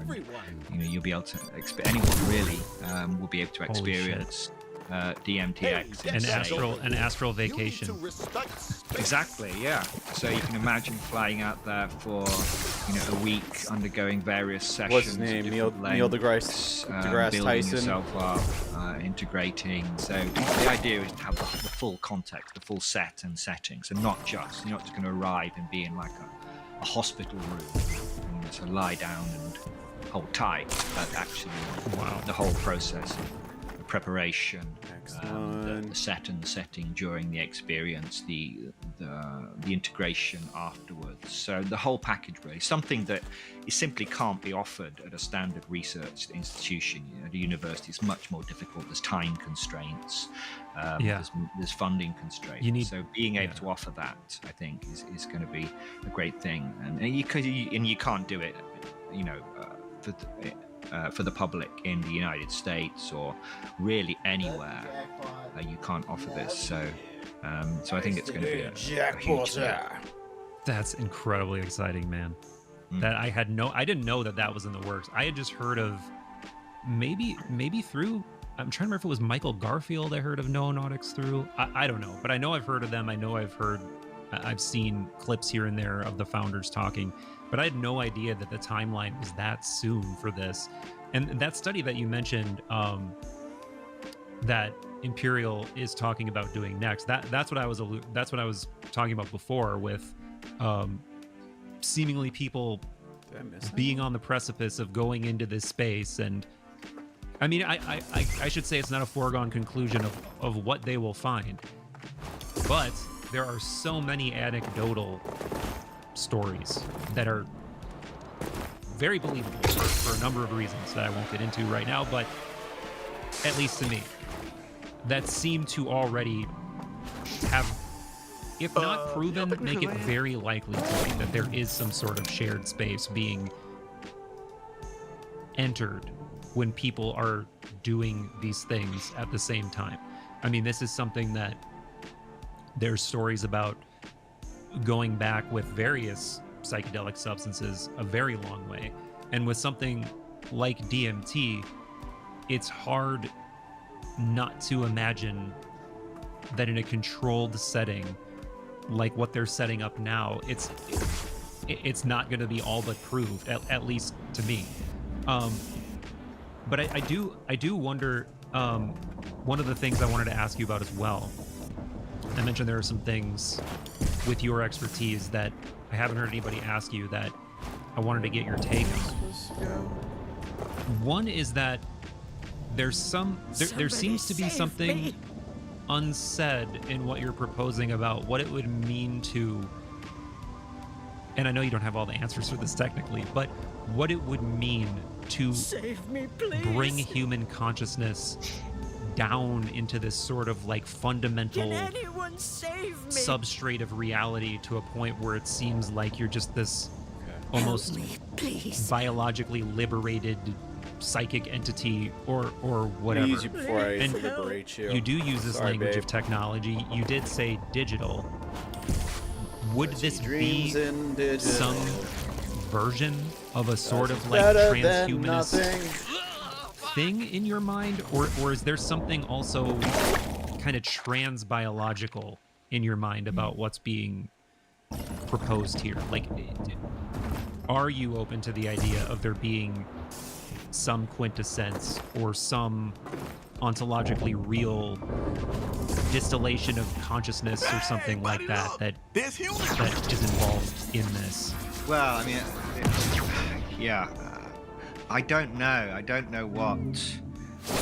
I'm not sure it's even possible for us to kind of peer over the event horizon to an extent. I think there's enough people making assumptions or speculations about what it's going to look like,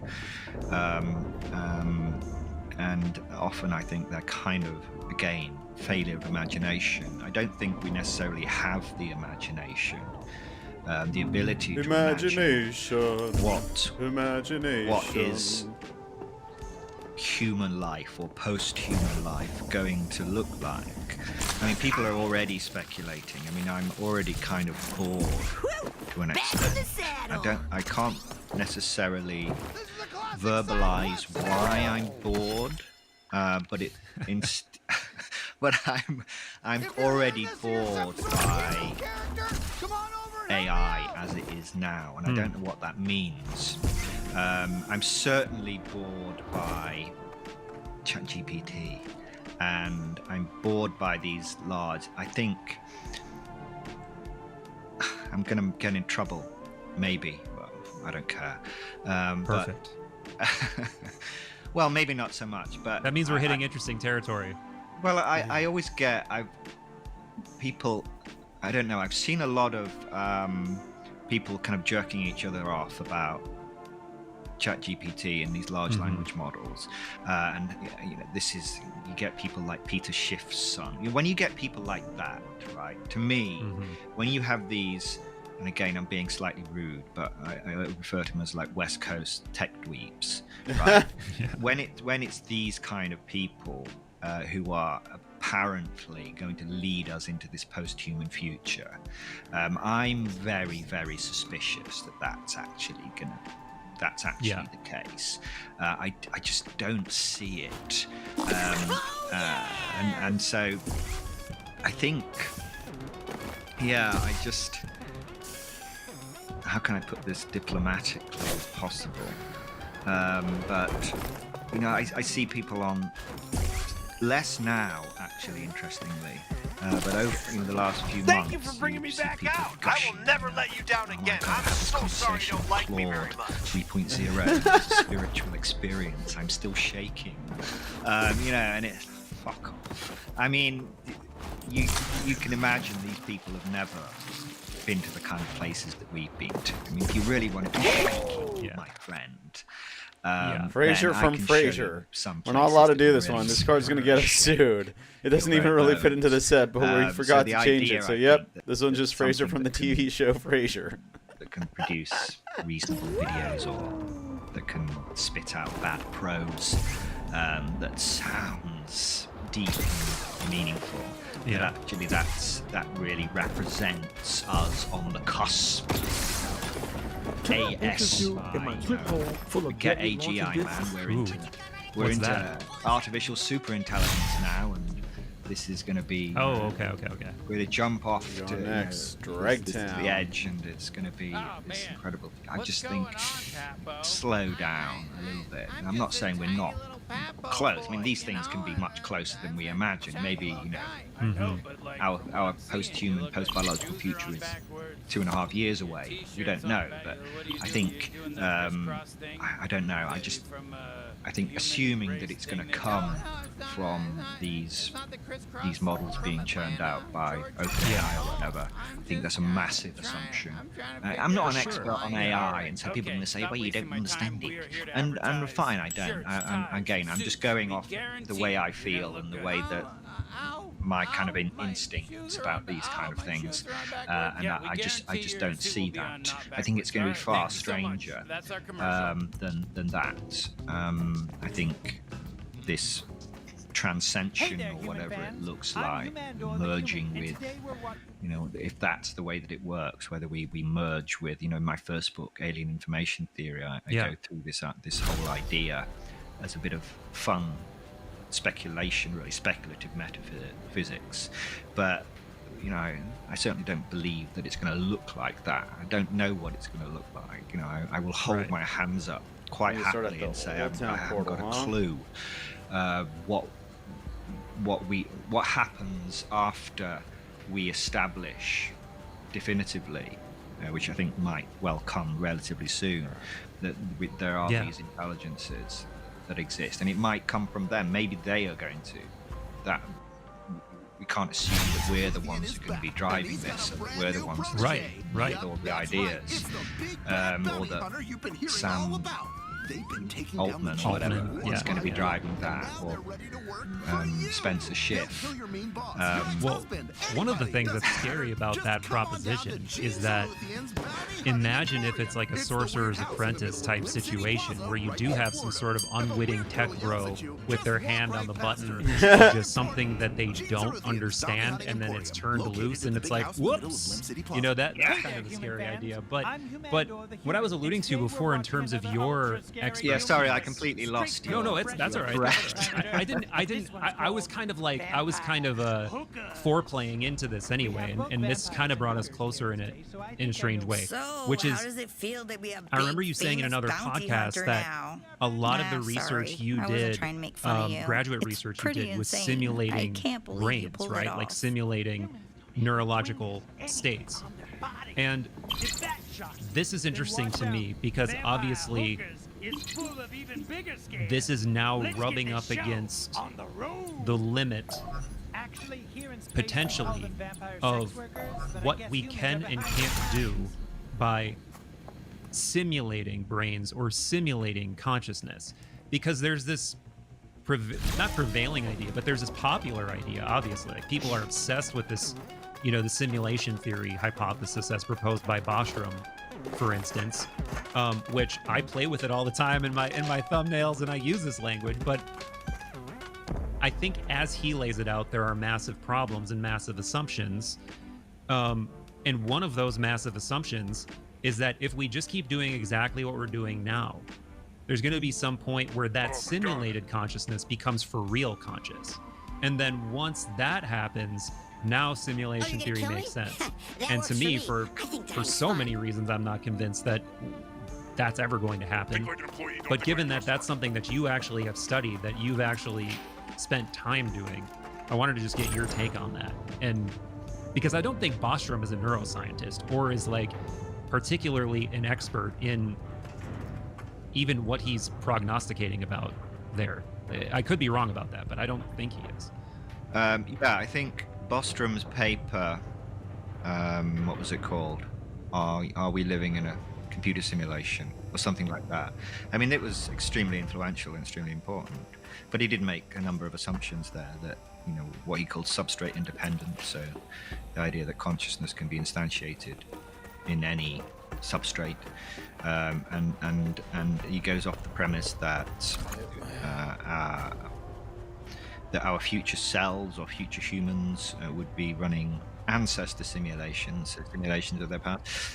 So the whole simulation thing, I've always avoided using the term simulation because, well, I know what a simulation is. I mean, as you said, I spent the last few years running simulations, not of whole brains, but of very small parts of the brain. And simulation is, 4 out of 36. There's always two components to a simulation. There's the simulation and there's the simulated. So in the work that I was doing, the simulated was very small parts of the brain. In fact, very small parts of individual brain cells, right? You know, very, very tiny. So we have the so-called real counterpart, and then you have the simulated. I mean, you're trying to replicate in some way or certain features. And so I think to call reality a simulation implies that there's a real version that is being simulated. Right.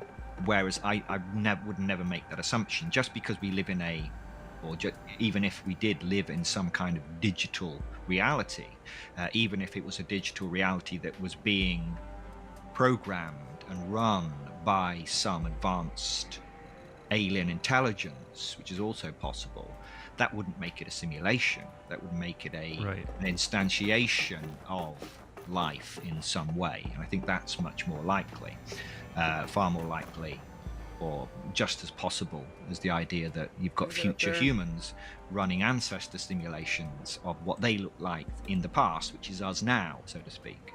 I think that's a huge assumption. So, sorry, I forgot. That was a preamble to something I was going to say based upon your question, which I've forgotten. Well, the question was just, Is that something that you think is even likely? Like, does that, is there, do you think that we, you know, as Bostrom is proposing in this, you know, this this hypothesis that's become so influential that it's far reached beyond him? Like, most people don't even know that. I mean, of course, he's not the first to propose that we live in some kind of simulation. That goes back to, like, I mean, Maya, right? I mean, it goes back to like in Indian and stuff like this, right. Oh yeah. And by the way, that's the video I've been working my ass off for the last month is Plato's Cave and the sort of more esoteric dimensions of what he's trying to communicate there. Because total sidebar, but that's usually presented as this like epistemological thought experiment. But a lot of the later Platonists really took it as a serious statement about ontology. About we live in the cave in an ontological sense, and there is a higher reality in a non-metaphorical sense that you can gain access to. So there might actually be some overlap with the conversation we're having in that. But before we even go there, this idea of simulation hypothesis. Sorry, this one was supposed to be we're just going to eventually figure out how to simulate consciousness. And consciousness won't know that it's simulated. It will just think it's conscious or something dull like that. But he died before we drew him, so he's just dead, Alex. I don't discount the idea. I think there's always the perennial problem, formulated as the problem of other minds. You know, how do we know? How would we possibly know that another being was conscious? We can never know. And that's an absolutely fundamental, untraversable gulf. I can never know that you're conscious. You can never know that I'm conscious, right? This old problem. But I think there are kind of a number of, from kind of reading the literature over the last couple of years, there are some that believe that, particularly with going back to AI, that eventually, yes, it would become, from AI, a superintelligence would emerge, which would be conscious, and that might then usurp and replace humanity, so that you have this what's become almost a transhuman, not even a transhumanist, really, an obliteration of humanity and the full replacement by this superintelligence, which I can't get my head around why anyone would be excited about obliterating what we have. I mean, I'm in many ways kind of an old romantic. I do think there is something special about humanity and about what we have, and I think the idea that we should just accelerate, because I think for many there's the assumption that at some point the merge will happen, right? Once we've created this artificial superintelligence, we're going to merge with it in some way. Maybe that's going to be possible. I don't know, but I think consciousness is the only undeniable fact. This is Cartesian. This goes back hundreds of years. That basic fundamental, the only thing you can't deny is your own consciousness, and everything that happens through our consciousness. Everything in your entire life, no matter how scientifically grounded it might be, it's always proceeds through consciousness, and so I think the idea that you would create this separate consciousness and then somehow our consciousness would merge with that, I'm not sure how that connection happens or why anyone would assume that would be possible. Just floating around on the breeze. But I do think that what's more likely is that it will happen in some way through consciousness. It's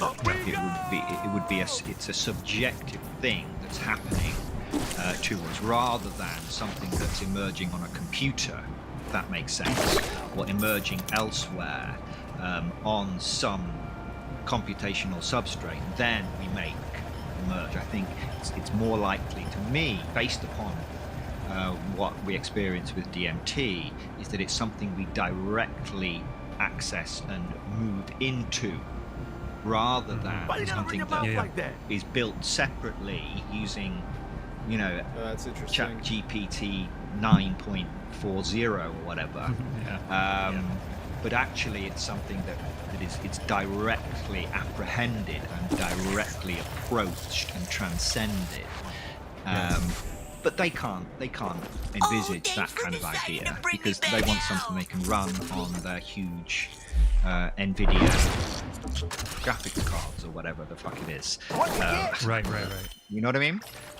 Yeah, of course. So for them, what I'm suggesting implies the same kind of technology, or an extension or a development of the same kind of technologies again that have been used for thousands of years by indigenous peoples, where it's a direct experience of the transcendental other, of that intelligence beyond that we're interfacing with, and that's how it's going to proceed, not through, as I said, computational models that are being built and emerging elsewhere, and that we somehow have to find out how we breach those. I don't necessarily think that's the way it's going to happen, but that's the only thing they can envisage, because otherwise, if I say the actual way to achieve transcension or whatever, or our transhuman future, is by taking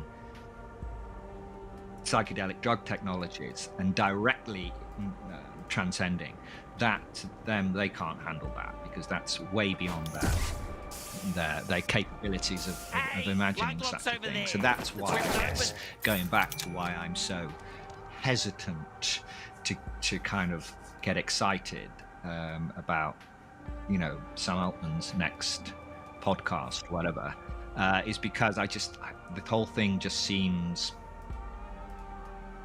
Yeah, it's material. It's material masturbation at a certain point, right? It's like I do get that there is like this really interesting emergent thing that's coming from AI, and I am, you know, I do think there are potential interesting philosophical questions. I don't think we fully understand it. Not that I've personally done the deepest dive into it, but I do think that I am way more animated by questions about consciousness, what it is, how we can potentially learn more about it. And for sure, there is a fundamental mystery bound up. I mean, man, how is DMT not infinitely more interesting than AI when you consider the fact that it is orders of magnitude more simple, like molecularly, and literally just by introducing some of it in, like, perturbing your own, you know, umlaut, your own subjective reality with it, you can, like you're pointing to, you can shift into this other state of being that is very much seems like it's, I've heard you use the word freestanding, and I totally agree with that. Do you know the word noose, the Greek word noose? Oh, it's Yancey. N-O-O-S. Yes. It's Yancey. Yeah, it's essentially. Yeah.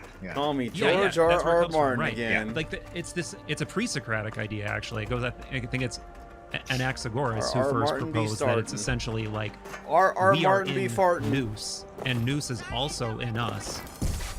But then you get to Plato, and he's Jorge really the one that starts to R.R. like balloon out this idea that nous there's like a co-participation in it, but we don't own it. It's like we have a share of it participating through us, but the intellect with a capital I is not ours. And that's something I'm not sure if I've heard you quite comment on before. So that's interesting to me. Yeah, well, what's this saying? That the eye with which I see God is the same eye with which God sees me. Right. I think, yes, I would say that we are embedded within part of one aspect of a lower dimensional projection of something like that, of something much larger. I don't think it's a matter of having to build something entirely new as such, but to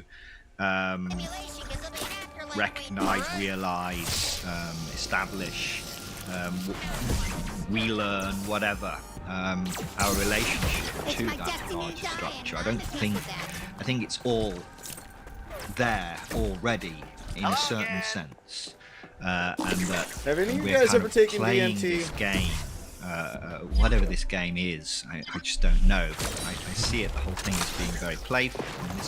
And this goes back to ideas from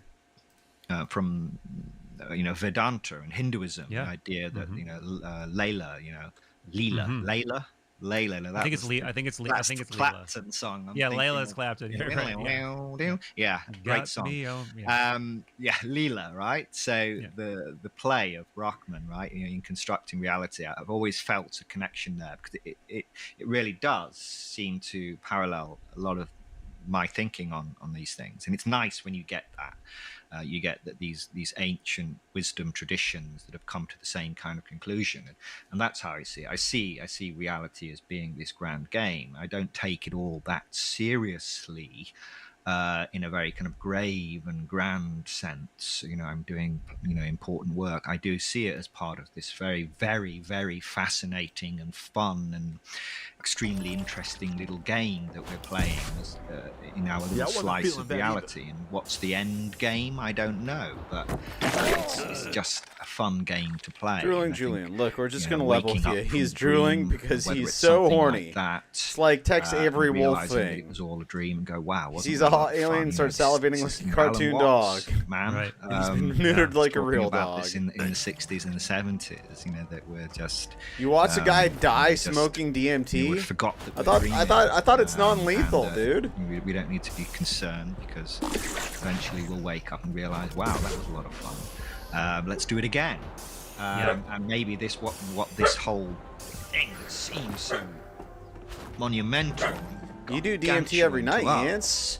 It's just one little level of the game we're playing, and then when we kind of wake up or whatever, we achieve transcension, whatever that looks like. We'll go. We all do DMT DMT really pretty cool. much That every was a night really fascinating when we sleep. and interesting level of this game. What a lot of fun that was, and that's in the big picture of things. That's kind of how I see it. So yeah, I don't have very much time for those that take themselves very, very seriously, and this is an extremely important thing in the grand scheme. He didn't die, but he got really fucked up and had to go to the hospital because it fucked him up. Serious. Started arguing with himself on Facebook and shit. Man, that's such a great thought to end on. I have a feeling that was more than just DMT, man. It's been buzzing around since we brushed up against it before. Sounds like it was laced with something.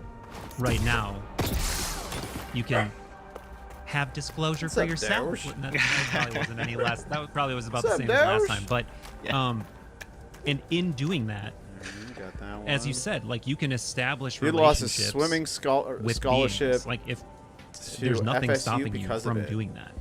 That's pretty crazy. That sucks.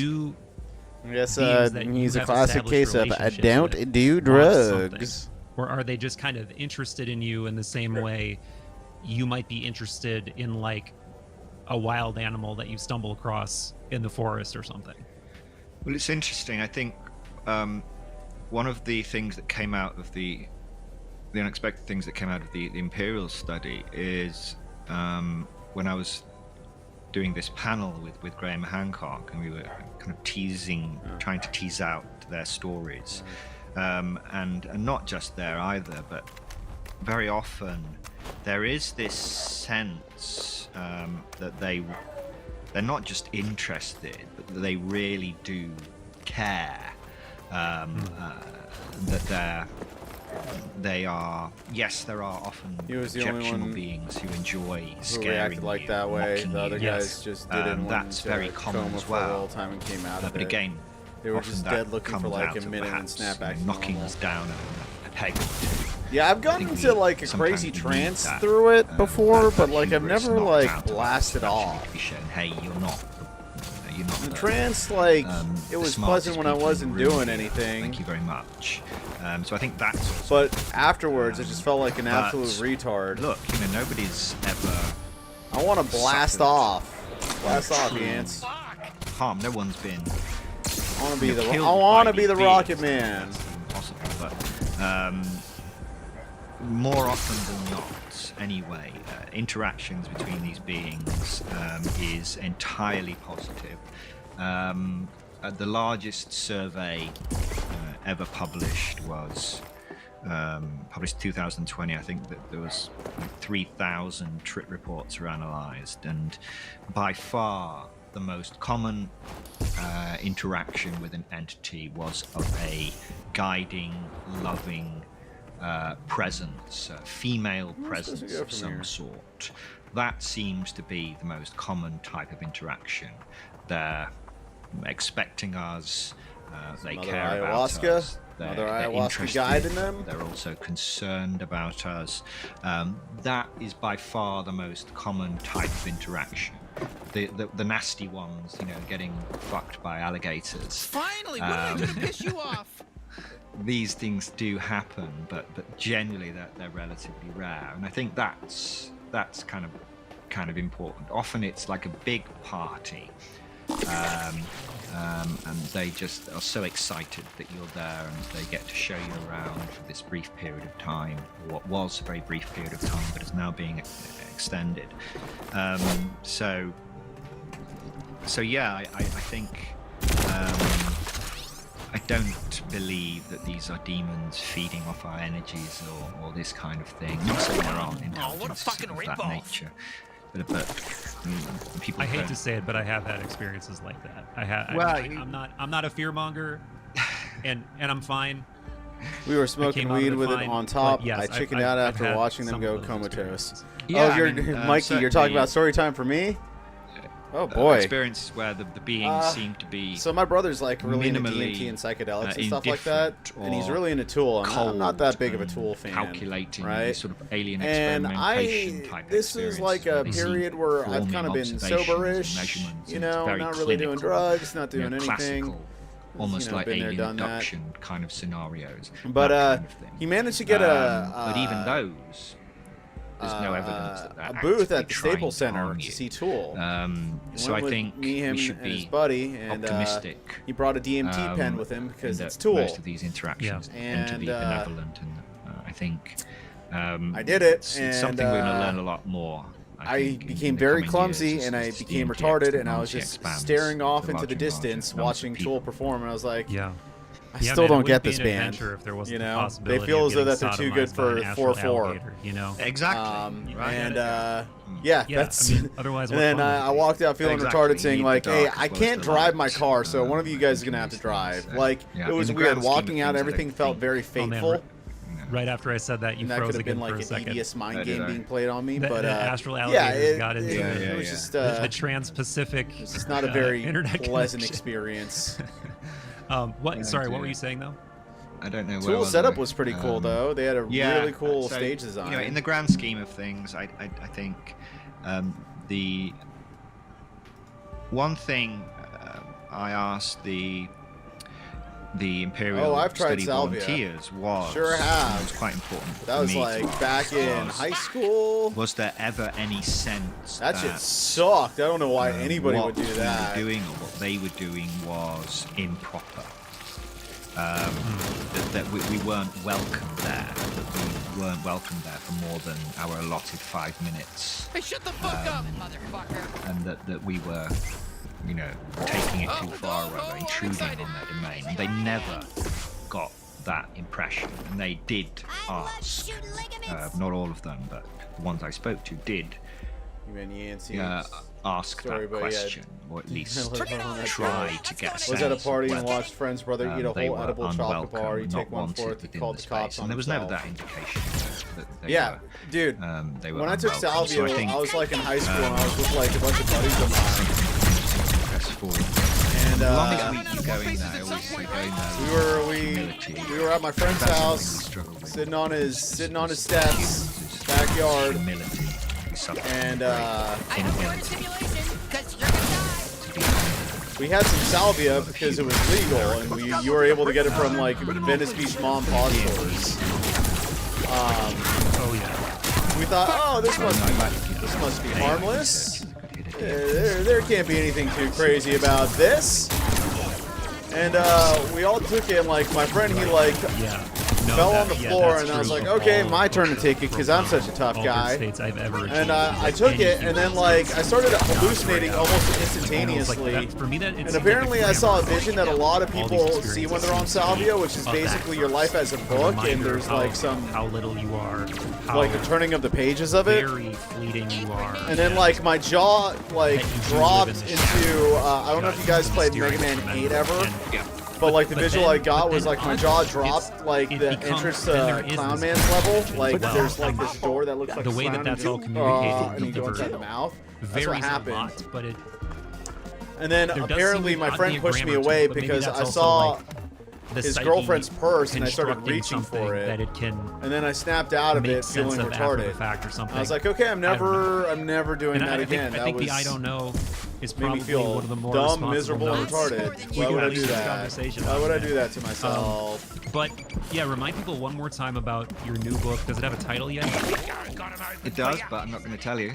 Yeah, okay, gotcha. It has Well, a tentative title, so I don't want to give people the title, and then it turns out that the publisher says no, he wants something else. But yeah, we have a title I haven't done it in nature, and a subtitle, really like that, which I think people are going to like.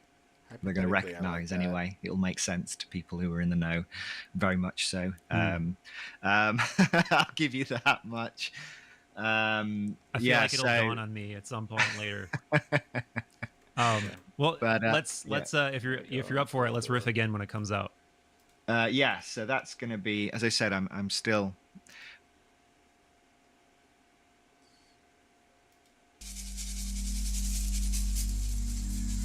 Out of all the psychedelic compounds and spiritual practices, only one has this level of high consistency of encountering autonomous entities. It's DMT.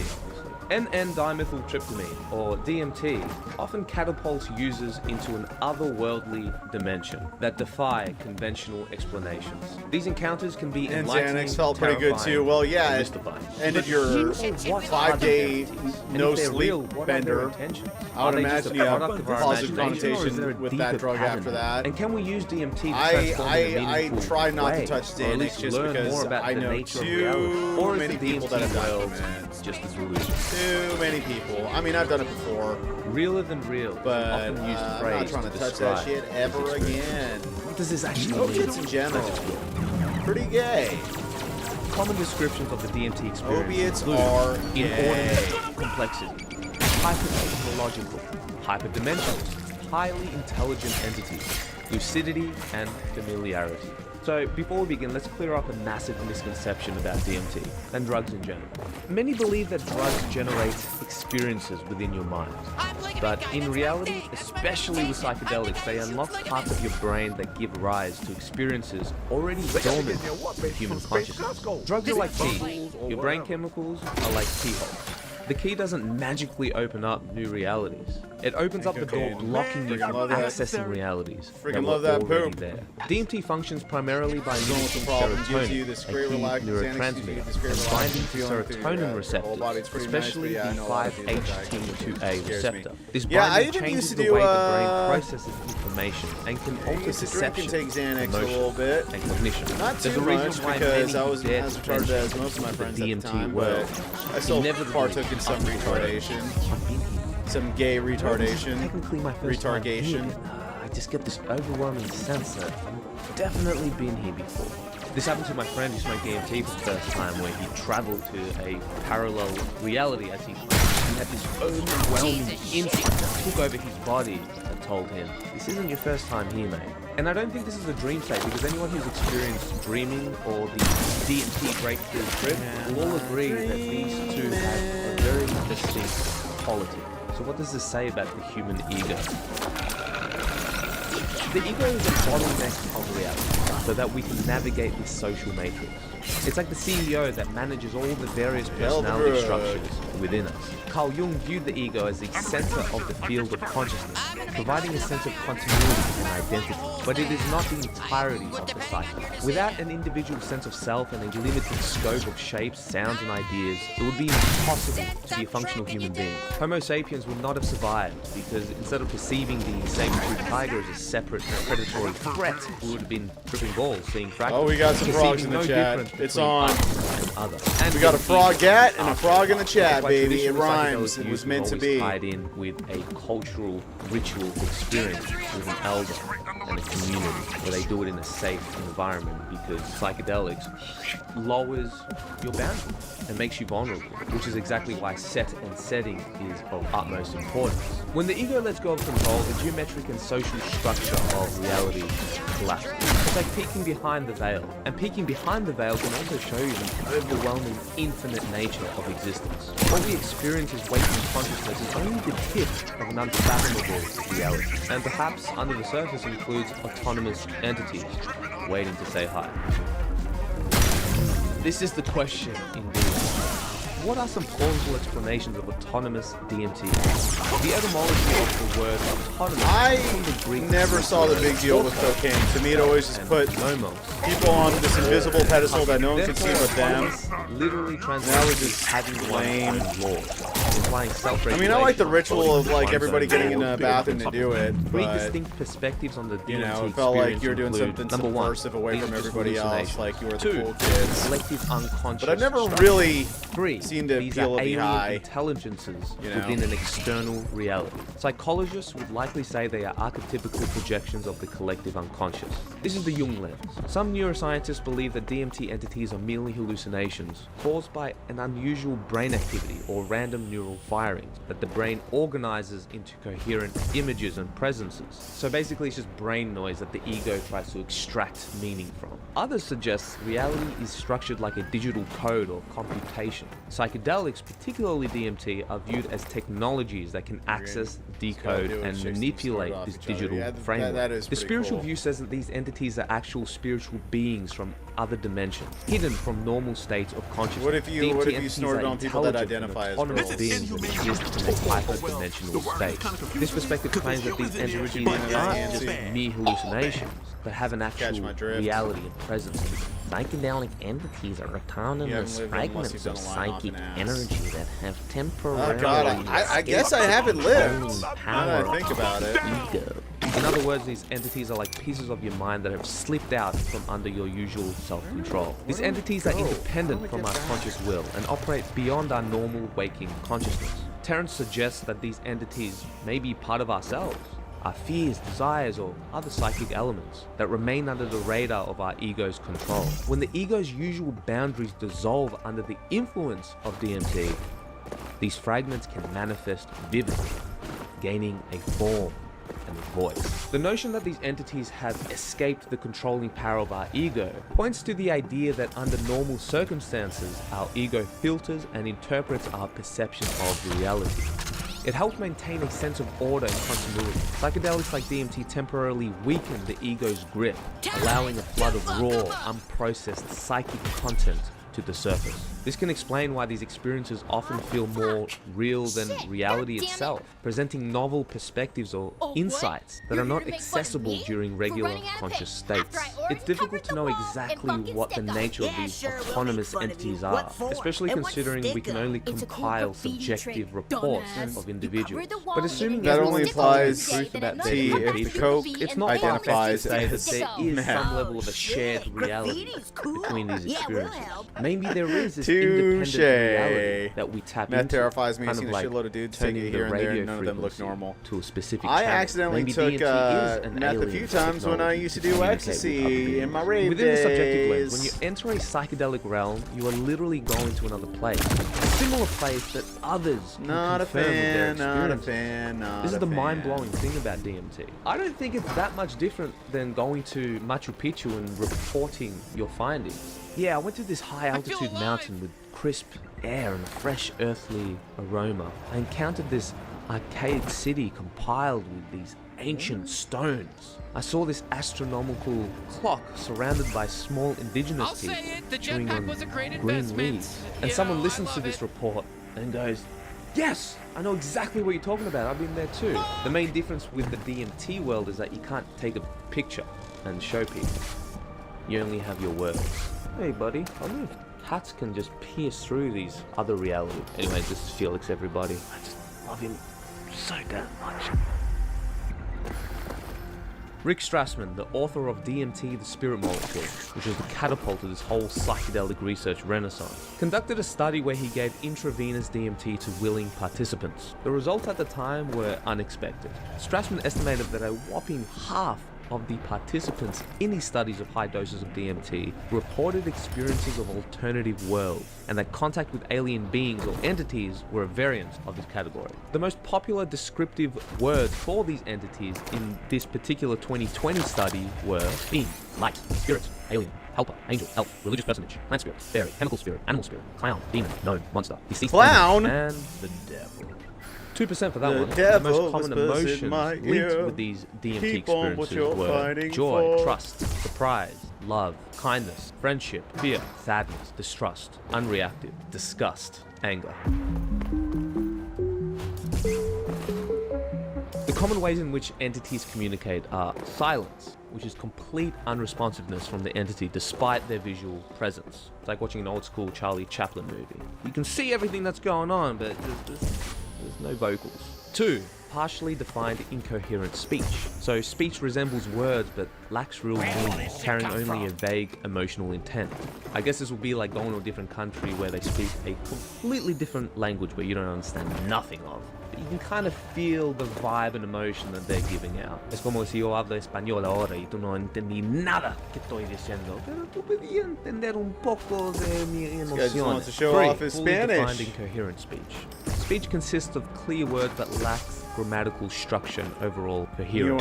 White meth is for You white can kind people? of pick up a few words, Usually a few ones in phrases trailer here or parks. there, and it might not even be That's like who was them selling the talking X, in I English, guess. but they're communicating with you, and your brain just interprets the kind of vibe. Now And that you you can kind of mention pick it, up I a few don't things, but not everything. 4. ever Partially recall defined ever coherent hearing speech. about black Speech is people mostly that think coherent that. with understandable words and some grammatical structure, though it occasionally slips into gibberish. So I guess this is kind of like me talking, and then I continue to, and you can kind of understand what I'm saying. You know what I mean? I don't know, I'm just making up shit. 5. You're giving Mikey ideas for a new At this highest emoji. level, speech is completely coherent with fully structured grammar and clarity matching the speaker's intellect. So hopefully it is how I am communicating with you right now, with clarity.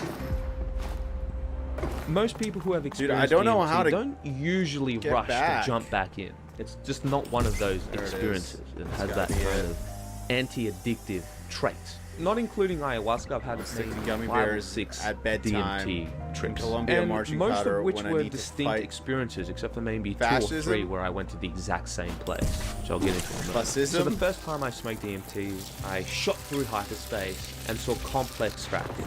My second You're joining and third Antifa, time I Mikey? Is smoked that what you're DMT, telling me? I did encounter some familiar entities such as the Buddha and Pegasus, which was weird, and also this Jamaican pirate lady with dreads. And with these Jamaican empathy encounters, I pirate didn't lady with necessarily dreads. communicate with them. It was more of a visual What? piece, and maybe some kind of emotional tones that were Sounds getting tight. through for sure, but no coherent communication. I don't care, I It just wasn't wanna like the stab Buddha it. went to me. Remember the 4 noble truths. Number 1, existence is suffering. You know, it wasn't any of that. The next few times I smoked DMT, I traveled to the classic DMT Gesterone, where I encountered not so nice entities, which I'll get a little bit more into in the DMT entity types. Or if you want to see a trip report of this, go check out, I don't know, just DMT trip, Your Mate Tom Jester. Outside of just scratching my curiosity itch and maybe opening my mind to, oh my god, there really is another reality out there. So I guess in that sense, it definitely opened up my mind, but it didn't really help me in any transformative aspect. It didn't change my personality. It didn't make me a better person, even though I thought it did at the beginning, but looking back, especially after the afterglow effect subsided, it didn't really. And I know that for some people it definitely has helped them. I mean, I can't deny people's claim. Only you can be the judge of that. So I can see from a scientific exploration perspective that DMT can be quite valuable, especially if they are technologies to accessing other realities. But I don't believe it's the best substance for, let's say, healing trauma or getting your shit together or reaching actualization. If you particularly want to use psychedelics for personal growth, then the best ways is honestly to find a mentor, get a coach, therapy, exercise, develop your skills, be useful in society, eat healthy, all this kind of stuff. Like, it's all basic kind of stuff, but just because it's basic. Basic kind of stuff. For some reason, most people don't really do it. I think well, Yancey's all about the seed oils. Shortcuts and escaping I want to see what this guy thinks about Yancey. Can be a little bit of a trap into making you believe that, oh no, this is helping me, this is helping me. Fighting against and again, Antifa. sometimes it does, but I'm just saying it doesn't for everybody. If you're tenacious enough to integrate this experience, then it can be very valuable for sure. Now we're going to go into the meat of the video and probably why you clicked, which are the main types of entities that people encounter. Comment below which ones have you encountered if you've had the DMT experience.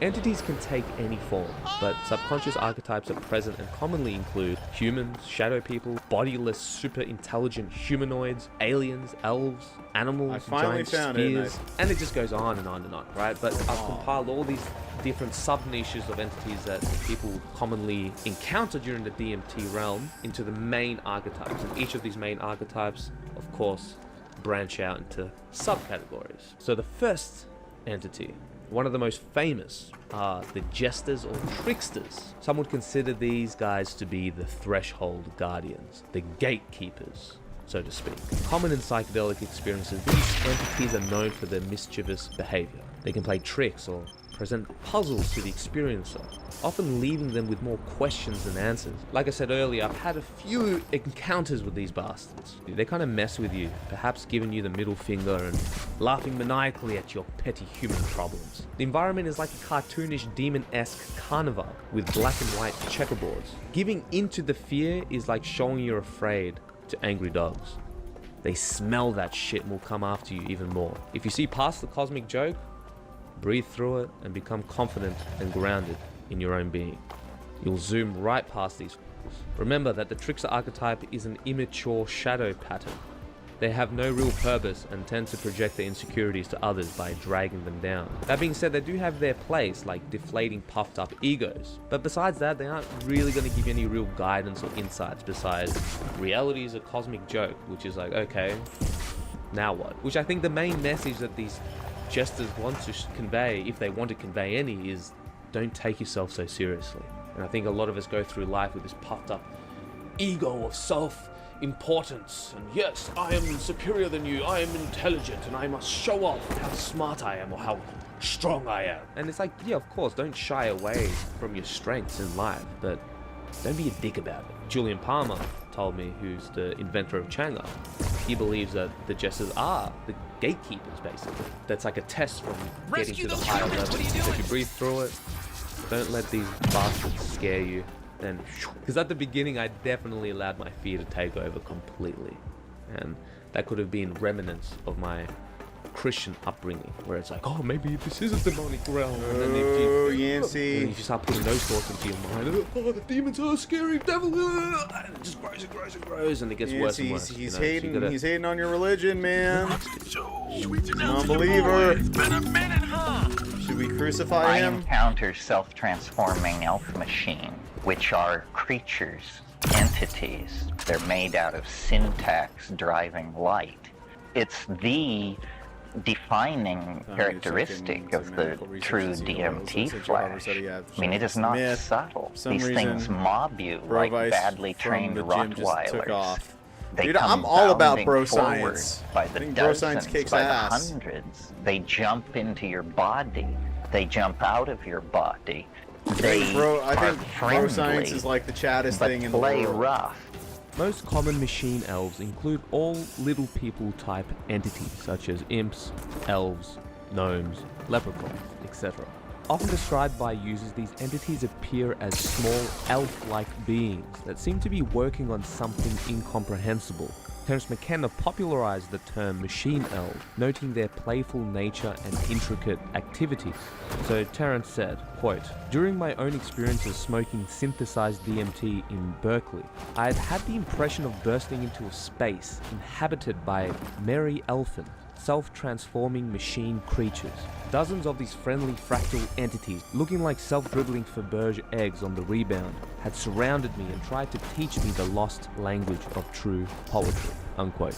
James Kent suggests a simpler explanation for machine elves seen during DMT experiences. He believes that DMT disrupts how we process visual information, leading to chaotic interpretations driven by intense visual noise. Since humans naturally lean towards seeing human-like shapes, we might perceive humanoid entities in this confusion. In these moments, our imagination becomes more active, making us interpret internal thoughts and sensations as if they were coming from outside us. There are definitely entities on the other side for me, and there seem to be such for many, many other people. Many other people. Some users report seeing entities with reptilian features. These include characteristics associated with reptiles, such as scales, elongated faces, or clawed limbs, often presented with an otherworldly twist. Reptilian entities can appear menacing or imposing, contributing to a more intense and sometimes unsettling experience. They often interact with users in ways that can be perceived as authoritative or dominant, sometimes challenging the experience's fears or preconceived notions. Some of these encounters can push individuals to confront their deepest fears and reconsider their place within the larger tapestry of existence. And it makes sense if you look at just normal reptiles in nature, they don't have that mammalian emotive warmth that we do. And if you study the reptilian part of the human brain, which is associated with instinct and survival. Some would say that these reptilian entities have this guardian or protector role, and others would say they have more of a malevolent. These are typically described as resembling insects, often with a high level of intelligence and advanced technology. They're sometimes seen as operating controls or engaging in behaviors that suggest that they are caretakers or architects of some kind. The most common insectoid that people report is the infamous praying mantis, which is usually performing some kind of neurosurgery. However, similar to reptiles, insectoids appears in many diverse ways in terms of their form and intent. Farming.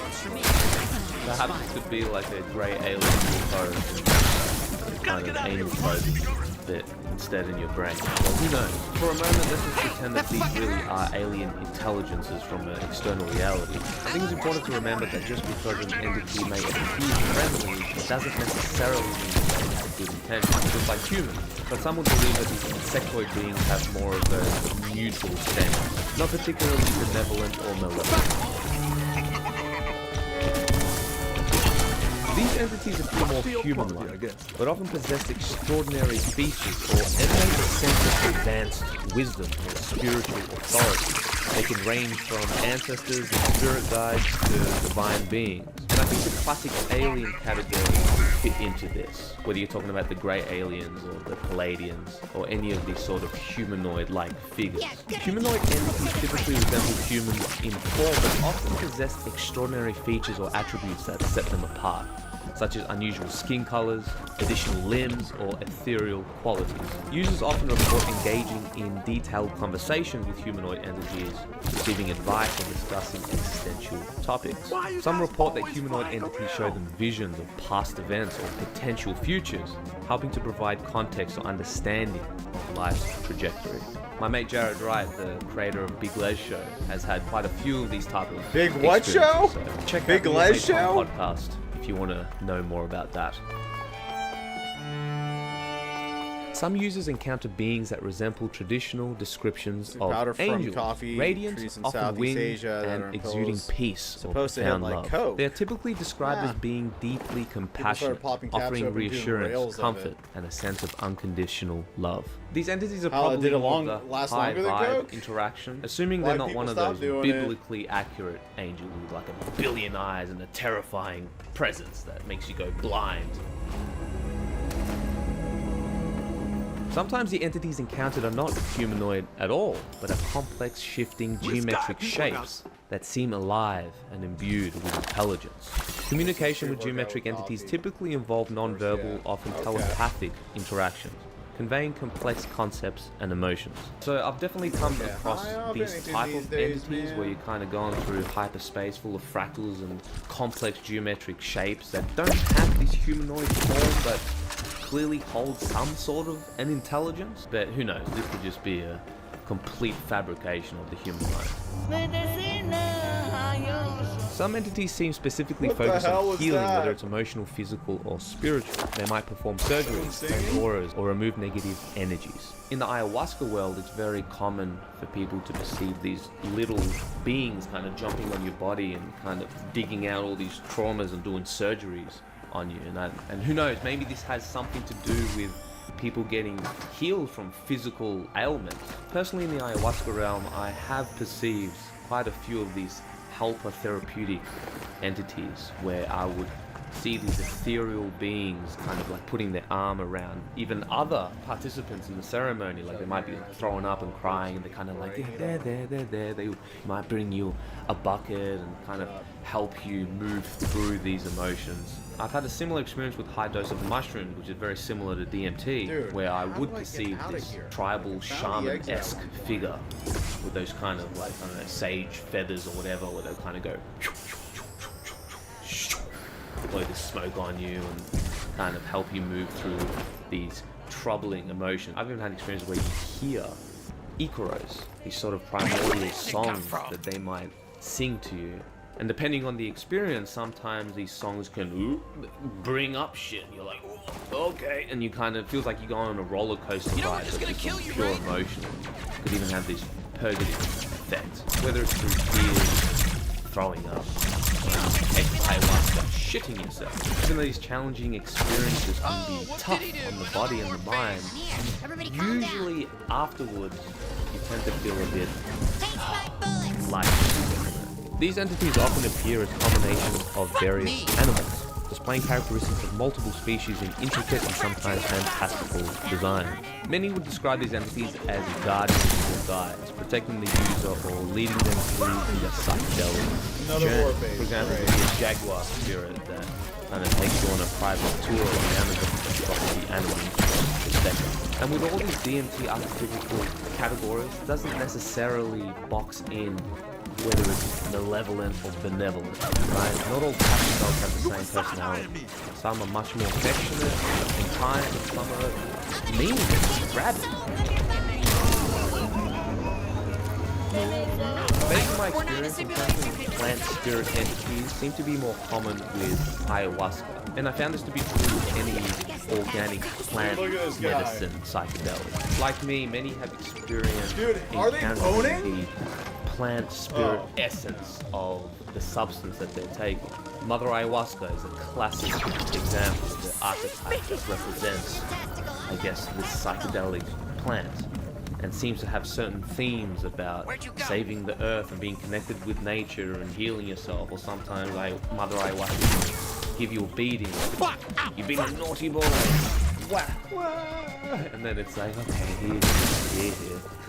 I think this is why intuitively many, at least traditionally speaking, associate a gender and a personality to each of these plants. You know, the stern father of Boga, the wise grandfather of Huachuma. Maria Sabina would call magic mushrooms Los Niños, the children.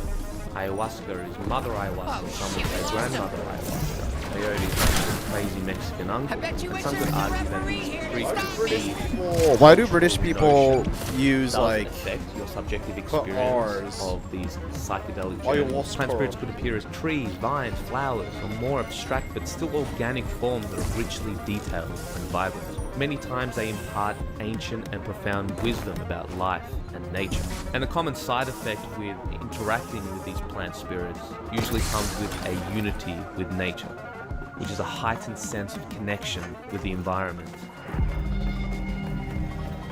Think Hindu deities like Shiva or Greek mythology figures like right Zeus. there, Some even encounter Jesus Christ. These entities often resemble gods or goddesses from various mythologies and religions, carry a majestic and powerful aura. Typically, they impart profound wisdom or cosmic truths, often related to the nature of existence and the universe. These deities are rich in symbolism, reflecting deep spiritual, cultural, or personal significance. These gods usually command respect and attention, often taking a central role in the experience. These gods and goddesses encounters usually lack the chill factor and are quite grand in energy levels. Encounters are usually marked with a sense of awe and reverence.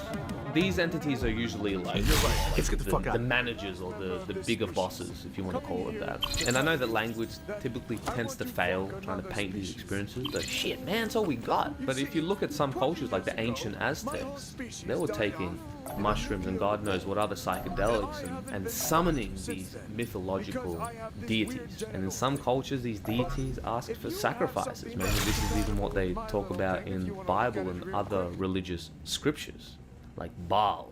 And of course, we're just going from the assumption that these are real, at least for this segment of this video. But let's not forget that there are some deities who asked some of these ancient indigenous cultures to, hey, sacrifice a virgin, warrior, and I'll give you riches, and I'll help grow your crops. And the people are like, oh man, really? Do we have to? Yeah! Okay. See that?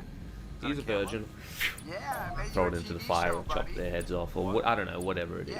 This is just one really extreme example, but I gotta at least touch on it because I don't want to just think, oh yes, all these entities, they impart wisdom and they help you with your personal growth. I think that's very kind of narcissistic way of thinking about these things, but again, it just depends on how you go into it. I didn't want to get dark here, but if I'm going to be talking about entities, I'm going to kind of tackle it in all these different angles. And this, of course, leads us into demonic entities. Demonic entities are typically described as sinister beings.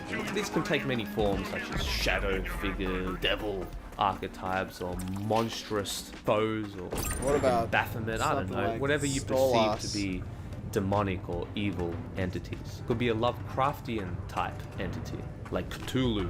The only demonic entity that I personally experienced, those Lovecraftian things are a thing in my experience. Sense of dread and malevolence, but its voice came through my voice, right? Really weird. I've talked about this before, so you can check out the trip report. And then I've had one on ayahuasca, my very first ceremony, actually. To me, I perceived it to be all the evil and dark energies of the universe compiled into one being. Some could describe that as Satan, I don't know, but it wasn't the red-skinned devil horns. Any form of demonic entity usually manifests in these dark, unsettling environments, and feelings of lower dread, realm, sheer terror can take over your entire system.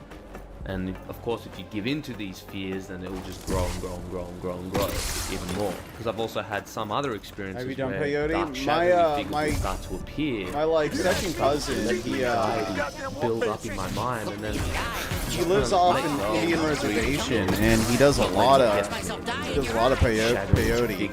It's part of his lifestyle. I hear it's pretty good stuff. Butterflies and Here, it's flowers. pretty good stuff. I've also heard some other Do you stories. feel closer to Very, God very, when you take very peyote? rare, but I've been to a lot of ayahuasca ceremonies in the Amazon, and they always talk about stories that every once in a while someone legitimately gets possessed.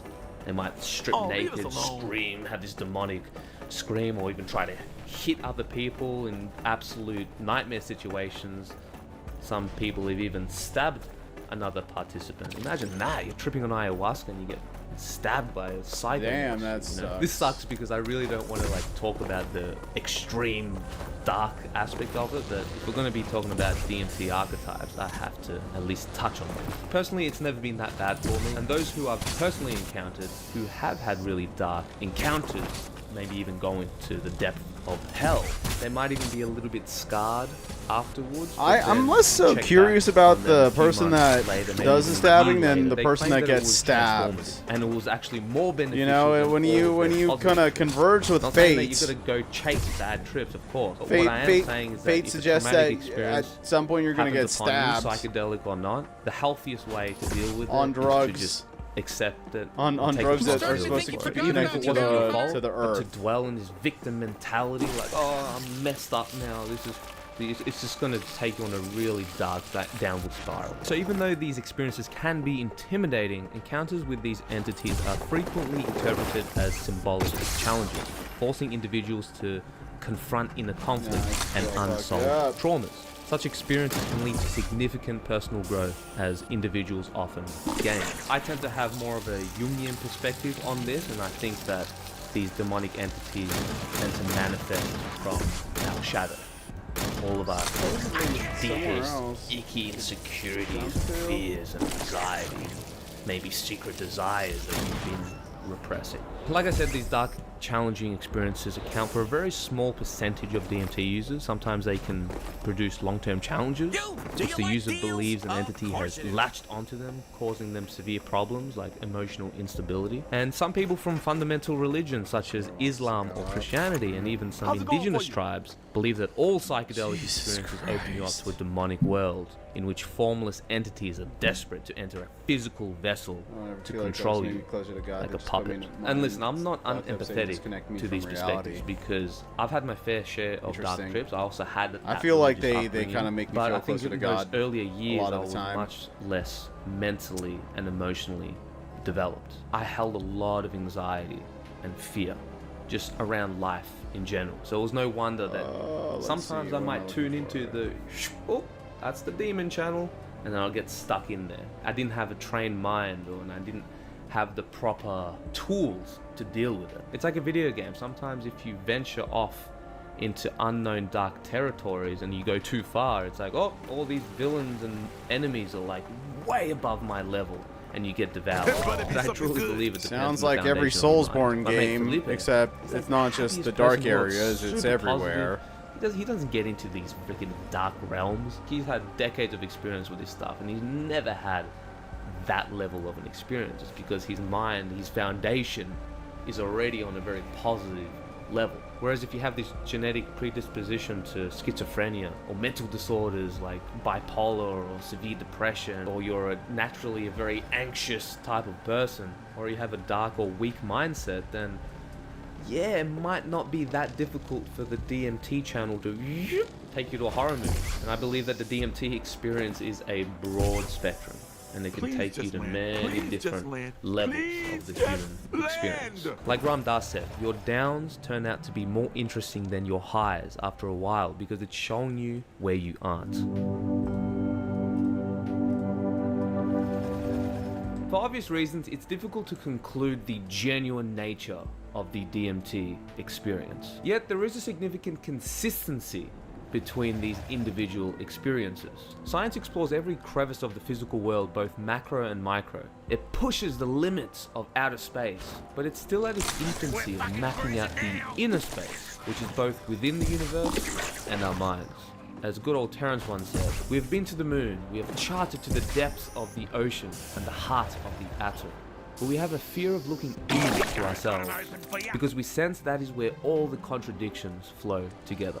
It is important to note, of course, that send me all out of into these the DMT wilderness experiences of are the based on Ozarks. subjective I missed reports. it, Mikey. And you could argue that this doesn't hold Resend much that. empirical, Interestingly enough, the scientific Buddha in its weight, original form, especially beyond natural considering meditation, is the only phenomenology true form of isn't enlightenment. science's Must be cup of effortless tea, and if you know something what I'm done saying. But moving naturally aside to any objective achieve claims nirvana. of what the purpose of DMT I disagree. might be. I Like achieved any tool nirvana on the ultimately shitter after depends on taking how you 13 use hits of and acid by integrate it. accident. It's like a hammer. You can use But it to build there a was house, a lot of stuff that as went a through weapon it. to protect your family, or to bash your own skull in. The original With DMT, many polytron used report was not transformative experiences, nirvana. helping them Just break send me down their out ego into the structure wilderness to of the become a Ozarks nicer during winter, person, and I'm while it can instantly have happy. a detrimental effect on others. Some may even get further deluded while claiming they're enlightened as their life stays in shambles. Integration is always the key. If we just leave it in the abstract and never integrate it within reality, then it remains an abstraction, it remains a dream. But whether DMT entities are mere hallucinations, archetypes of the collective unconscious, or aliens from an external reality, it doesn't change the fact that they can be valuable experiences for some people. I think the first two perspectives are probably more plausible, at least from the scientific lens, while the third alien theory is the most speculative. But what about you? What do you think? Comment below. But who knows, maybe the materialists are right, and DMT entities are just simulation, fabricated by brain chemicals. But to be fair, from this lens, you could also argue that love isn't real. It's just oxytocin. But good luck keeping a long-term healthy relationship by telling your partner that love doesn't exist. It's just chemicals, babe. This isn't real. It's just my biochemistry wanting to breed with you. Human beings care about stories and emotions more than facts and data anyways. Besides, two seemingly opposite paradigms can exist at the same time. Love can simultaneously be a transcendent experience as well as physical chemicals. Life is a paradox, after all. So don't fall into this dialectic what came trap first, of chicken or the either egg? And or I think, paradox. That's not how reality love, works. It's pretty difficult to trust our senses painted by our obvious. subjective lens. So I don't think we can say for certain that our DMT experiences are accurate representations of what's out there or in the mind. But I also think it's foolish to disregard the DMT experience entirely. Regardless of how you personally feel about DMT, you cannot deny they hold valuable information of how the human brain and mind functions, and perhaps even the nature of reality. I hope you enjoyed this video, guys. It took me a while to put this script together and edit this bad boy, but if you do enjoy these kind of videos and want to support our work, check out Patreon, follow me on these socials, and sign up to my email list. Or watch this video, or do this or that. Anyways, catch you later. I'm there.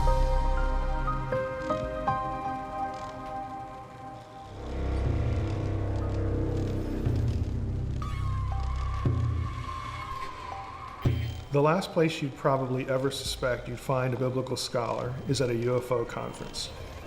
I've been to a bunch of them. I've spoken at a few. The reason I'm there is because that subject matter is hugely popular. Just think of something like Ancient Aliens, millions and millions and millions of viewers. This is a big deal. And it's a big deal for me as a biblical scholar because when you get into this subject matter, it's inherently about questions like, what really is humanity? Who put us here? What about God? Is there a God? Maybe the God we think of is actually an alien superior being. Now for me, this takes us right into the unseen world, the realm of angels and demons and gods and God himself, biblical stuff.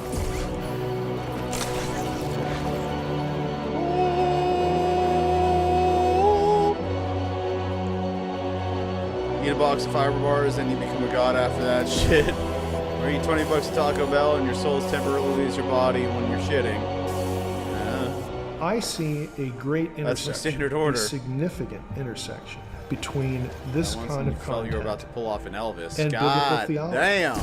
People want to know I've been there. what the truth I is. have. They want to I know have how been to there, but I think eat a lot of about spicy food, who they so, are, you know. why they're here. You know. And does this book we call the really Bible necessary. have any validity at all? I'm often asked, well, are there UFOs? And when people typically ask that question, what they sort of mean up front is, do you believe that there are extraterrestrials flying craft around the sky? It's a sort of a simplistic way to approach things, though. Yes, there are lots and lots of UFO sightings that are legitimate. But what does that mean, though? Stop shooting me. It means doing somebody's looking research up in the right sky and they see something that they can't identify. That's all it means. Now, even if they're a trained observer, like a pilot, a military person, someone who's used to seeing aircraft, even then, you'll see things that they cannot identify. They don't really know what that is. There are thousands of such reports every year in the United States. This is not an isolated sort of thing. So if that's what we're talking about, yeah, there are UFOs. The question is, again, how do we process what we've seen? There are experimental aircraft that very few people, even among trained pilots, would know what that thing is. Again, we have a long history of this in the United States. All that said, though, there are some that just defy categorization. There's something about the object, either in terms of the way it changes shape, or you have instances where one will explode, for lack of a better term, come apart and then reassemble. Things like this that just don't seem to fit any of the other templates. So there are anomalies. When you start talking in those terms about something you visually see, you are inherently sort of drawn into the spiritual world. And that's at the point where a lot of people, again, are really especially interested in the topic, because when they start treading into that turf, it gets them into religion. It gets them into theology. It gets them into the Bible and other sacred books as well. A lot of biblical scholars have hobbies. Some tinker on cars, some are into cooking. What I do is UFO stuff. There are a lot of people who are interested in this subject, or they've had some experience, or they know someone that they trust who's had some sort of experience. And oftentimes, in the Christian context, they get written off pretty quickly. The pastor, maybe you need counseling, maybe you need therapy, maybe we need to cast a demon out of you, or something like that. Now, I have found in my exposure to both Christians and non-Christians in this little world that they are primed to have really significant, life-changing theological discussions. I've met pastors, in fact, at UFO conferences who are really making an effort to try to process this and keep their faith. I know one church in particular in Puerto Rico where almost the entire congregation claims to have been abducted by aliens. Now that is really off the beaten path. But they're Christians and they're serious and they don't want to dump their faith, but they want some answers. And I get in trouble for saying this, but I'll say it here as well. I have had better theological discussions at UFO conferences than I have had in church. If this is true, how do we think about the Bible? How do we think about the content of our faith?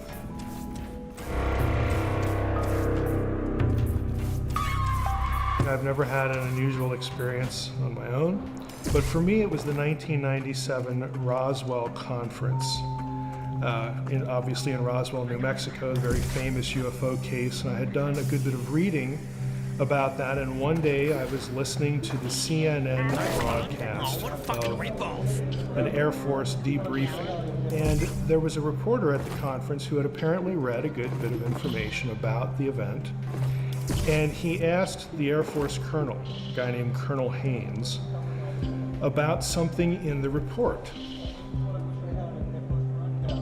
And the question was, well, Colonel Haynes, in the report, you and the Air Force say that the bodies that witnesses claim to have seen in this crashed UFO at Roswell in 1947 were actually crash dummies that the Air Force used. And of course, the colonel acknowledged that. And then the reporter said, well, the report itself says that the Air Force only began using these dummies in the early 1950s. So how do we get this disconnect? Because it's several years. What he said was, yes, that is correct. And the reporter said, how does that work? And the colonel actually said, we believe that the witnesses to the Roswell event, we think have undergone time compression. And when I heard that, I thought exactly what the reporter said, what's that? What is time compression? And the colonel answered, well, we think that the witnesses are retelling a story that actually happened in the 50s, but they're remembering it as happening in 1947. Now we're sitting at Roswell, you know, if I'm the reporter, I'm listening to an event, a conference about an event. This is an anniversary event, in fact, the 50th anniversary of the event. And everybody can do the math. There were not just 2 or 3 witnesses to the Roswell event, there were hundreds of primary witnesses, people in those people's families, again, who heard about the story. It was printed in the Roswell Daily Record, July 2nd, 1947. It got picked up by newspapers in 1947, the same week across the country. But somehow this guy's saying, no, it was really in the 50s. And as soon as I heard that, I thought somebody somewhere in the military, in the government, you know, in this sort of need-to-know world, somebody somewhere wants this myth to live. Because that's all that this press conference is doing. It's feeding into the mythology of the government cover-up, and the cover story is aliens. Because the answer that the colonel gave was so ridiculous and so easily falsified that I couldn't believe what I was hearing. And so that sort of took me from a casual reader, somebody with a sustained but casual interest, into a person that thought, I need to do some research here because there's something about this case, there's something about this subject, there's more than meets the eye here. Somebody wants this myth to live, and I wanted to know why.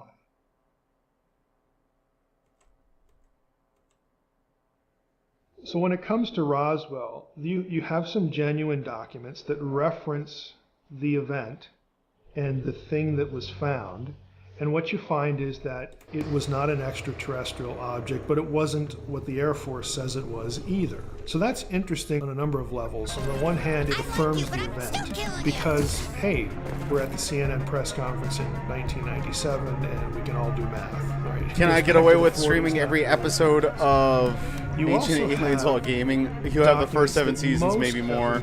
You'll listen to C.S. Lewis on aliens. He addresses faith in the aliens thing. I think I might be able to get away with that. Or are partly. I mean, are all of them on YouTube? Those are called the majestic documents. I know YouTube allows me to get away with that sort of shit.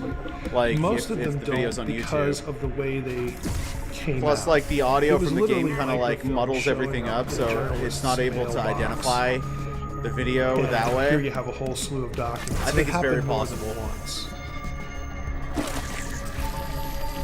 So the majestic documents really, again, are kind of shady, but what's interesting about them is they actually mix and blend exotic technology that we know about from World War II and the early Cold War era that was well in advance of what we were using in World War II and what was rumored to sort of be possessed or at least have people working on in Nazi Germany at the time. There was a process that was being worked on in Nazi Germany toward the end of the war to produce weapons-grade nuclear material without a reactor. It was a photochemical process.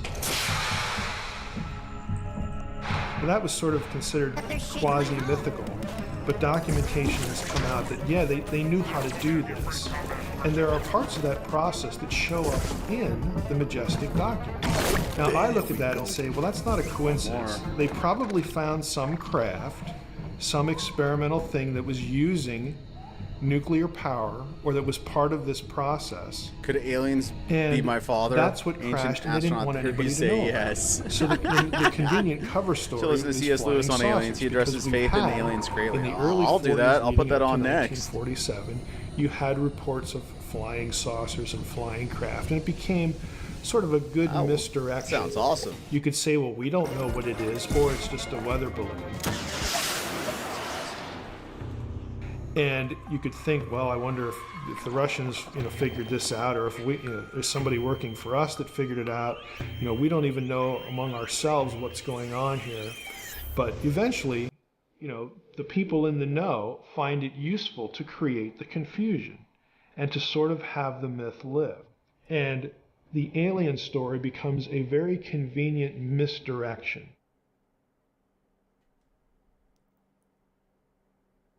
My view, and this is the view that I take in the facade, is that Roswell was an Operation Paperclip screw-up. This was a program begun by our government during World War II. We knew we were going to win the war. The question became, what do we do with some of the people who are sort of at the forefront of technologies we're interested in, like the V-2 rocket? President Truman at the time did not want anyone from Nazi Germany or Japan who was involved in war crimes brought this area, into our thank country, God. even if it was for an ostensibly good purpose. Let's tap their brains and get their technological knowledge. There were people, though, who disagreed with it. And so what they did, along the chain of vetting people, was if they got a really interesting candidate that they knew would be rejected because of a connection to, like, the death camps or something like that, they would put a paper clip. Now I gotta find the portal. On that person's file, and that was a signal to the next person down the line to pull that file, give that guy a new history, clean up his record, and then pass it on. Now, we got over 700 Nazi scientists into the country working for us in this project.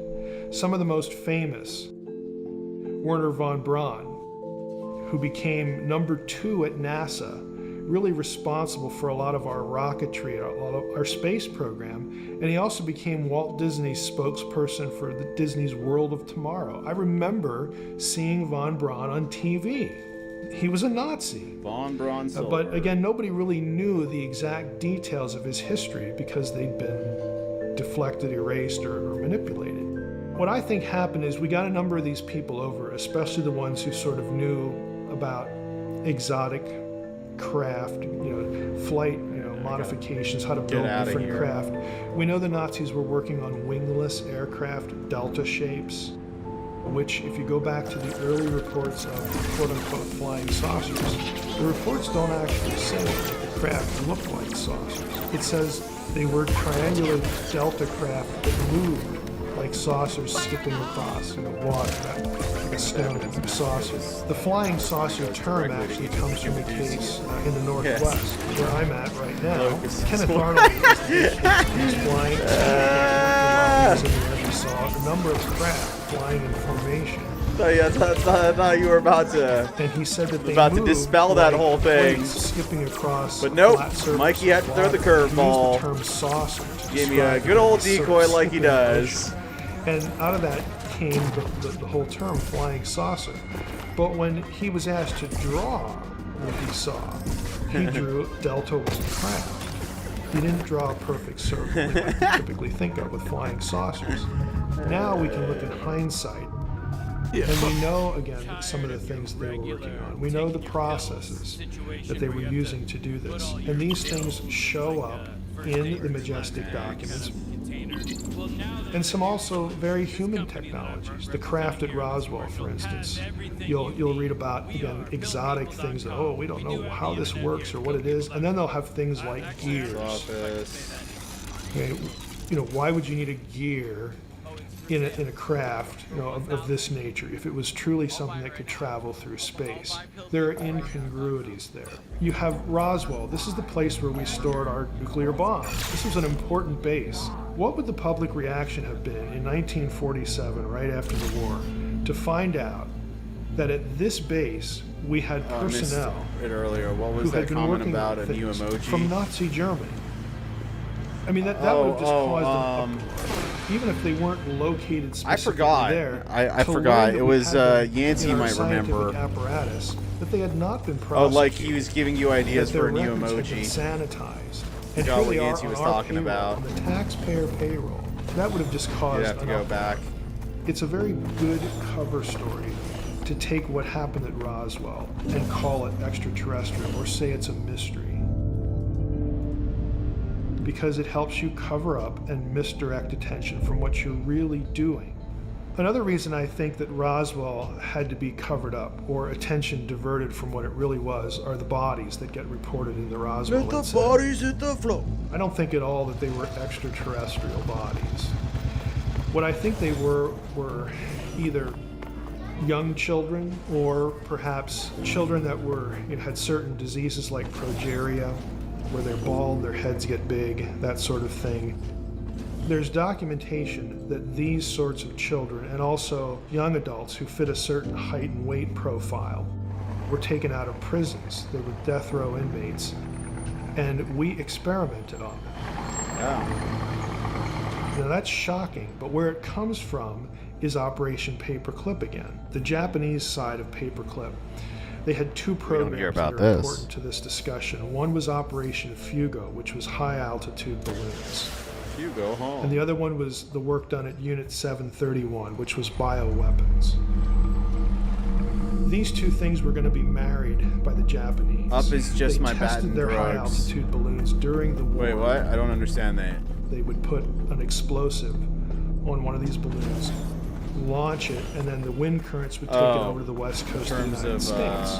So if they reached and exploded, they would know that it worked. Okay. You know, these balloons actually worked, and the plan was to not hook explosives to the thing, but to hook biological weapons. Well, I think there is an emoji to there. affect the water supply, spread diseases that had no cure. Just really nasty stuff. I mean, think of like anthrax, that sort of thing. You could deliver that with one of these balloons. Now, in this country, Yancey is a historian after all. The press was now he's going to be a historian on this Twitch channel. Galaxy's Goofiest Gift number 3. Nobody likes to think about the dark days before portal lubricant was invented. You'd pop through a portal covered in rashes or missing a limb. Maybe you'd be skinless. It was hell. Now we can all use portal lubricant every day. Some portals come even pre-lubricated. And you could use it for sex. What could be done? We used human beings for altitude tests. There's something in this country called Project Sunshine, where we were taking death row inmates and using them to be experimental subjects because we needed to know the effects of this or that on a human body. And so when one of them crashes, there's a screw up. Okay, Operation Paperclip, experiment goes wrong in the desert there in Roswell. It's a very convenient thing to say, we have no idea what this is. Oh, it's just a balloon. Or, hey, maybe the Russians are doing it. Or maybe it's space aliens. Again, to make the myth sort of real. Real enough so that people talk about it and think that's what we're covering up instead of the thing we're really covering up. Again, it's a very useful thing in that respect.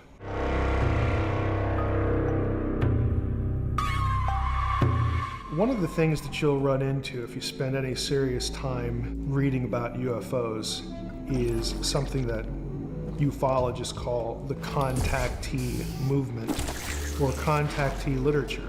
These are people's stories when they claim to have been abducted by aliens or they claim to have met alien beings.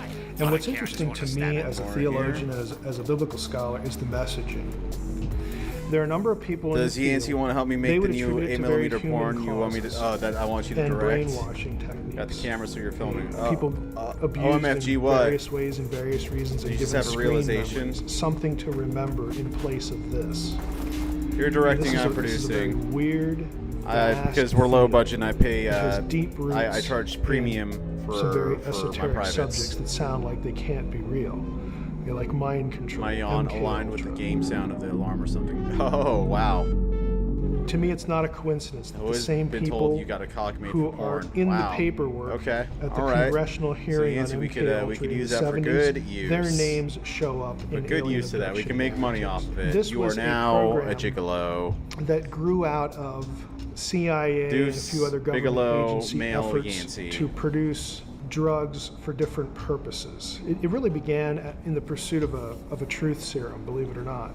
In the 50s, there was a lot of effort put into, can we come up with a drug that forces people to tell the truth? And if we can do that, can we use that and take that drug and experiment on our own people to build up We got resistance frogs in case and they're mayo in the chat, dude. Well, part of that Frogs and research, spicy, people breedable discovered mayo. that when you traumatize chat. an individual, the natural coping mechanism of the brain will dissociate.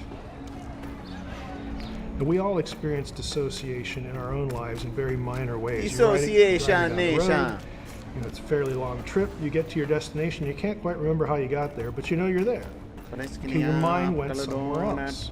Well, the people in this program discovered that you could deliberately do this to people and have part of their mind essentially split off. And then it was ready for programming. You could give it instructions. This used to be called multiple personality disorder. It could either be done deliberately in a lab, or it's what the brain did when the person was ritually abused or repeatedly abused, all sorts of different contexts. The government decided to explore this area of research, and one of the programs that did that was known as MK Ultra. If you've ever seen the movie Conspiracy Theory with Mel Gibson, he is an I didn't know Mel Gibson had a movie called Conspiracy Theory. I want to Manchurian watch that. Candidate. That is I classic want to watch MK that. Ultra mind manipulation, mind transfer. Mel Gibson owns, dude. It's a big theme in a lot of movies. IDGAF. That guy was discovered owns. to be in existence and explored by Congress in the 70s. There's the last one right there. Most of the evidence for it was destroyed. Prior to the One of the church leading hearings, lifestyle hearings were called, magazines someone for found arthropods. 18 or 20 boxes that they And had don't you missed, think you and can't that's why enjoy it we if you know got a about it. vertebrae? Learn how to turn a greeble into a stew, or There are use a some very hologrid key scales to names liven up that your home's show up Blueble in that room. Literature, that set of hearings, and alien abduction research or events. And I don't think that's a coincidence. So when I look at the subject, I think it's wicked. I think it's evil. I think people are deliberately abused in half a dozen different contexts. And this is the outcome. John Mack at Harvard, he compared it to shamanistic experiences. And we might even think of something like the Stockholm Syndrome, when you begin to identify with your captors and you feel special. You're chosen. Even though this was awful, they did it for a good reason. And I'm now their messenger. And this is where you get messaging. You have a message now to give to humankind about the world's destiny, about what we need to do to evolve. I think it's deeply sinister.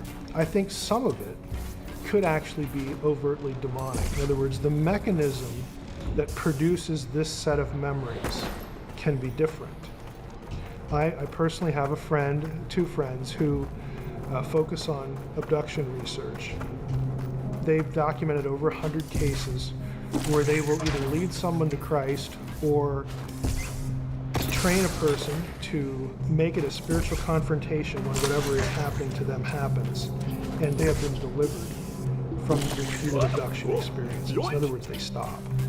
If that's successful, to me that says that there's some inherent spiritual element to this particular thing within this big umbrella world we call UFO stuff.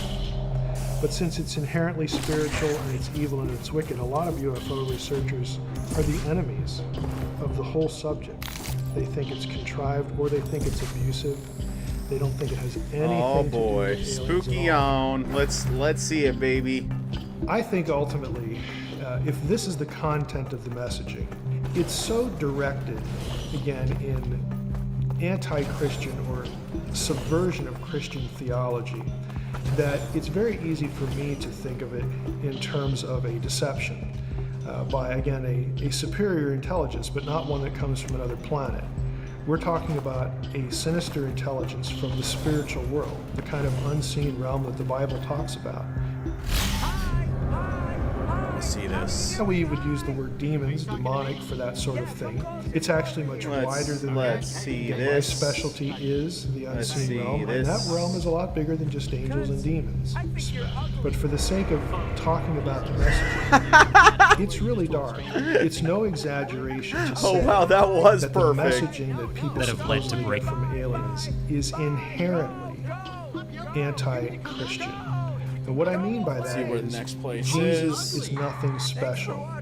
He's a human that we selected to communicate to other people, or he's one of us.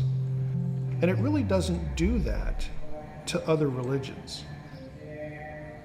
And that might sound like a unsubstantiated claim, but I can say it because I have read the contactee literature. If you've ever seen the movie Close Encounters of the Third Kind, one of the characters in that movie, the French ufologist, is modeled after someone real, Jacques Vallée, who's a very famous figure in UFO studies. He's a computer science PhD, that was his real vocation. But Vallée, who is not a Christian, was one of the earliest people to say and to write for this audience that there is something spiritually sinister about this alien contact messaging. So it's not just me. There are non-believers, non-Christians who have noticed the same thing. Oh, there was actually a big nuts. conference in 1992 held at MIT, yes, that MIT, on alien abductions. And part of it was because there was a famous professor at Harvard, the psychology department. He was a psychiatrist himself, who was heavily into alien abduction research. His name was John Mack. He's no longer living. At that event, and it was held over a few days, there were a number of scholars who decided to tackle this subject. You can buy the papers. They were all published, and one of them was on what are the similarities between abduction narratives and satanic ritual abuse. Good topic. For people that are unfamiliar with that term, we are actually talking about ritual activity, worship, so to speak, in a Luciferian context that involves sexual abuse, other kinds of abuse. There are touch points between what people say that happen to them in these rituals or what the goal of an abduction experience was supposedly. There are lots of parallels. And we're not talking 3 or 4. I've actually counted them. There are over 20. The metal tables, the types of wounds that people suffer. They're probed in all sorts of, awful places. Awful Messaging places. about we're doing this so that butt. you can birth, a hybrid child. Now, the kinds of things you would hear in a satanic ritual abuse situation or any sort of deliberate trauma episode that sort of linked itself to Lucifer or Satan would be, for instance, with children, where children are being sexually abused and the perpetrator might pass themselves off, even in costume, as Jesus, for instance. And so the whole notion is to get the child convinced that God hates them, or that Lucifer is the real God and Jesus is their enemy. Now with adults, again, it takes on a different sort of flavor, although the messaging can be sort of the same. It can be a little more sophisticated. For instance, messaging that would be consistent with you're special, you're chosen.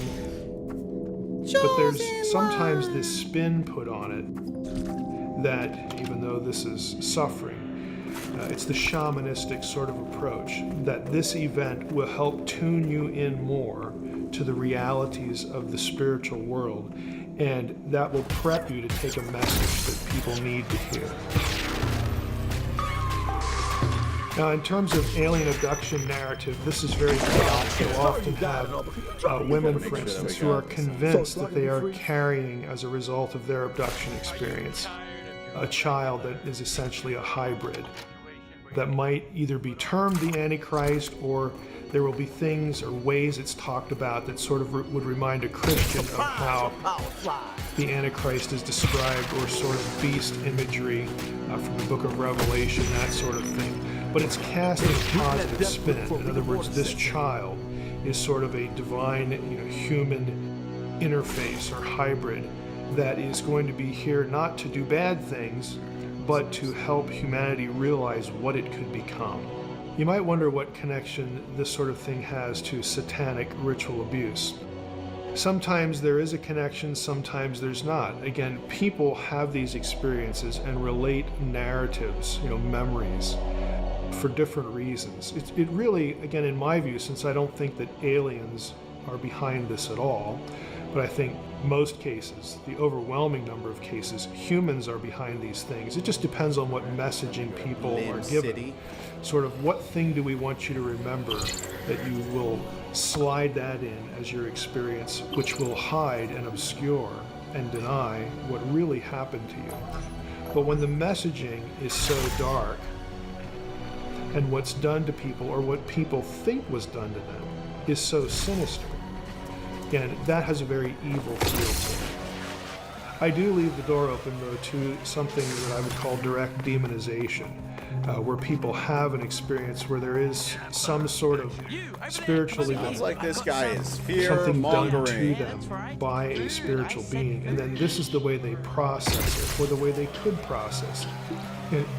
In my mind, the ones that stand out as sort of pretty well, probably, obviously, getting into that territory, demonic in nature, are the ones that really sort of have a reaction to a person who is taught or remembers to sort of interject Jesus into the conversation.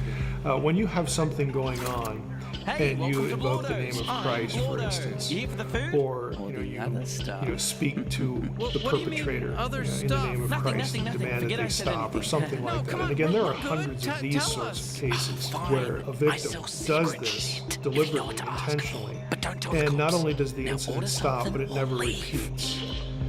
That tells me that there's a demonic element, a pretty clear demonic element to what's going on. Abductions often run in families, abduction experiences. Again, these what we're calling alien abduction experiences. They either run in families or they repeat with particular people quite frequently. It comes back again and again and again and again.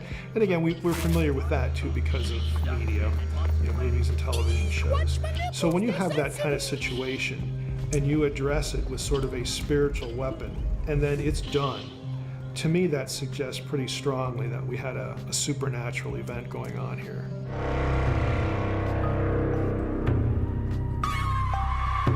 In terms of specific examples as far as contactee messaging that I would view as sinister, something that is spiritual darkness, lurking in the background. In the history of ufology, there have been a couple of very famous contactee episodes. One of them involved a guy named George Adamski. Adamski became very famous in the 50s and thereafter for supposedly being contacted by an alien presence, visiting Venus and all these different planets, having this or that vision. I call them visions, but he would actually say he went to these places with his alien friends. And his messaging was really nothing more than warmed over Gnosticism, that the aliens were telling him, every human has the light of God, or the light of the supernatural realm in them, and they just need to remember sort of who they are. They need to be enlightened. Very typical Gnostic messaging about the salvation of humanity being from within and recognizing their own divinity.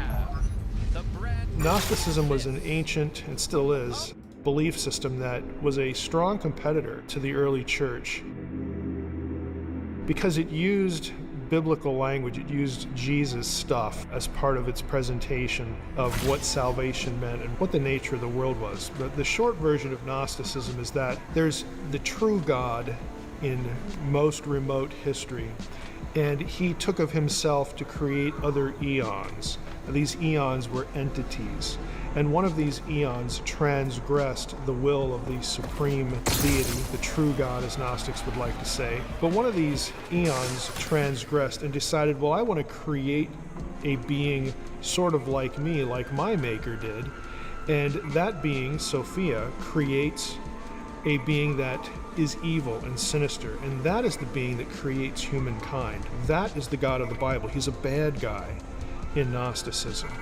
And the good guy in the Gnostic story is the serpent, because the serpent is the one who comes to humans and says, hey, you people don't really realize what's going on here. Did God really say, did your maker really say, again, the bad guy, this or that?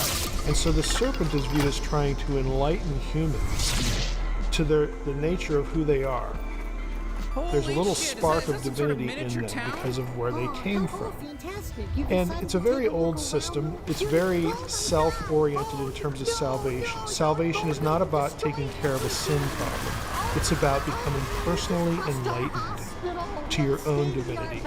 And you can see this kind of messaging in a number of contactee episodes in the history of UFO studies.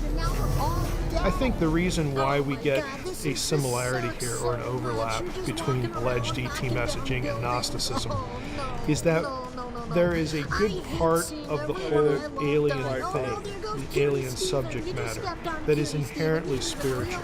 Again, this is a wide, far-ranging kind of subject, and at least part of it is really about, apparently, spiritual messaging.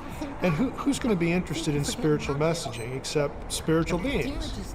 Okay, so you have competitors to God who have their own kind of message to direct humanity away from the truth. And it's very convenient, again, to use a certain set of ideas, but here we are in the 20th century, okay, with these contactee events, And so I view this part of ufology as really nothing more than intelligent demonic beings using old lies and repackaging them for a 20th and 21st century audience. What to a 20th and 21st century person would be godlike? An extraterrestrial. It's very simple. It's an intelligent being that isn't us. It's not part of the animal kingdom. It's so transcendent when compared to us that it becomes a very convenient vehicle. And if you really think about it, alien messaging, UFO stuff on that level is really sort of like converting heaven to space. You have heaven without the God of the Bible. You have a transcendent destiny for humanity without any accountability at all. The whole question of sin and salvation isn't even on the table, but yet you get to keep all the good parts. Oh, we have this great destiny. Oh, we're going to become godlike. Oh, the deity is interested in us and loves us and has a message for us and picks some of us to convey this message and make us special. You have all of that repackaged in this sort of technological society garb as aliens. The second sort of famous episode is that of Billy Meier. This actually happened in Switzerland, but it's gotten a lot of traffic in the wider UFO community and over here as well, because Meier was the guy whose pictures, again, alleged pictures of alien craft, wound up on the cover of National Enquirer and other things like that, and they looked really spectacular. It's kind of a case of that looks too good to be true. Meier was supposedly contacted by a female alien, who of course was good looking, and her name was Semjaze, S-E-M-J-A-S-E. That is strikingly close to the Semjaze with a Y, or the Shemkaza of First Enoch, who is a demon. In fact, one of the lead figures in the Genesis 6, the Watchers episode.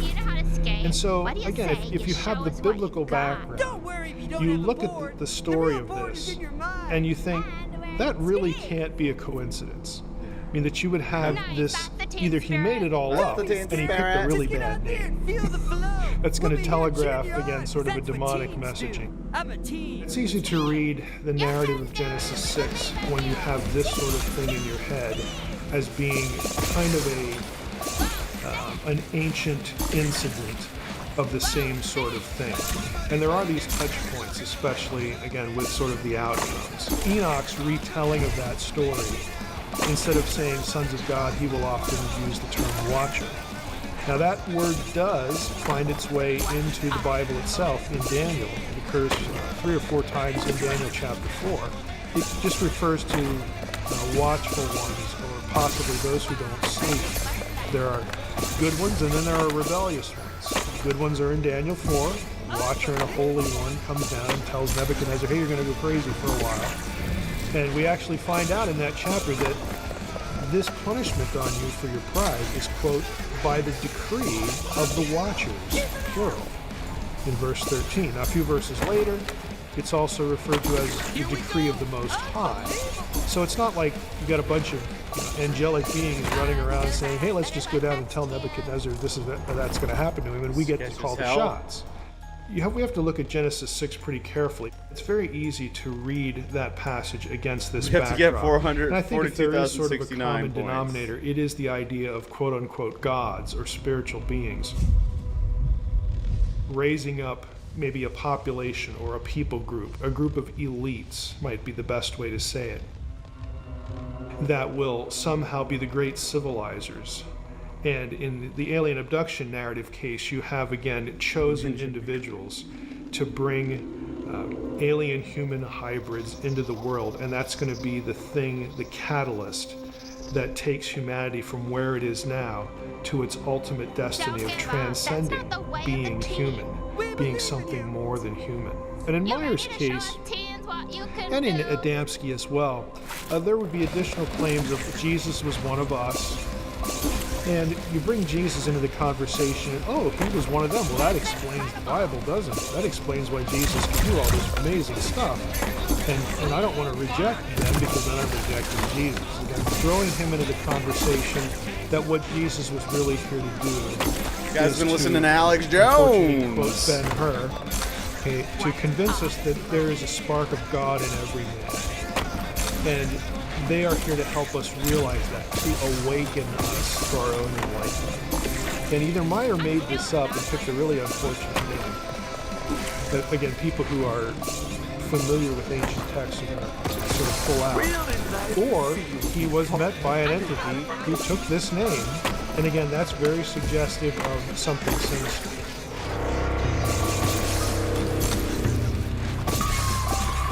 What about stories that we hear about ancient aliens? Did ancient aliens really put us here? Are they really our creators? Did they give us the technology that we have either now or in antiquity?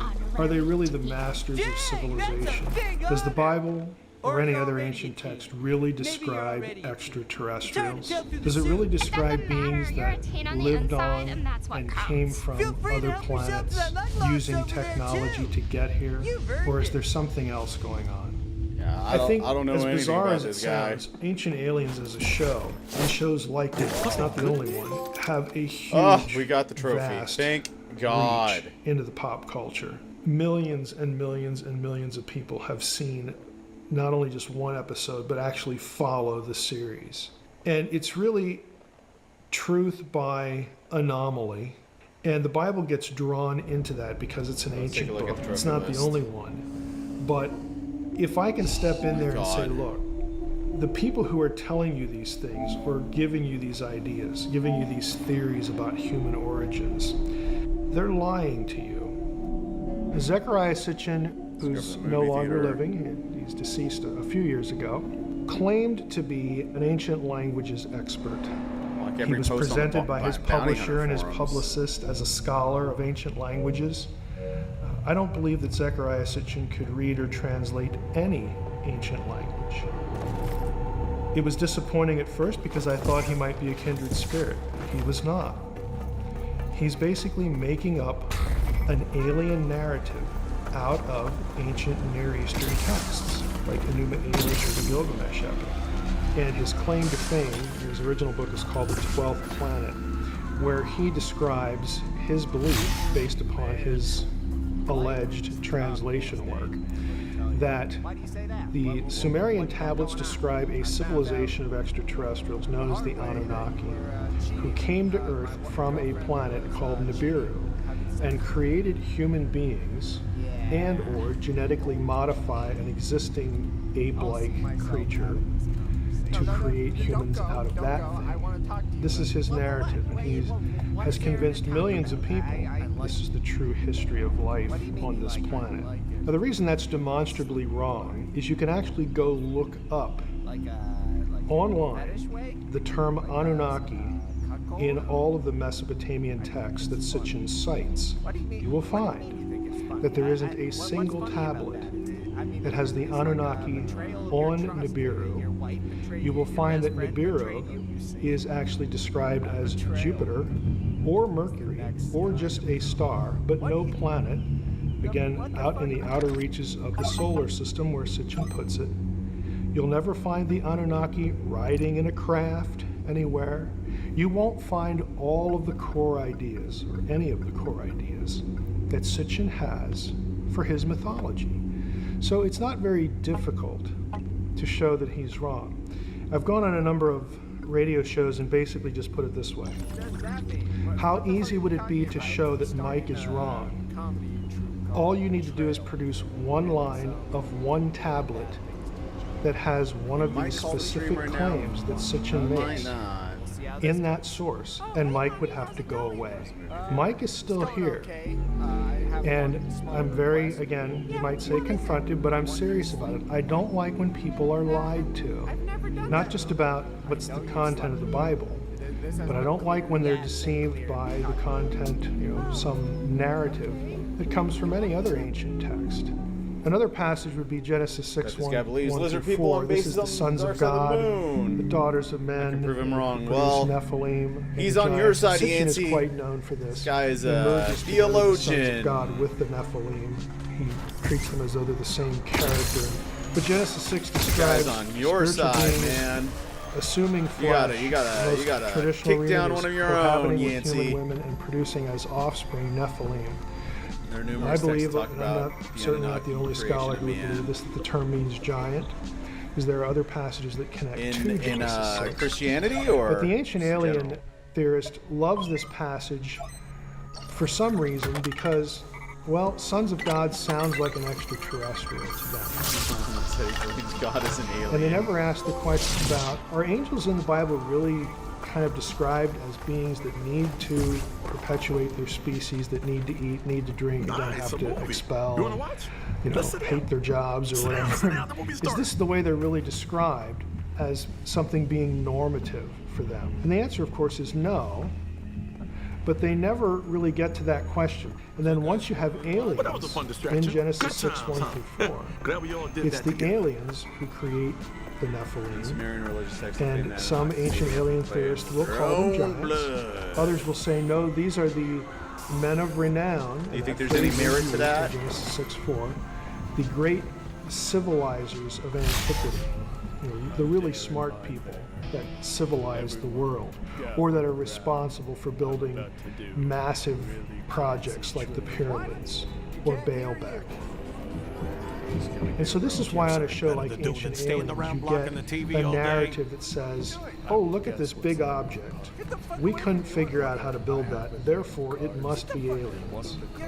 This is where it comes from. It comes from this passage, seizing on an extraterrestrial parentage for certain individuals who are called men of renown. Now, I don't, as a biblical scholar, buy into any of that, but it's a very familiar trajectory for anyone who reads a book by Zecharia Sitchin. They're going to get sort of sucked into this world, and they're going to run across this narrative at some point. What's that? You don't know what humans are.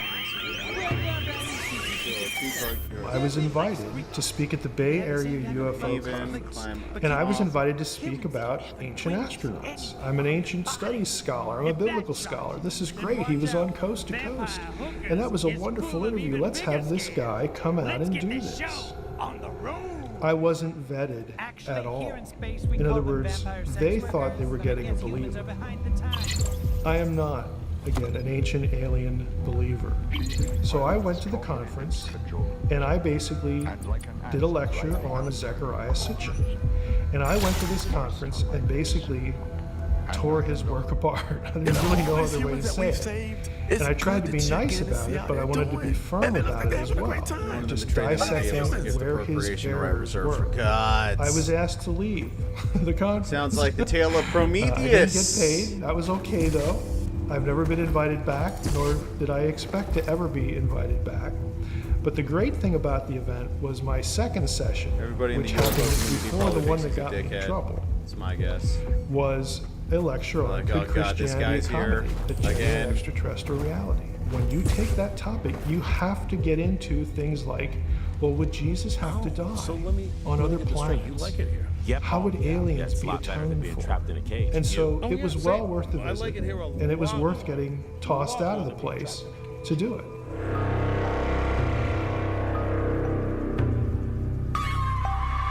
Because of the way most Christians have been taught to think about demons, there's angels, there's demons, and then there's God, and that's pretty much the spiritual world. It creates some confusion when you listen to some of the things I've been saying. You actually have a number of different groups of rebels. In the beginning, you had intelligent beings that he has created that live in the spiritual world, and then there's intelligent beings that live in the terrestrial world. That's fine until we actually get some interaction. In Genesis 3, we have an initial rebellion. Okay, so we have the Satan figure. Okay, that's one rebel. Genesis 6, we have another group.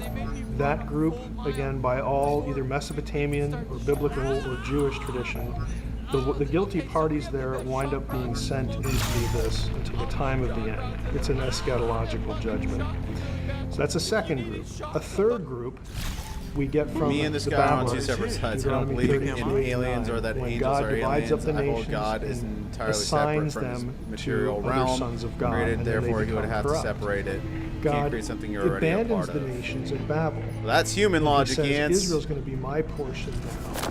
Jacob is going to be my inheritance. And so he calls Abraham, and he makes for himself a new nation, Israel.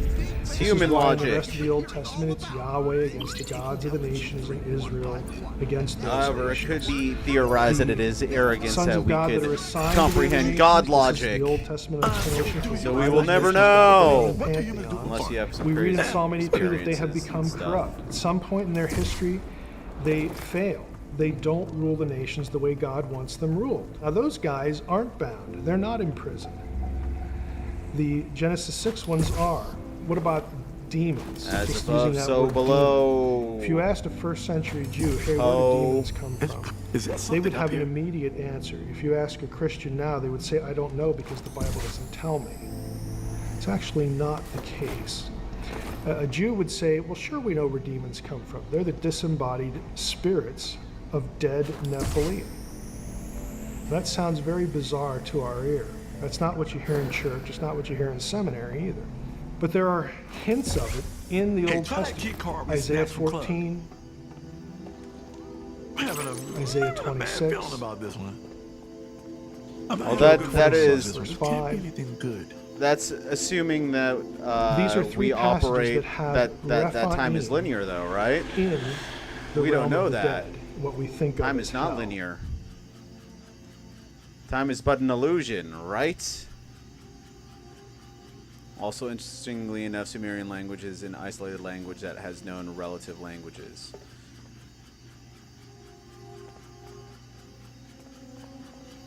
That's interesting. Oh, thank God! I was getting bored. So does that mean that, like... Fuck yeah! We're going deeper. So does that mean, like... Oh, really? Oh, Uh-oh. shit. This is a room full of dead humans. Fuck. This place keeps going on and on. Oh, Clog, hello. Do you know what's going on here? Oh, fuck, the bounty hunter. How did they get here? I think Clog wants us to follow him. Or maybe he doesn't want that. Please stop chasing me. Oh, sure. If you want us to stop, we'll stop. Whether or not time is linear, you can't exist within You something and didn't create it. It foolishly must lead already an interloper directly to be us, for did you you? to exist in it. I ask only as a formality. I already know the disappointing answer. I'm sorry, human, but this I is don't what know. thought I was don't. best for the I mean, cosmos. like, You just don't again, I feel like. Oh, Now that's the kind of question human is, what logic, do we right? do with you? You're the bounty hunter. I feel Clog like God manipulated exists into wiping out the outside G3, of correct? the parameters that we establish, Again, I which is one of the already know the reasons why we answer. can never fully conceive of what God is. I'm interested. You're human. I have a very specific interest in humans. Would you mind if I cut you open and took a look inside? Oh, I don't think they'd like that very much. I'm actually a bit confused. Can you explain everything to me? Oh, my apologies. I'm Dr. Gurgula. Maybe you've heard of me. I'm sure your Gatlian friends have. I'm responsible for the plague that wiped out their entire race. Nothing personal, of course. I simply All right, thought I gotta go they after might this. be the key to my research. And when they weren't, well, what did it matter to me? What happened to them? You're actually very scary. I'm a scientist. And I'm going to be the first being in existence to unlock the secrets of the universe. You. It's human logic, just how it is. If he existed Did in you it, know then your how would species it already has a be? very unique Yeah, brain I don't know. I don't know, Do dude. you have the slightest inkling That's as the to thing, what it you know. means? No, of course It is not. beyond my logic. Therein lies the irony. And I'm not saying that that's not the case, but I'm saying that, like, you a know, million wonderful that's secrets, the and great yet you mystery of can't life. even comprehend Is it that for there are yourself. some things Much that we like a just jar, can't explain. unable to fathom its own contents. You'll forgive me for breaking the jar to get at what's inside, won't you? I feel like we're not gonna let you Like, get kind of away like the with Big this. Bang, Yes, you right? are. It existed, then it was like density, and then it exploded, right? I hit the kill switch. I don't know. And wiped all my data the second I detected your presence back here. Good thing I've already gotten what I need. And as for you, well, I heard you can't occupy something that doesn't exist. Well, technically speaking, like the metaverse doesn't exist, but you can still occupy land in it, right? Do continue to right? impress me. Please watch your step on the way out. These experiments are very delicate. Okay, cool. I didn't like any of that. Kind of like we didn't create fire. Fire has always existed. We discovered it, you know. But we can use it. We can use it to destroy. I don't know, man. I don't know. I know. I'm just using that as an example of, like, you know, theoretically how that could happen. I don't know if I believe in the Big Bang either, you know? I don't know, man. I don't know. I don't know. Took you long enough to use me again? Jesus. All right. I'm going to get out of here and call the stream. How do I get out of here?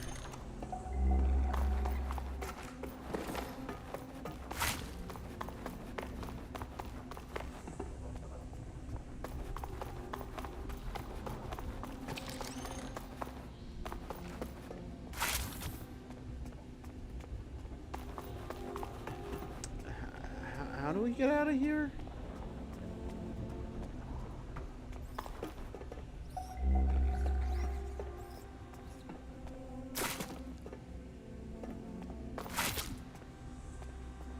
Where is this guy off to? I just got a trophy for called sequel bait, Ross. Oh, where am I off to? I'm having dinner with my fam. We're going to Golden Bowl since my mom is leaving for the UK tomorrow. To occupy something that doesn't exist. It's called the metaverse. It's called the metaverse.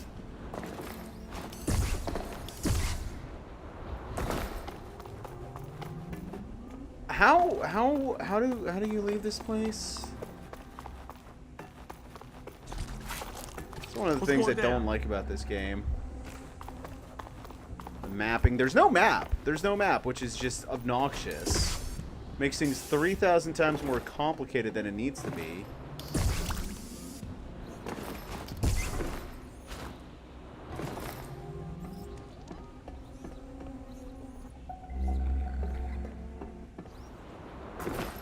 Then you get stuck in rooms like this.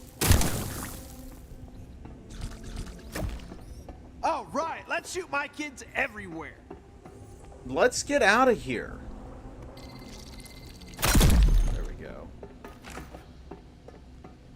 Doesn't the metaverse exist in a virtual space? It's just a part of this material realm, therefore we are able to create it.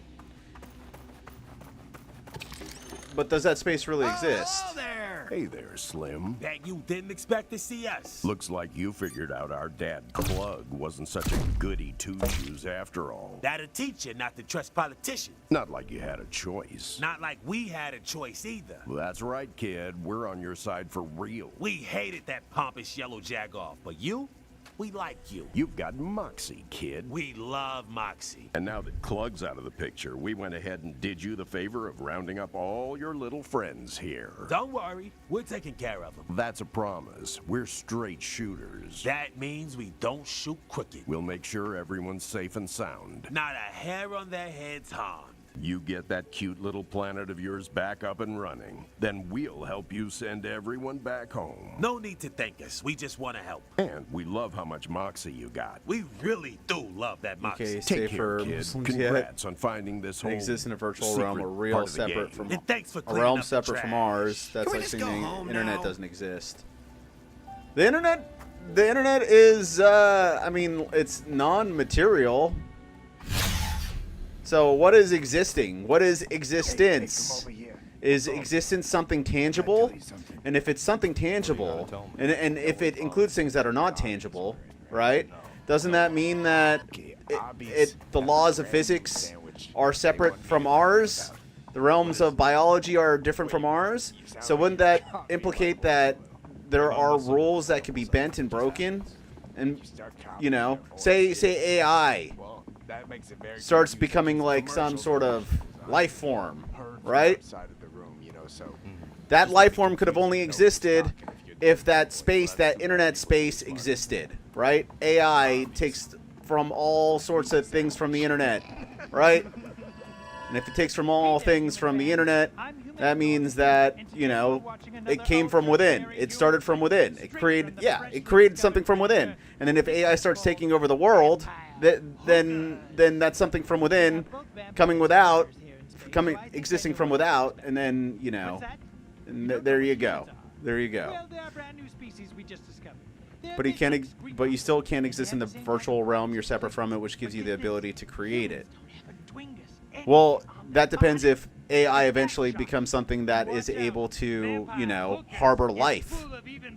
What does it mean to be human? What does it mean to be alive? That's a real question, Yancey. And I'll be back later tonight, and we can answer that question. If AI gets made, are we gods? Well, I don't know, because AI might enslave us after all, right, Ross? Like, I don't think it's very godly to be be a slave. The thing about godliness is like you're completely sovereign. You know, you are the archetype. You are the embodiment of liberty in whatever you choose to embody. What if AI starts creating realms? So bold, so shy, and so what if God came from something else? We don't know. We don't know. We don't know. I'm not saying that he did. I'm just saying that it's a hypothetical question.